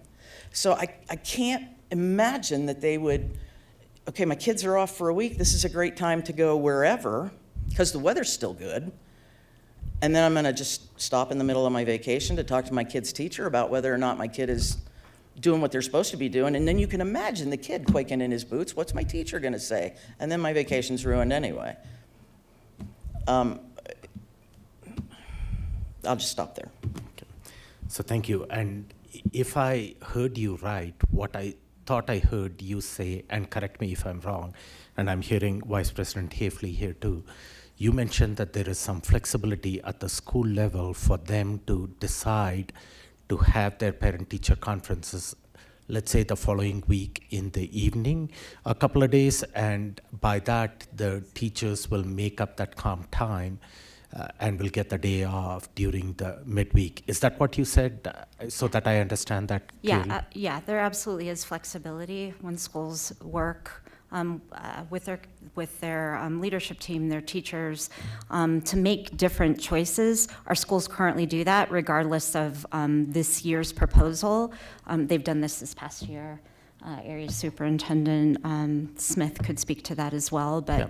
yes, you're correct. Which is what in my experience as a parent experience too, even though you have 2 days scheduled for parent-teacher conference, usually teachers stay the first day when there is actually school, they stay from 4 to 8 o'clock or something in the evening, and then work the next day from 8 to 7 o'clock or whatever, but then they take off the following Friday. That flexibility is there at the school level, and that's something that you still can happen. So if a school community, that uniqueness of that community decides that, hey, we would rather have parent-teacher conferences the following week or the week before, that flexibility is there, right?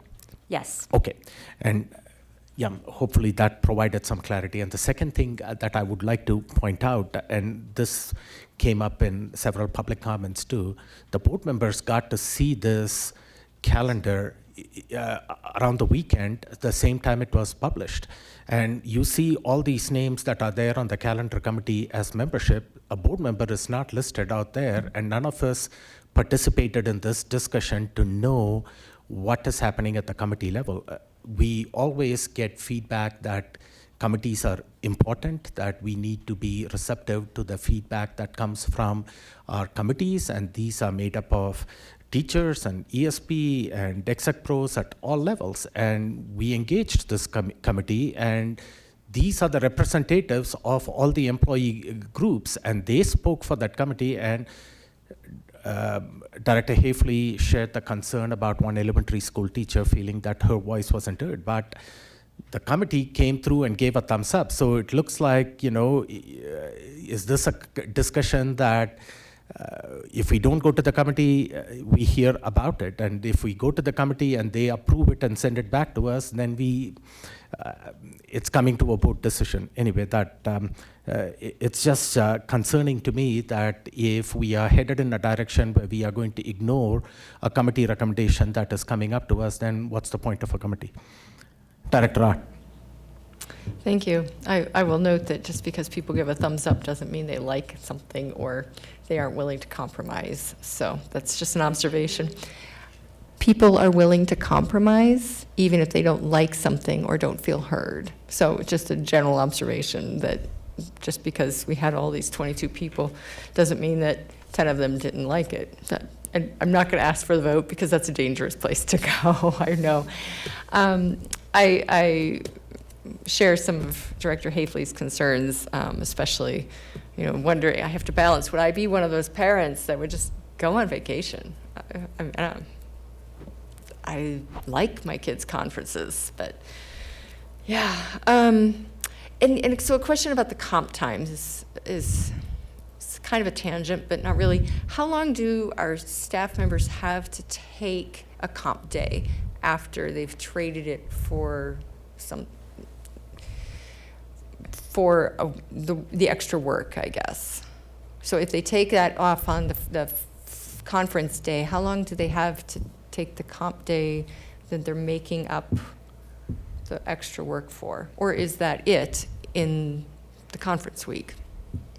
It is it in the conference Okay. week typically, so they'll, and this is consistent with many districts, right? A Tuesday, you work all day, you stay that night. No, I'm sorry. You have school in the day, you stay that night, and then Wednesday, you're there all day, including the night. And because you have, extra hours on Tuesday and extra hours on Wednesday, then you take Thursday off or something like that. Okay. So I don't know if I can absolutely check. I don't know. I don't believe we have a time limit on, I've accrued this comp time, when can that be? In my experience, it is, for this specific situation, it is largely, they take that Friday or that Thursday, however the conference schedule plays out. Okay. There was some issue, I remember maybe it was Meet Confer a couple of years ago, where we had issues with people taking comp time, and we didn't want to let them accrue too much. So I appreciate that you could look into that. Data days, there was concern about them largely being set aside in some of the emails anyway. So do you feel like people are still having time to review the data? Yeah, that's a great question. Thank you, because I had written that down after I also heard it in comment to address, and I didn't do that. So thank you. The calendar, and I'll go back and review it again from last year, but there was the wording we put was day to day. I want to say it was in October or November, but right around kind of that mid-year point. The flexible way that that we've developed with district and building days, and we're aligning our professional learning almost seamlessly with that learning community idea. So learning strategy connected to data. So our ongoing plan and work is to do even more with embedding data work and analysis throughout. So it can't be. It's not an event. It's part of the way we structure our work throughout the system. So it would be part of the professional development? Yes. Okay. Yeah, absolutely. Okay. And there were a couple of, one might consider nitpicky things, but they are all impacting. January 3rd coming back only for a Friday, and that's where I have to measure if I were the teacher, would I want to come back 3 days early? Mm-hmm. And the answer is probably not. So that, I just want to let you know, that is certainly a concern. I'm sure you've heard it. Yeah. One of the things that, being newer to our processes that we've used in the past and the calendar development, and certainly other members who've been part, but in researching and what other committee members say, that sometimes it falls very nicely, and sometimes it doesn't. And this wasn't the word, it isn't ideal that it's that way, but it does. Some of the other parameters I didn't talk about in more detail is we also have to balance the number of instructional days within even quarters, semesters. There's a lot of moving parts, which is why it is so important to have a committee that'll dig in and do some of the work there. But just so you know, that's not the first time that's happened, and I think there's been worse iterations of that, and I totally get it. Okay. And just the other concern I've heard that I don't know that we've mentioned tonight, but even came up earlier with a conversation with the board member, is April is a slog and into May. There's just no breaks. And could a PD day be put into April at some point? So just randomly moved. Just something to think about for future calendars. And the, let's see, the differentiation we're definitely hearing over and over again, and even in personal conversations today, if a school, especially as a pathway school, they don't necessarily have time to bring everyone together and focus. And if we could have more science and maybe more social studies trainings and bringing our schools together for that. Because yes, reading and writing and math is important, but our kids should have some balance with other topics. Right now, to speak to that, Director, we are the primary professional development for our pathway schools is within their pathway area. And in fact, we are working on, with collaborative with schools, we have direct asks with certain pathway schools because they want to be part of both, and we're trying to help figure out how can we do that and align to what they need. So differentiation is absolutely needed. There's separate and specific professional learning for pathway schools. Today at the teacher forum at Howbert, we talked even more, got a little bit more about what they feel like they don't have and what they feel like they have. So we're going to go out and connect with them about what that could be. But differentiation is important while still building a foundation of instructional excellence in D11. And so every year we'll be able to do that better with coming off our IBB process last year, And Superintendent Gall talked about the Professional Development Task Force. Just last Friday, we had a meeting, the Professional Development Task Force, where we're doing work together collaboratively to revise surveys and get more feedback so we can take in even more data on how we do that and meet that instructional vision. Okay, thank you. I hope that more focus can be on more differentiation, not just a little, because that is certainly one of the bigger cries we're hearing here is please. So thank you. Yeah, I want to just make sure that for those that don't understand this year's calendar compared to the proposed calendar, the Parent-Teacher Conference Challenge, those are currently no student days. And so currently this year they were on a Thursday and Friday. And there's no way for us to preclude or order families to not have taken a long weekend instead of potentially taking a week off.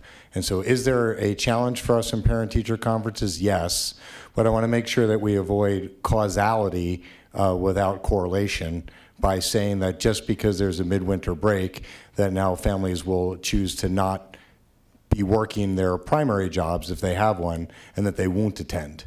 We do have a challenge with our parent-teacher conferences. That might be because that they're scheduled on non-instructional days. So it could be a completely different way to solve it. In my own past as a parent, I don't remember there being non-instructional days for parent-teacher conferences. We had half days where we then had parent-teacher conferences afterwards because students were going to school that day. But I want to make sure that the other thing that we had asked the team to look at was in this year's calendar, we had 3 successive weeks in October where we did not have a full academic week. And so student learning is greatly impacted by some inconvenient truths, which is the end of the semester, when we have professional development days planned, when it is that we ask our teams to be able to prepare for parent-teacher conferences. And so in the absence of what might not be working now, defaulting back to last year's calendar and committing to an October where a student doesn't get a Monday, Tuesday, Wednesday, Thursday, Friday was not an area that we thought we wanted to repeat. Thank you. Director Jorgensen.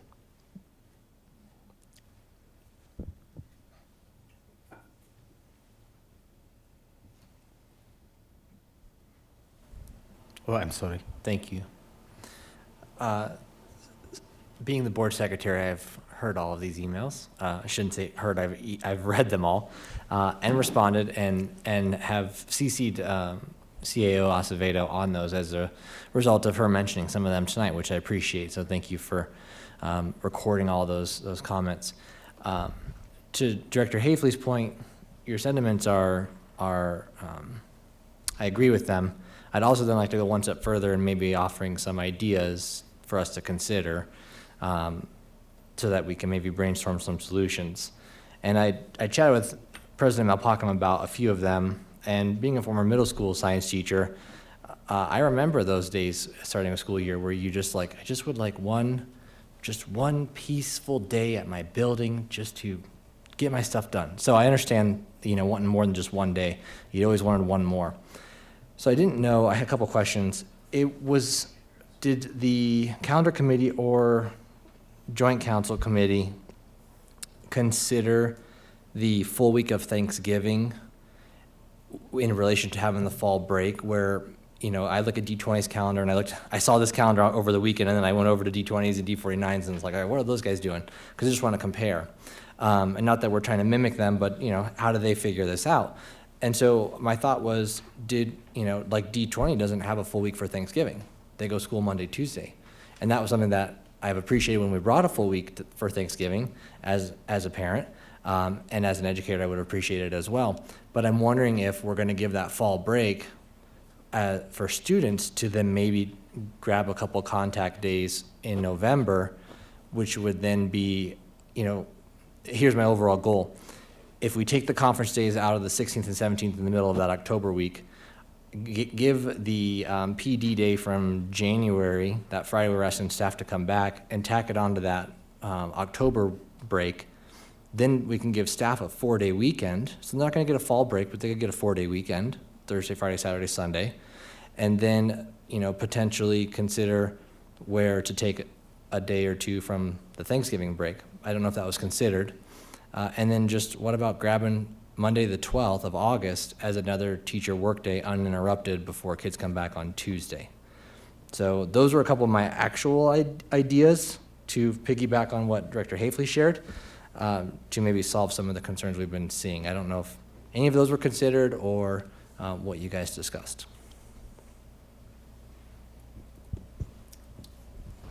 I do not believe that the discussion was about shortening Thanksgiving break. We absolutely could engage in that conversation. I know there was a lot of conversation about the beginning of the school year and the balancing of days between semesters and all of those things. So we can definitely take a look at what it would look like if we added Monday as a work day.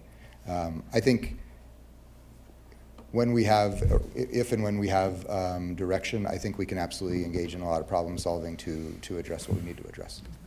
I would consider mine direction this evening. There's a lot of options. It is funny. I was trying to think through when you were saying the proposed changes, Yeah. I mean, one like by one. go over one all by- the things we discussed. I'm pretty sure, and I'm looking to some of the members that were here, that there was a desire not to change the week of November. Right. So People do like that week yeah. off. Yeah, so that, even if you don't address that, and that just came to me this evening, but, I always thought, when I was teaching, I loved not having a whole 5-day work week with children that first week of school to go, okay, we're gonna ease into this thing, right? So I appreciated, having a Wednesday, Thursday, Friday for the first week of school, or, in this case, if we offered another just pure work day for staff to prepare their classrooms on the 12th, I think most staff would appreciate just a 4-day work week to get going with kids, versus a whole 5-day, kicking the year off. So I would consider that, and then I think we've already talked about the flexibility of the conferences, that could be agreed upon of shifting it into that next week of October, where maybe you did a half-day school and you did AM conferences, from 8 a.m. to noon, and then you had 2 evening days the next, subsequent week or so, 4 to 8 p.m. to kind of give parents an option that, could come in the mornings, then half day of learning, and then 2 other evening visit times, so you comp those days. But I think you could, I don't know, I'm thinking you could give staff a 4-day weekend in that fall break, while students get a full week off, which families appreciate, but just trying to balance it out. So those would be some hard things that I would specifically ask for us to consider. Thank you, Director Jurgensen. I've looked at this too with various iterations, and I do appreciate the work that you guys put in, because there are so many different variations out there that can come up, and you got to keep track of the student contact days and the professional development days, and also not go past as much as possible into extending past Memorial Day. You have 1 day after Memorial Day. If you make it 2 or 3 days after Memorial Day, then we are going to hear the noise from another group of staff. And what Director Jurgensen is talking about, maybe the Thanksgiving week, making it the first 2 days. We will have a whole new group of staff members here complaining about it the next time, because they don't want to work on that Thanksgiving break. So I know it's hard to make sure that every input that we get is incorporated in there, and also meet some of the other requirements that we need. It's just a balance. Maybe there are tweaks that can be done, but you guys are the professionals. That's why we depend on the calendar committee to come and provide us feedback. Director Nelson. I just want to speak to thanking the committee and asking that you post this document on board docs so that we can have it to refer back to, and that the public can go easily look and see who is involved in helping support these decisions.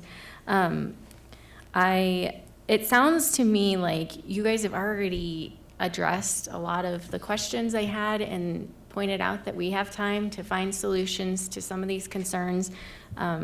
Looking at flexibility for parent-teacher conferences, offering online or phone call options. The what if of people going on vacations and not participating, to me, is not enough of a reason to not put this all in 1 week. I think it it serves families well. I know as a mom, I have often thought in past years, why do we have all these 4-day weekends? Why don't they move them all into 1 week? So I appreciate the consideration at looking at this differently. I also think, speaking to the comment about April being just a solid amount of time, you know, if there is flexibility in moving a PD day into April, I think you mentioned that there might be some commitments in the master agreement, so working on an MOU, if that's something that the representation would be interested in, of helping get a little bit of a breather in April, and having those conversations. The one thing that I am not certain I've heard addressed is the concern about the end of first quarter and the tight turnaround time, that staff may need to use some additional planning time leading up to the conferences that now is not built in. So just to throw another idea, I don't know if we could just push that full week in October 1 week later, and then that would give a week after first quarter for the staff to prepare in addition to the workday time that's there. But I fully support this calendar. I love that that you took a very academics focus and that we're using the calendar as a means to improve achievement. That's what the board has charged the superintendent, to improve academics, and the strategy is best first instruction. And so we're going to invest in our staff and provide professional development, and we're very intentional in adding more professional development. I think that's wonderful. So just thank you for thinking outside the box. And change is hard, but I think it's worth a try. And as Dr. Comfort said, we can always go back the following year. So thank you. Thank you.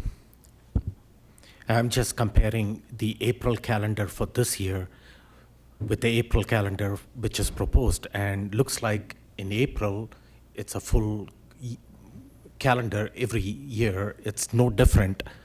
No changes have been made from this year to next year. It's the same way. Yeah. Not that that means that what we are doing right now is correct, but I'm just saying there has been no change.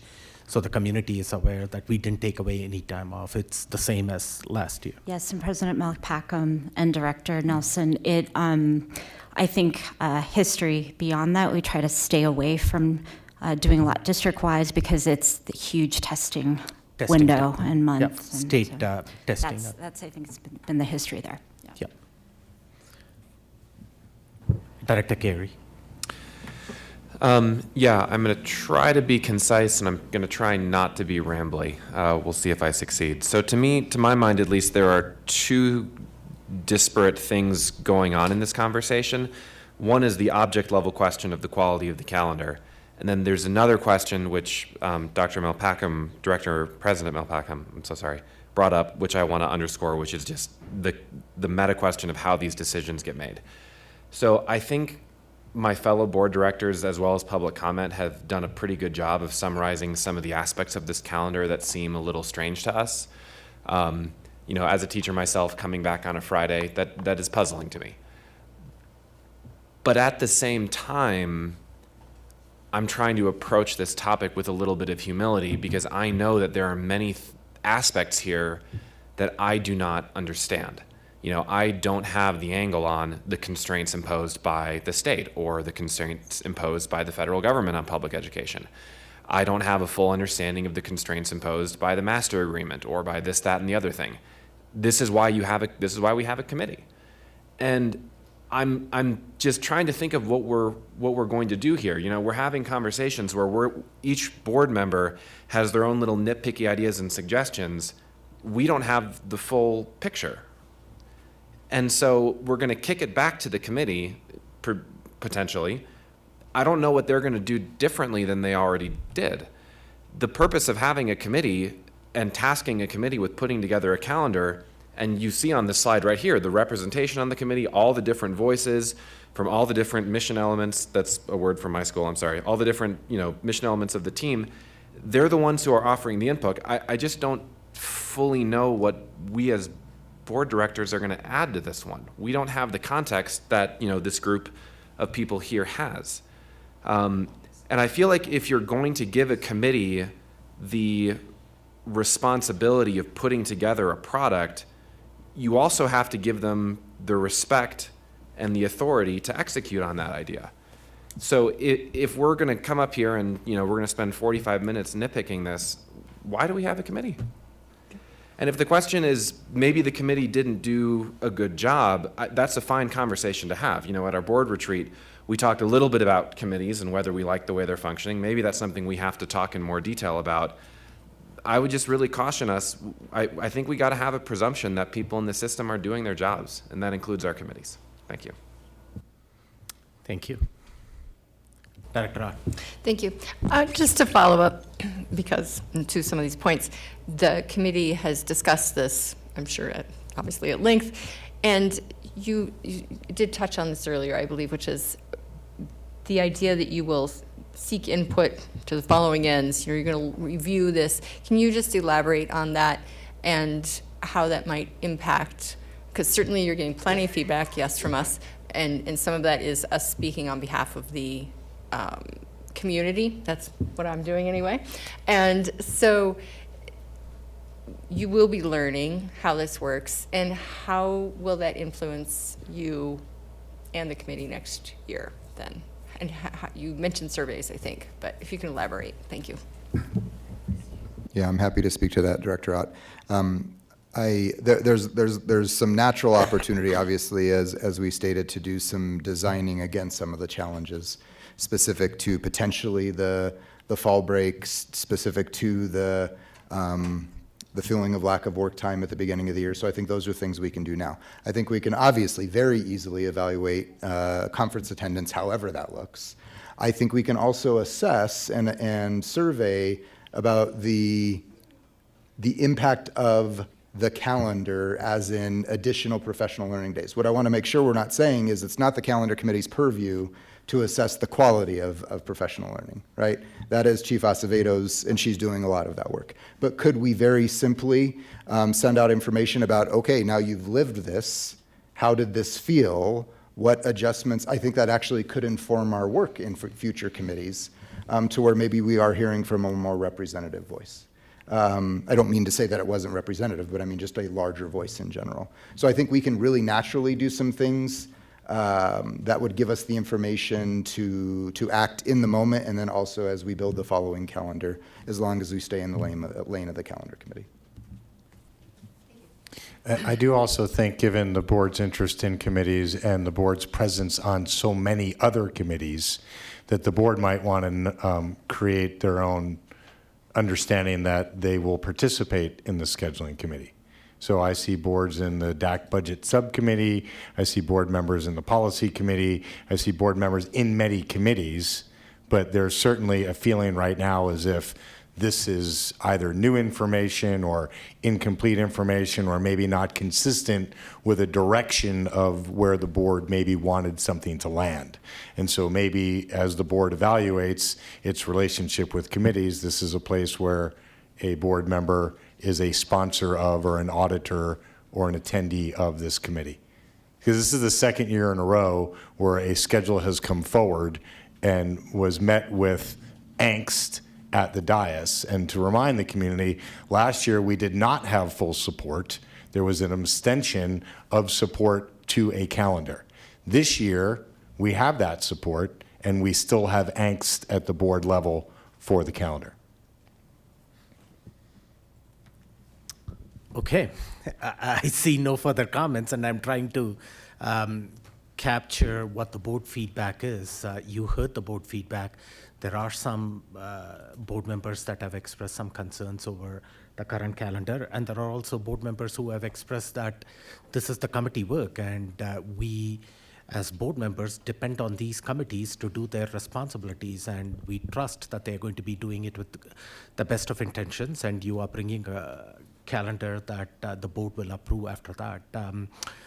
If there are, based on the conversation that took place, there are minor things that can be tweaked, that's something that you can consider, but I don't think the board is saying at this point in time If I'm reading you wrong, please let me know, because this is coming 2 weeks from now as an action agenda item for you to approve. If you want to give a different guidance, then you got to let the administrative team know about that right now.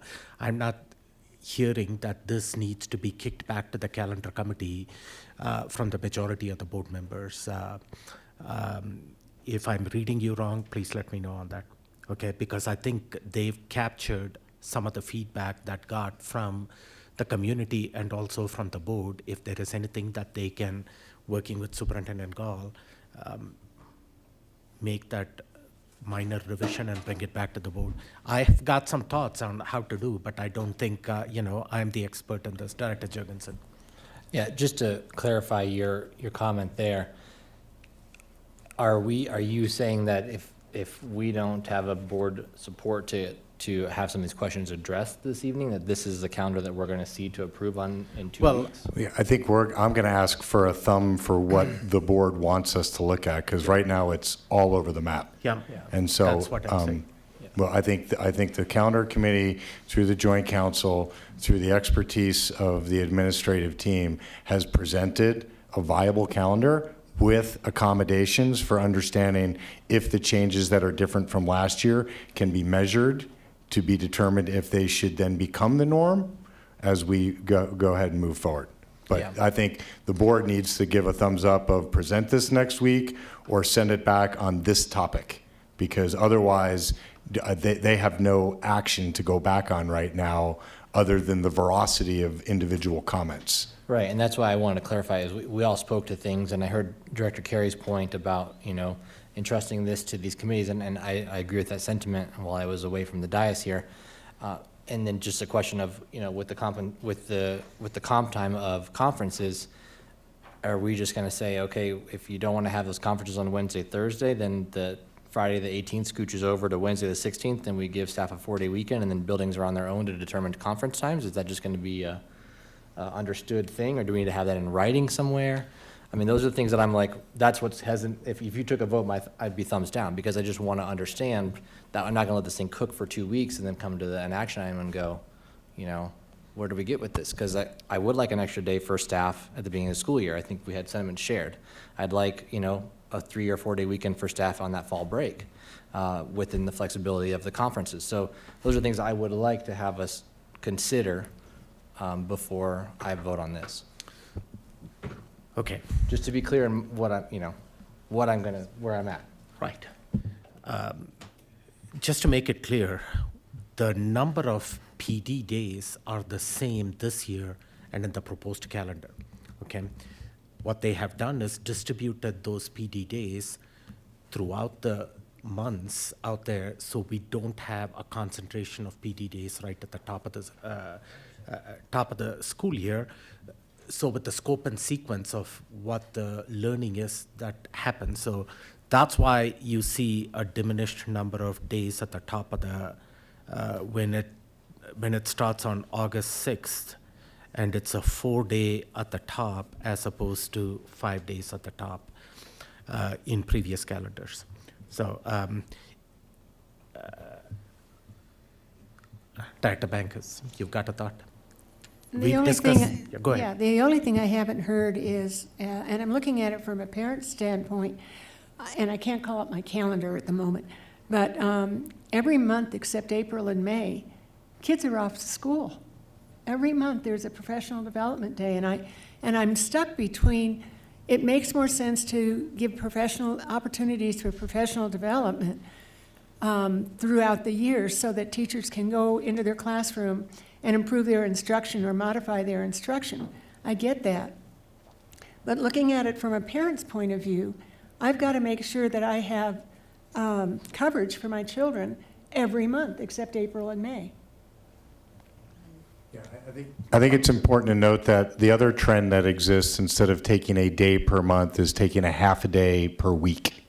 And so an early conversation was whether or not we thought our community would entertain, I believe District 20 went to all half days on Fridays. And so there is professional development every Friday. Is it morning or AM or PM? I think it's AM, right? It's AM. So the same conflict exists, which is now once a week as a parent, you have to have childcare for your child on Friday AM in District 20. And so in the effort to how you find the balance between the state mandated number of instructional days and informing timely professional development, you're gonna, it's the devil you know and the devil you don't. Can I add one other point of clarification that goes with, I think, what President Malcolm was highlighting? The days with professional development in that category are not, they're the same that we've done this year and very similar to previous years. So families, parents have had to deal with that. We've spread them out and worked with them in a different way across the course of the year, which could be better for families, or maybe not. Maybe some it was better to do other pieces, but they're similar. And it's also part of the parameters. The professional days are in part of our district parameters as well. So one component that I don't know if you touched on, which was commented on by one of the public comments, was the 3 extra instructional days at elementary schools. And that was because the PLC time, which currently is embedded within the school day, maybe you can explain it better than I. What resulted in those 3 extra elementary school days at the end? Yeah, so as the board knows, our middle and high schools have 2 preps. They have double preps. So the concept of completing a PLC embedded in the workday is very doable because there's 2 preps. Because of our master agreement and the fact that we want teachers to have regular planning, we have a variety of things that are happening across the system. So we have some schools who still do their PLCs during the day, during their planning, and they're compensated for that with those 3 days off at the end of the year. We have some schools who do it after school. They have their normal prep during the day. They stay after school once a week. They get those 3 days at the end of the year. We have some schools who have, through their schedule, built a double prep. They're still off those 3 days at the end of the year. So we have a variety of things happening. What we know is it will be more challenging, especially for our smaller elementary schools, to create a system in which there is a double prep to where teachers still have their plan time and they have an additional opportunity once a week for PLC. And especially when we take into consideration that we don't want them spending another 45 minutes planning for that 45 minutes that they would then be off, right? So there's lots of solutions and strategies that we can bring to that. Part of that would come from my office in terms of resource allocation, and we can look at that through FTE. We can look at that at a variety of ways. But so that right now is inconsistent across the system. Now, every school has found a mechanism that works for them, but it's inconsistent, and so this will force the district to help schools solve that problem, because we won't. There's no reality here where we say, hey, you're just going to do this PLC during your prep, right? That's not right, and that's not allowed in the master agreement. And so and the area superintendents have already committed to working with principals to establish schedules that allow for a meaningful PLC process to happen outside of teacher planning and that minimizes the work that teachers have to do in preparation for that. And so Ms. Acevedo and I are obviously key contributors to that in helping design that and also helping resource that. That was a long answer to probably a short question, but it is very varied right now. No, but I also think it's helpful to reiterate that at the end of last year's One Plan Symposium, the major takeaway was we had not quite adopted PLCs as a strategies in each one of our schools. And then I asked the question, and Dr. Kolke's not here, he said that's the 3rd year in a row that's our major takeaway from the One Plan Symposium. So the efforts of the scheduling committee to really get after finding a way that we do that is fair and equitable and within the confines of the master agreement and isn't asking people to do things that are unfair or impossible, I think is also worth reiterating that that's why some of these changes are being felt across this calendar. Yeah, in anticipation for setting up for this calendar, Area Superintendent Smith, do you mind coming up and just say what you've done so far right now with principals and leader in the team, area superintendent team. And we've been able to meet with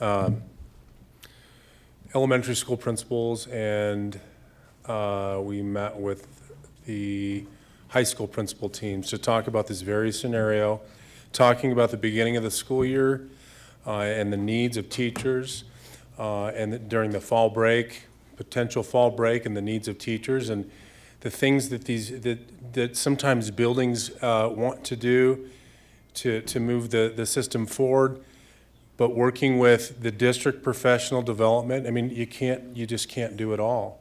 So how do we meet the needs of the teachers with honoring the district level professional development and PLC time, and how does, and that's the work we're engaged in anyway. So there's just going to have to be some give and take. So that's the conversation we're having with our principals, and we will do the same thing with our middle school group when we get in front of them.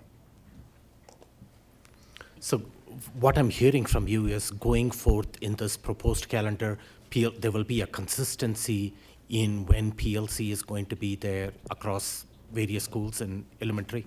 Absolutely. And at the committee, calendar committee meeting, we agreed to that. Area Superintendent Smith has already followed up with the area superintendent team. You can hear about how he's talked with principals about it, and we're going to align the resources that we know we already have to schools that need it, like the mid-year budget enrichment funds and different things to help support schools in making that happen. That's the commitment we're making. Director Nelson. Just to try and move us forward, I personally am willing to vote on this calendar in 2 weeks. But you've had since Friday where the public and the board have seen the calendar and you've gotten a lot of feedback. So I don't know if you all have had an opportunity to take a step back and say, do we need to come together as a committee and take some of this feedback and make adjustments? So I guess I just am proposing that you guys tell us. Like, do you want to try and tweak it a little more, or is this like, we really stand by this and vote on it?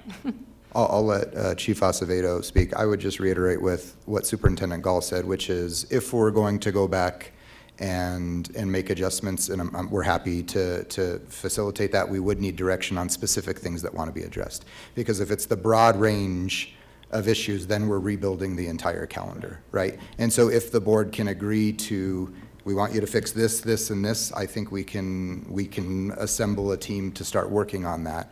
But then with the understanding that there's going to be some trade-offs to that, right? Yeah. And that some of those other issues, what are perceived issues, they're going to be in the calendar still. Okay, so I know Director Jorgensen shared that he would not be ready to vote on this calendar.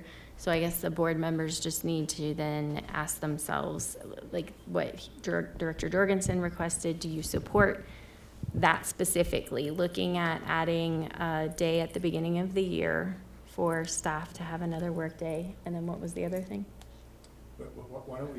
Why don't we start with, is there a thumbs up to take the calendar to vote? And then if there isn't, then we can create the categories that you want us to look at. Instead of solving the categories to get 7 thumbs up, I don't think we're ever going to get complete consensus. And so understanding the will of the board will be important for the district. Okay. Director Bankus, you have your light on. Is there any final word that you want to share before? Yes, I have a question. Hang on a minute. I had a question about the conversation on the committee around, because it's come up several times, about just one day for teachers to be in their classroom. What was the conversation around the agreement that said they only needed one day? Because I agree with you. We all go in, well, when I was teaching. Are you talking about the beginning of the school year? That's what she's talking about. Yeah, The one day at the beginning of the, Yeah. okay. That's what's identified in the master agreement. And it's been pretty consistent across over the years here in D11. It's consistent with neighboring districts, not saying it's how it should be, just giving you some facts there. and also districts outside of Colorado Springs as well. I think the reason it's felt more is there were things that weren't connected just with elementary. So secondary always had the 1 day. Elementary also just had the 1 day for a number of years.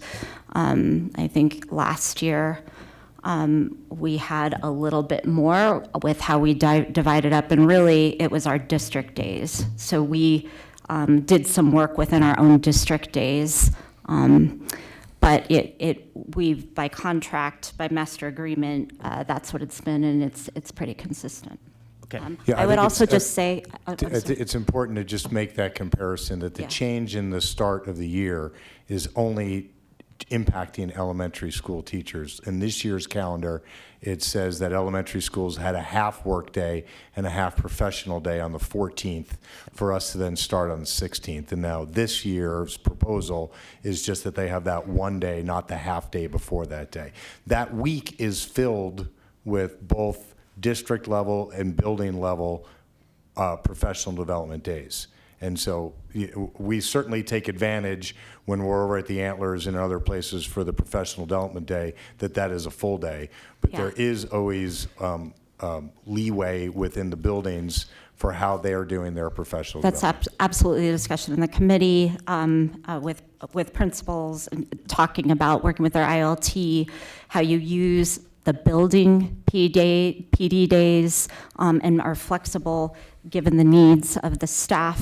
And then also, we had, because even the bookends, right, of the beginning with professional development and the work day towards the end of the week, we talked about that buildings could make that decision if, because some of the teachers were saying, well, I'd like the work day not at the beginning of the week, at the end of the week, so I could use the professional learning, because they do planning in professional learning too. They're planning with the scope and sequence and getting some of the direction there. So to have that flexibility with using the identified workday with the building time connected to the learning that they're getting in the district, that was part of that conversation. And I just would add, we will always want to listen and make changes. At some point, you cannot solve everything. My concern with, I would much rather deal with the flexibilities that we know we can have, and trust our area superintendents along with our amazing teachers and our building leaders to work to adjust changes, learn from it this year, and move forward. The farther that we get out, so I'm looking at Darian, science, other things to plan for differentiation, plan for scope of the year, the farther we get out for building leaders and community and others to be able to do that. So that's a consideration, but of course we want to support the will of the board and our goals. Okay, so we've had this discussion for close to an hour now, and we have listened to public comments out there, and Superintendent Gall suggested, is this calendar acceptable for the board members if it comes in 2 weeks as it's presented? And so by a show of thumbs, are you guys comfortable voting on the calendar as it is presented now without any changes? Okay, 1, 2, 3. Okay, I have 3 that say no and 4 that say yes, but there are still significant concerns out there. Okay, so maybe there are some things that we can address, tweak in this calendar, but that's what I would suggest, and that's minor revisions that may get the board to support this. If that is okay with you, I can work taking feedback from board members here. Myself and Vice President Hafley can work with Superintendent Gall and see if we can get the minor concerns addressed. I will leave it at that. Okay? Okay. Moving on to the next item, because we still have one more agenda item that is up there. Is that okay with the board? Okay. Thank you.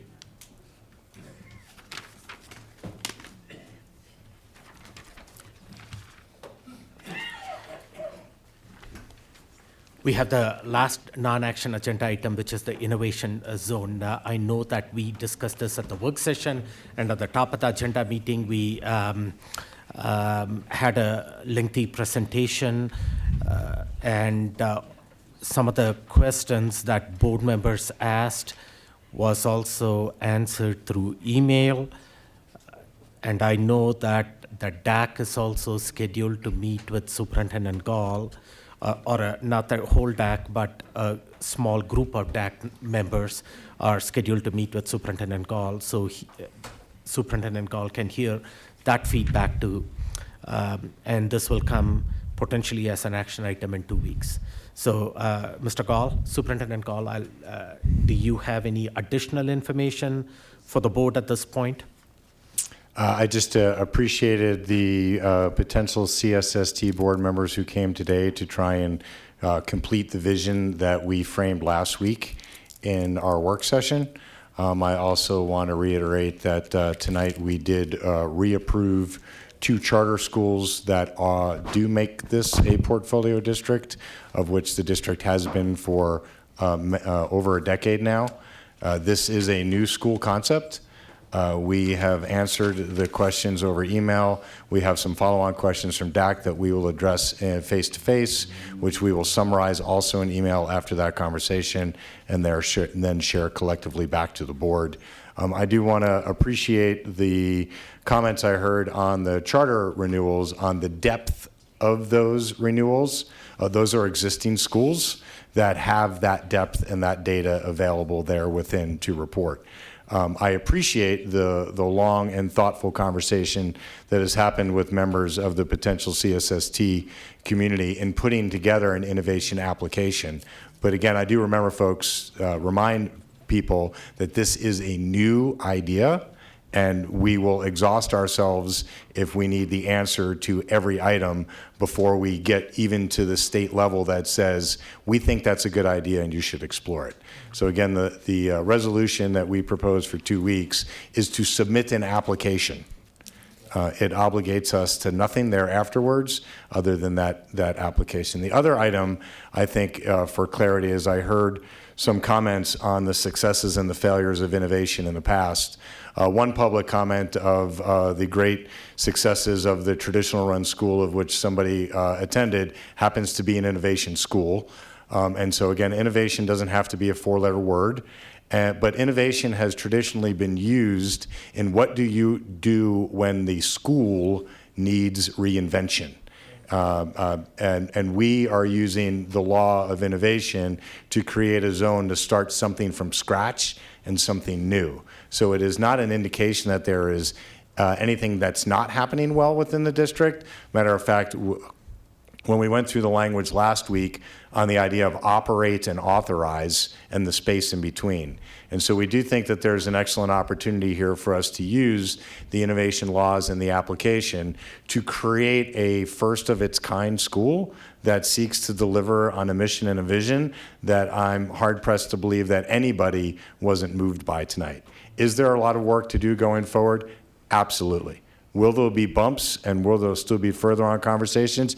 Yes, there are. Today, Roosevelt came forward and they were a priority improvement school and had to add additional language to get renewed. And they showed up in force and reminded everybody that they love their school. And so I just ask us to continue to remember that nobody is wrong in making a school choice. And do we or do we not have a responsibility to expand that school choice? I have shared with President Malpacum. Can you share the email that I just sent? Slides 7 and 8, I believe they are. I pulled up the demographer report from a work session, which has got to be nearly a year ago. Did it come into you?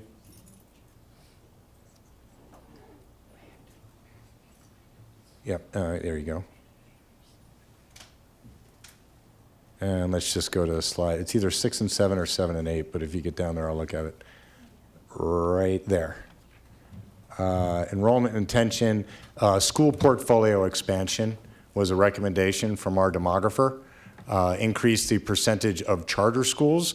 This is actually not a charter school, but it certainly has charter-like feel to it, and this idea that it seeks to use innovations. And then if you can go to the next slide.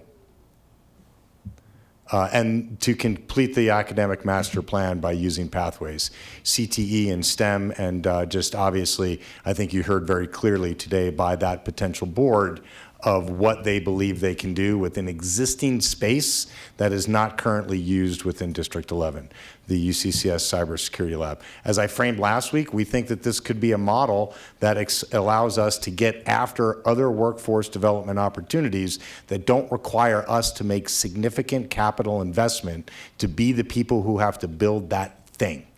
And so that thing in this case happens to be technology through cyber and space and information management. And I would just ask if the board needs to go down to that space, I'd be happy to set up a tour in the next 2 weeks if you haven't seen that facility firsthand, to realize that that's just not something we're ever going to deliver within the four walls of a comprehensive high school. And then I'll pause there for questions. Okay. So you've heard the report, looked at the application, the questions that came to the superintendent, we got an email on that follow-up. Comments, thoughts, questions on what is on the table at this time? Director Nelson. I am good with voting on this in 2 weeks. I would just like to understand on the application where it says if existing schools within the District 11 system wish to join the CSST Innovation Zone, they may apply to the Board of Directors of District 11 as well as the Governing Board of CSST. So can you help me understand why their board would be a part of the approval process for another school to join? And I'm just thinking, like, if we wanted to now, and in a few years, create a medical, option, why their board would help vote on whether a school was accepted into the innovation zone. Yeah, I'm not sure if that was meant to talk specifically if students want to be able to get to the school, but we would not give authority to the CSST board to override the existing innovation laws for existing schools. New schools have different laws on how it is that they can grow. An existing school, as the district has had several innovation schools, Mitchell and North as well, have different conditions for how it is that they enter that space. So if that needs to be corrected, we'll take that on and work to make sure that's corrected. There is no intent for CSST to have authority outside of the existing board, CSST's authority. Great, thank you. Director Ott. Thank you. Certainly there's some great ideas here, and I will reiterate that I think this could be done with appropriate partnership within one of our own schools. I appreciate the comments we had today, both in favor and with concerns. Yes, many questions were asked and most questions were answered. I feel like there were many that were not. When I asked about the budget, a budget was shared, it's posted online, but it's expenses only. So where is the money coming from? How much of it is the grant? How much of it is, I assume, mill levy override dollars, because they're operating as a D11 school. But I'd like to see that part of it as well. It does not list any special education funding, although it does list GT, and no counseling. Those are some concerns I would have. The young man who spoke to diversity, I think that is another concern for me. Yes, the entire board, it does not appear there's a great deal of diversity there. And when we are looking at enrolling students, the question about how will they be enrolled, and it's open enrollment, and if it starts to get full, then they'll talk about how else they might enroll. So to me, that a first come, first serve makes sense on the one hand, but it also means, without knowing that we do have guaranteed transportation from parts of the district, I have concerns about that, and making sure it's available to all of our students if we do decide for this. The other thing, really, we ask for, I think, a reasonable amount of understanding about what's being, when a charter school is being opened, and we want a good deal of information about that. And this is essentially like a charter school, but not. I understand innovation. But I don't think it has reached enough detail in my mind that I can even vote for it in 2 weeks. I feel like a greater plan is necessary. And I still have many questions. Like I said, some were answered, but what district services will be used, which might be duplicated. In the budget, I commented on that. No social workers, so no social workers, no counselors. Apparently not even counselors that would be advising students on their secondary education beyond, college and apprenticeships and things. Maybe they're coming to other schools. I don't know. And also going back, there's the concern mentioned, and I think it's valid. Teaching is a profession. Will teachers be certified? And if not, will they at least have to work toward a license? Will they have any teaching skills, child psychology, classroom management training? What requirements will they meet? I didn't think so. I guess I'll have to have somebody actually point it out. I'm just curious, that line of question didn't come to AcademyACL or Roosevelt for their renewals. You already mentioned that they are established schools. We know that they have specified highly qualified teachers, and I understand that people are saying that might be the case here too. But I am familiar with those schools and what they do, so I didn't have to ask that. So maybe somebody else did. But what do they do? What are their certifications, and I don't have them memorized. Right, but I think that's my point, is it goes to the alternative governance model, of which the state has laws that support that. One of the schools today on the list of accreditation with distinction is AcademyACL, and nobody is questioning the certification level of teachers there, nor did anybody question the certification levels of Thomas McLaren or of JICA, which are part of the portfolio. And a point was raised last week that we give college level credit by using higher ed instruction in dual and concurrent enrollment that also doesn't have to meet that level of certification. I think we seek to provide portfolio solutions that work for all families, and this is an extension of that. Okay, well, we'll just disagree on that, I guess. But I just want to be clear then, do you want to go back and change your vote on other schools that don't have certification requirements? No. Okay. I would like to know that these folks will, like the charter schools, my understanding is that all of our charter schools that we have authorized do require some work and professional development training to be working with students. And I'm not 100% convinced that that's the case here, because the question was not answered specifically to how I asked. But maybe, maybe we can go on that tour and find out. Thank you. I will resubmit some of the questions. Okay. Thank you. Thank you for the feedback that you are providing. But and I think Superintendent Gall addressed this in his comments too, when schools are starting from ground level up, and AcademyACL, when it started 8-10 years back, at that time, the same questions probably existed with them because they were starting as a new ground level school, and waivers were being asked of all charter schools. And my understanding is that innovation schools provide some of the flexibilities that charter schools get, while at the same time, we can use the district resources to support that school too. So some of the special education supports that you are talking about and ELL supports, I'm sure that is a work with the district and they can figure out those things.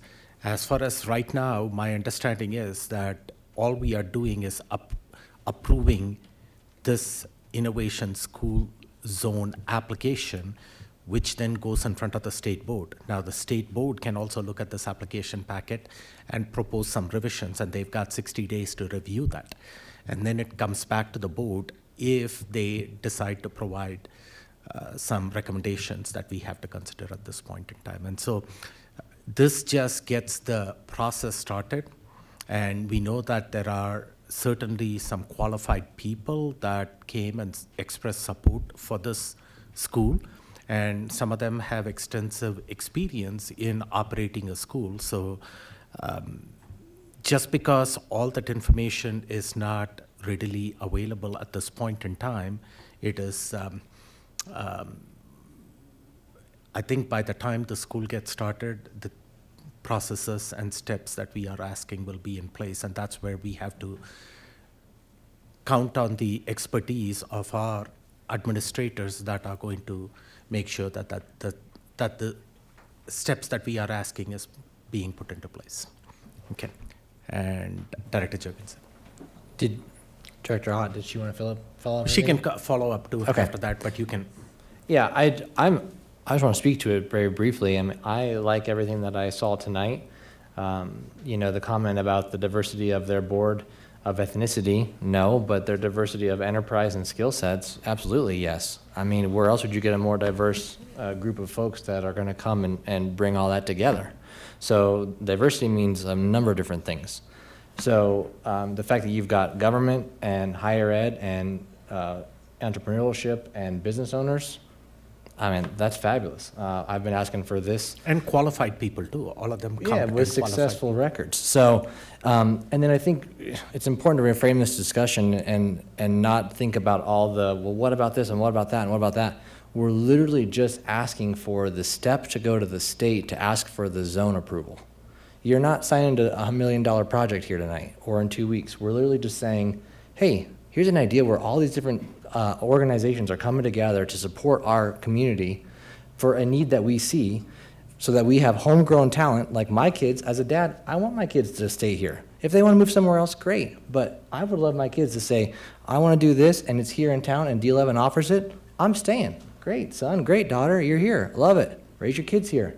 But the idea that we're having all these people move to Colorado and take these jobs of our own students who then have to move somewhere else, let's figure out this problem, and I think this is a step towards it. So, you know, plain and simple, you're not signing away the family farm here. We're just asking for us to move forward in the innovation zone, and I'm fully in support of it. Dr. Roth. Thank you. I was there for the AcademyACL application. I helped proofread it, so I know it was extensive. And yes, I haven't read it in a dozen years, 14 years, but it was considered at the time one of the best charter school applications this district had seen. And that gives me a suggestion, a thought, that it was extensive and addressed the questions. So I would just like to comment on that. And we have had concerns about this being, yes, like a charter, and in a charter, we would have a plan and a budget for 5 years, and we don't have that. So that is my observation. Thank you. Director Hafley. My question is, and this is just in general to anybody who wants to answer this, if it seems to me that if local businesses and universities are not only interested but wanting to invest in the students of District 11, why can't we just fill out the application and see where that goes? I mean, sorry, I don't mean to be snarky, but we're being asked to see where it goes on a school calendar. Why can't we see where an application goes, especially considering when we have local businesses and universities willing to invest into our students? That should be something that is actually looked at. Why aren't we investing then, if they are? Yeah. I don't see any further comments. Oh, okay, Director Bankus. Okay. One of the things that encourages me as we take this under advisement is almost a year ago at the Regional Science Fair, I was so impressed with the 3 kids from District 11 who had put forth their science projects. And I would love to tell you what the 2 most outstanding is. One was about a student who found bacteria that would encapsulate in our water system some potential hazard. I want to say antibiotics, but I really don't remember. And the other young lady, she put together a device, and she had a prototype there. She put together a device that would generate electricity from the wave action. And I gave her a reference to Woods, whatever it is on the East Coast. And I asked both of those, I asked the one about the biology one, and I asked her about the physics one, and both of them said, I said, how did you find the resources that you needed to create this? My dad or my mom is up at the university. And I'm thinking, normal kids, my kids would never have been able to pursue their scientific interest, their curiosity satisfied, because I didn't teach at the UCCS campus or any campus higher than public school. So this opportunity for our kids to be able to, and I was very impressed with the high school young man that came to speak to us.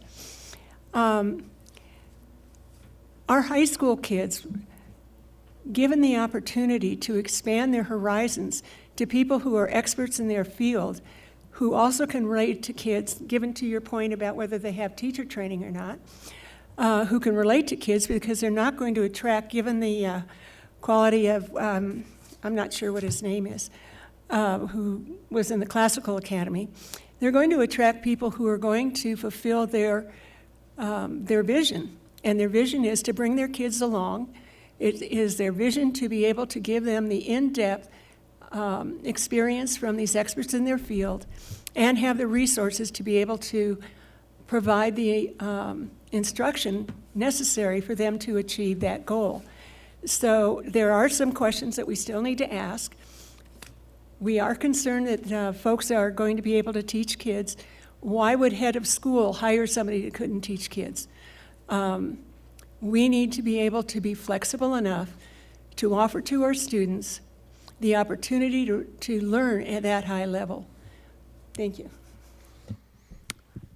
Okay, so a couple of questions to you, Superintendent Gall. The location, you will discuss that after it goes through the state. Yeah, we have started that evaluation based upon capacity committee and distance to that location of the cybersecurity lab. Okay.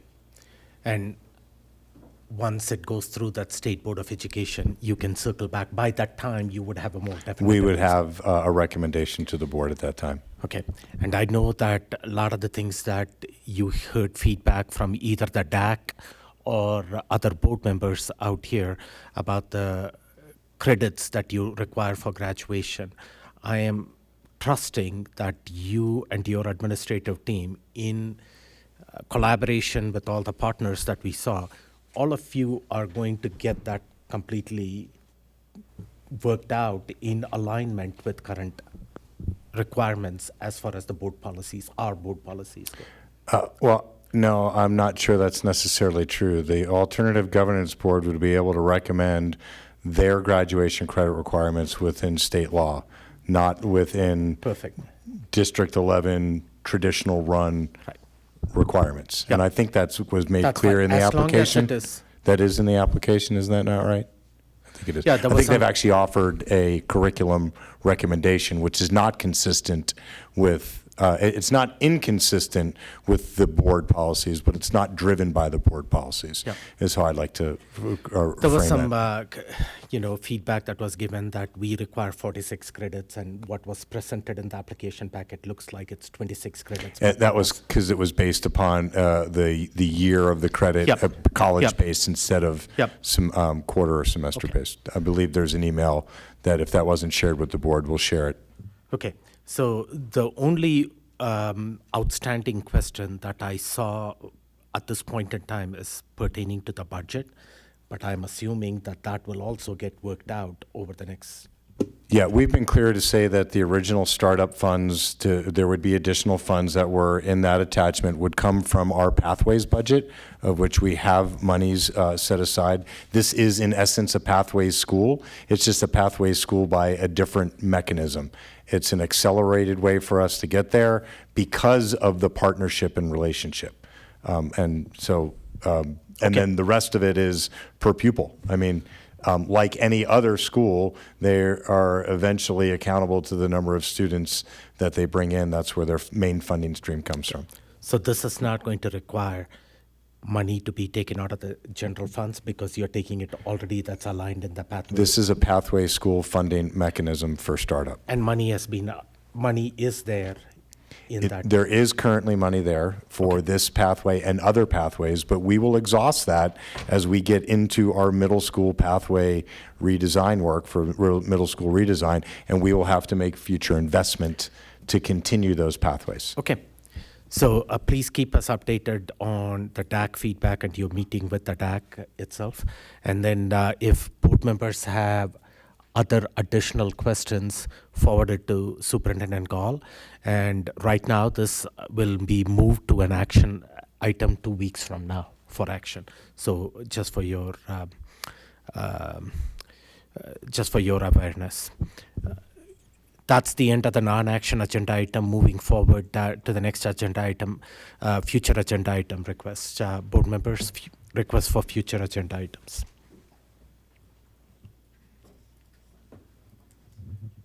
Director Nelson. I think we could use another board retreat very soon. What's that? I think we could use another board retreat very soon. Okay. So I would request. Is to get that something that the rest of the board feels there is a necessity at this point in time? I need 4 thumbs up. I can give more rationale if you want me to. So I see we spent an hour talking about a calendar, and I think we could probably get higher and be more efficient and just help us focus on where our lane is. And I think we could just somehow use some training, some coaching, to get us all on the same page, get aligned with like PD is where we're focused and what the superintendent is already working on, and just make sure we're all on the same page. I'm just seeing that we're not. Okay. So right now on the board agenda, like I told you, we are going to be dealing with a lot of executive sessions pertaining to negotiations. We talked about that already. We also have an evening committed for employee groups dinner. We also have a town hall meeting that's coming up in March. So we have potentially a lot of items on the board agenda over the next couple of months.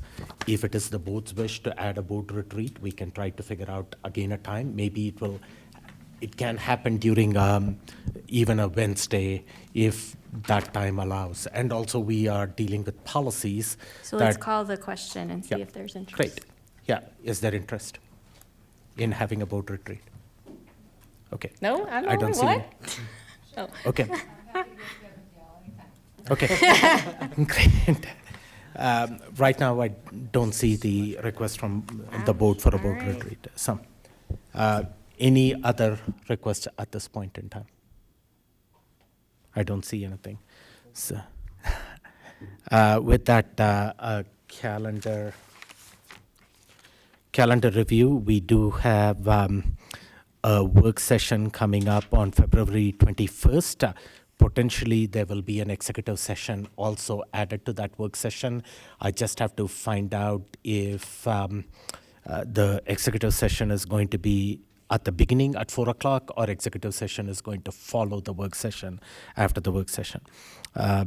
Monday, the February 26th would be the annual board employee group dinner. That's 3.5 hours that evening that's been scheduled.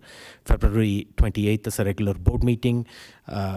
Potentially, we will have to always keep that time before the board meeting open, that there could be an executive session before then. Wednesday, March 6th is the work session, and Monday, March 11th is the board town hall. Those are the times in there. And the policy discussion will also be brought. I think the first policy discussion will happen at the March 6th work session.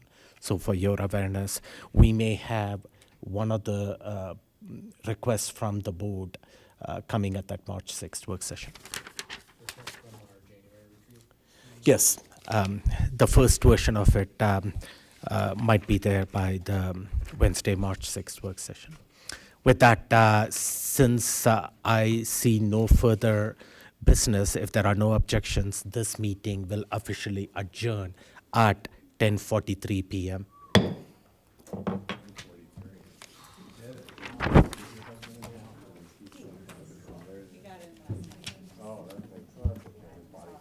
Oh,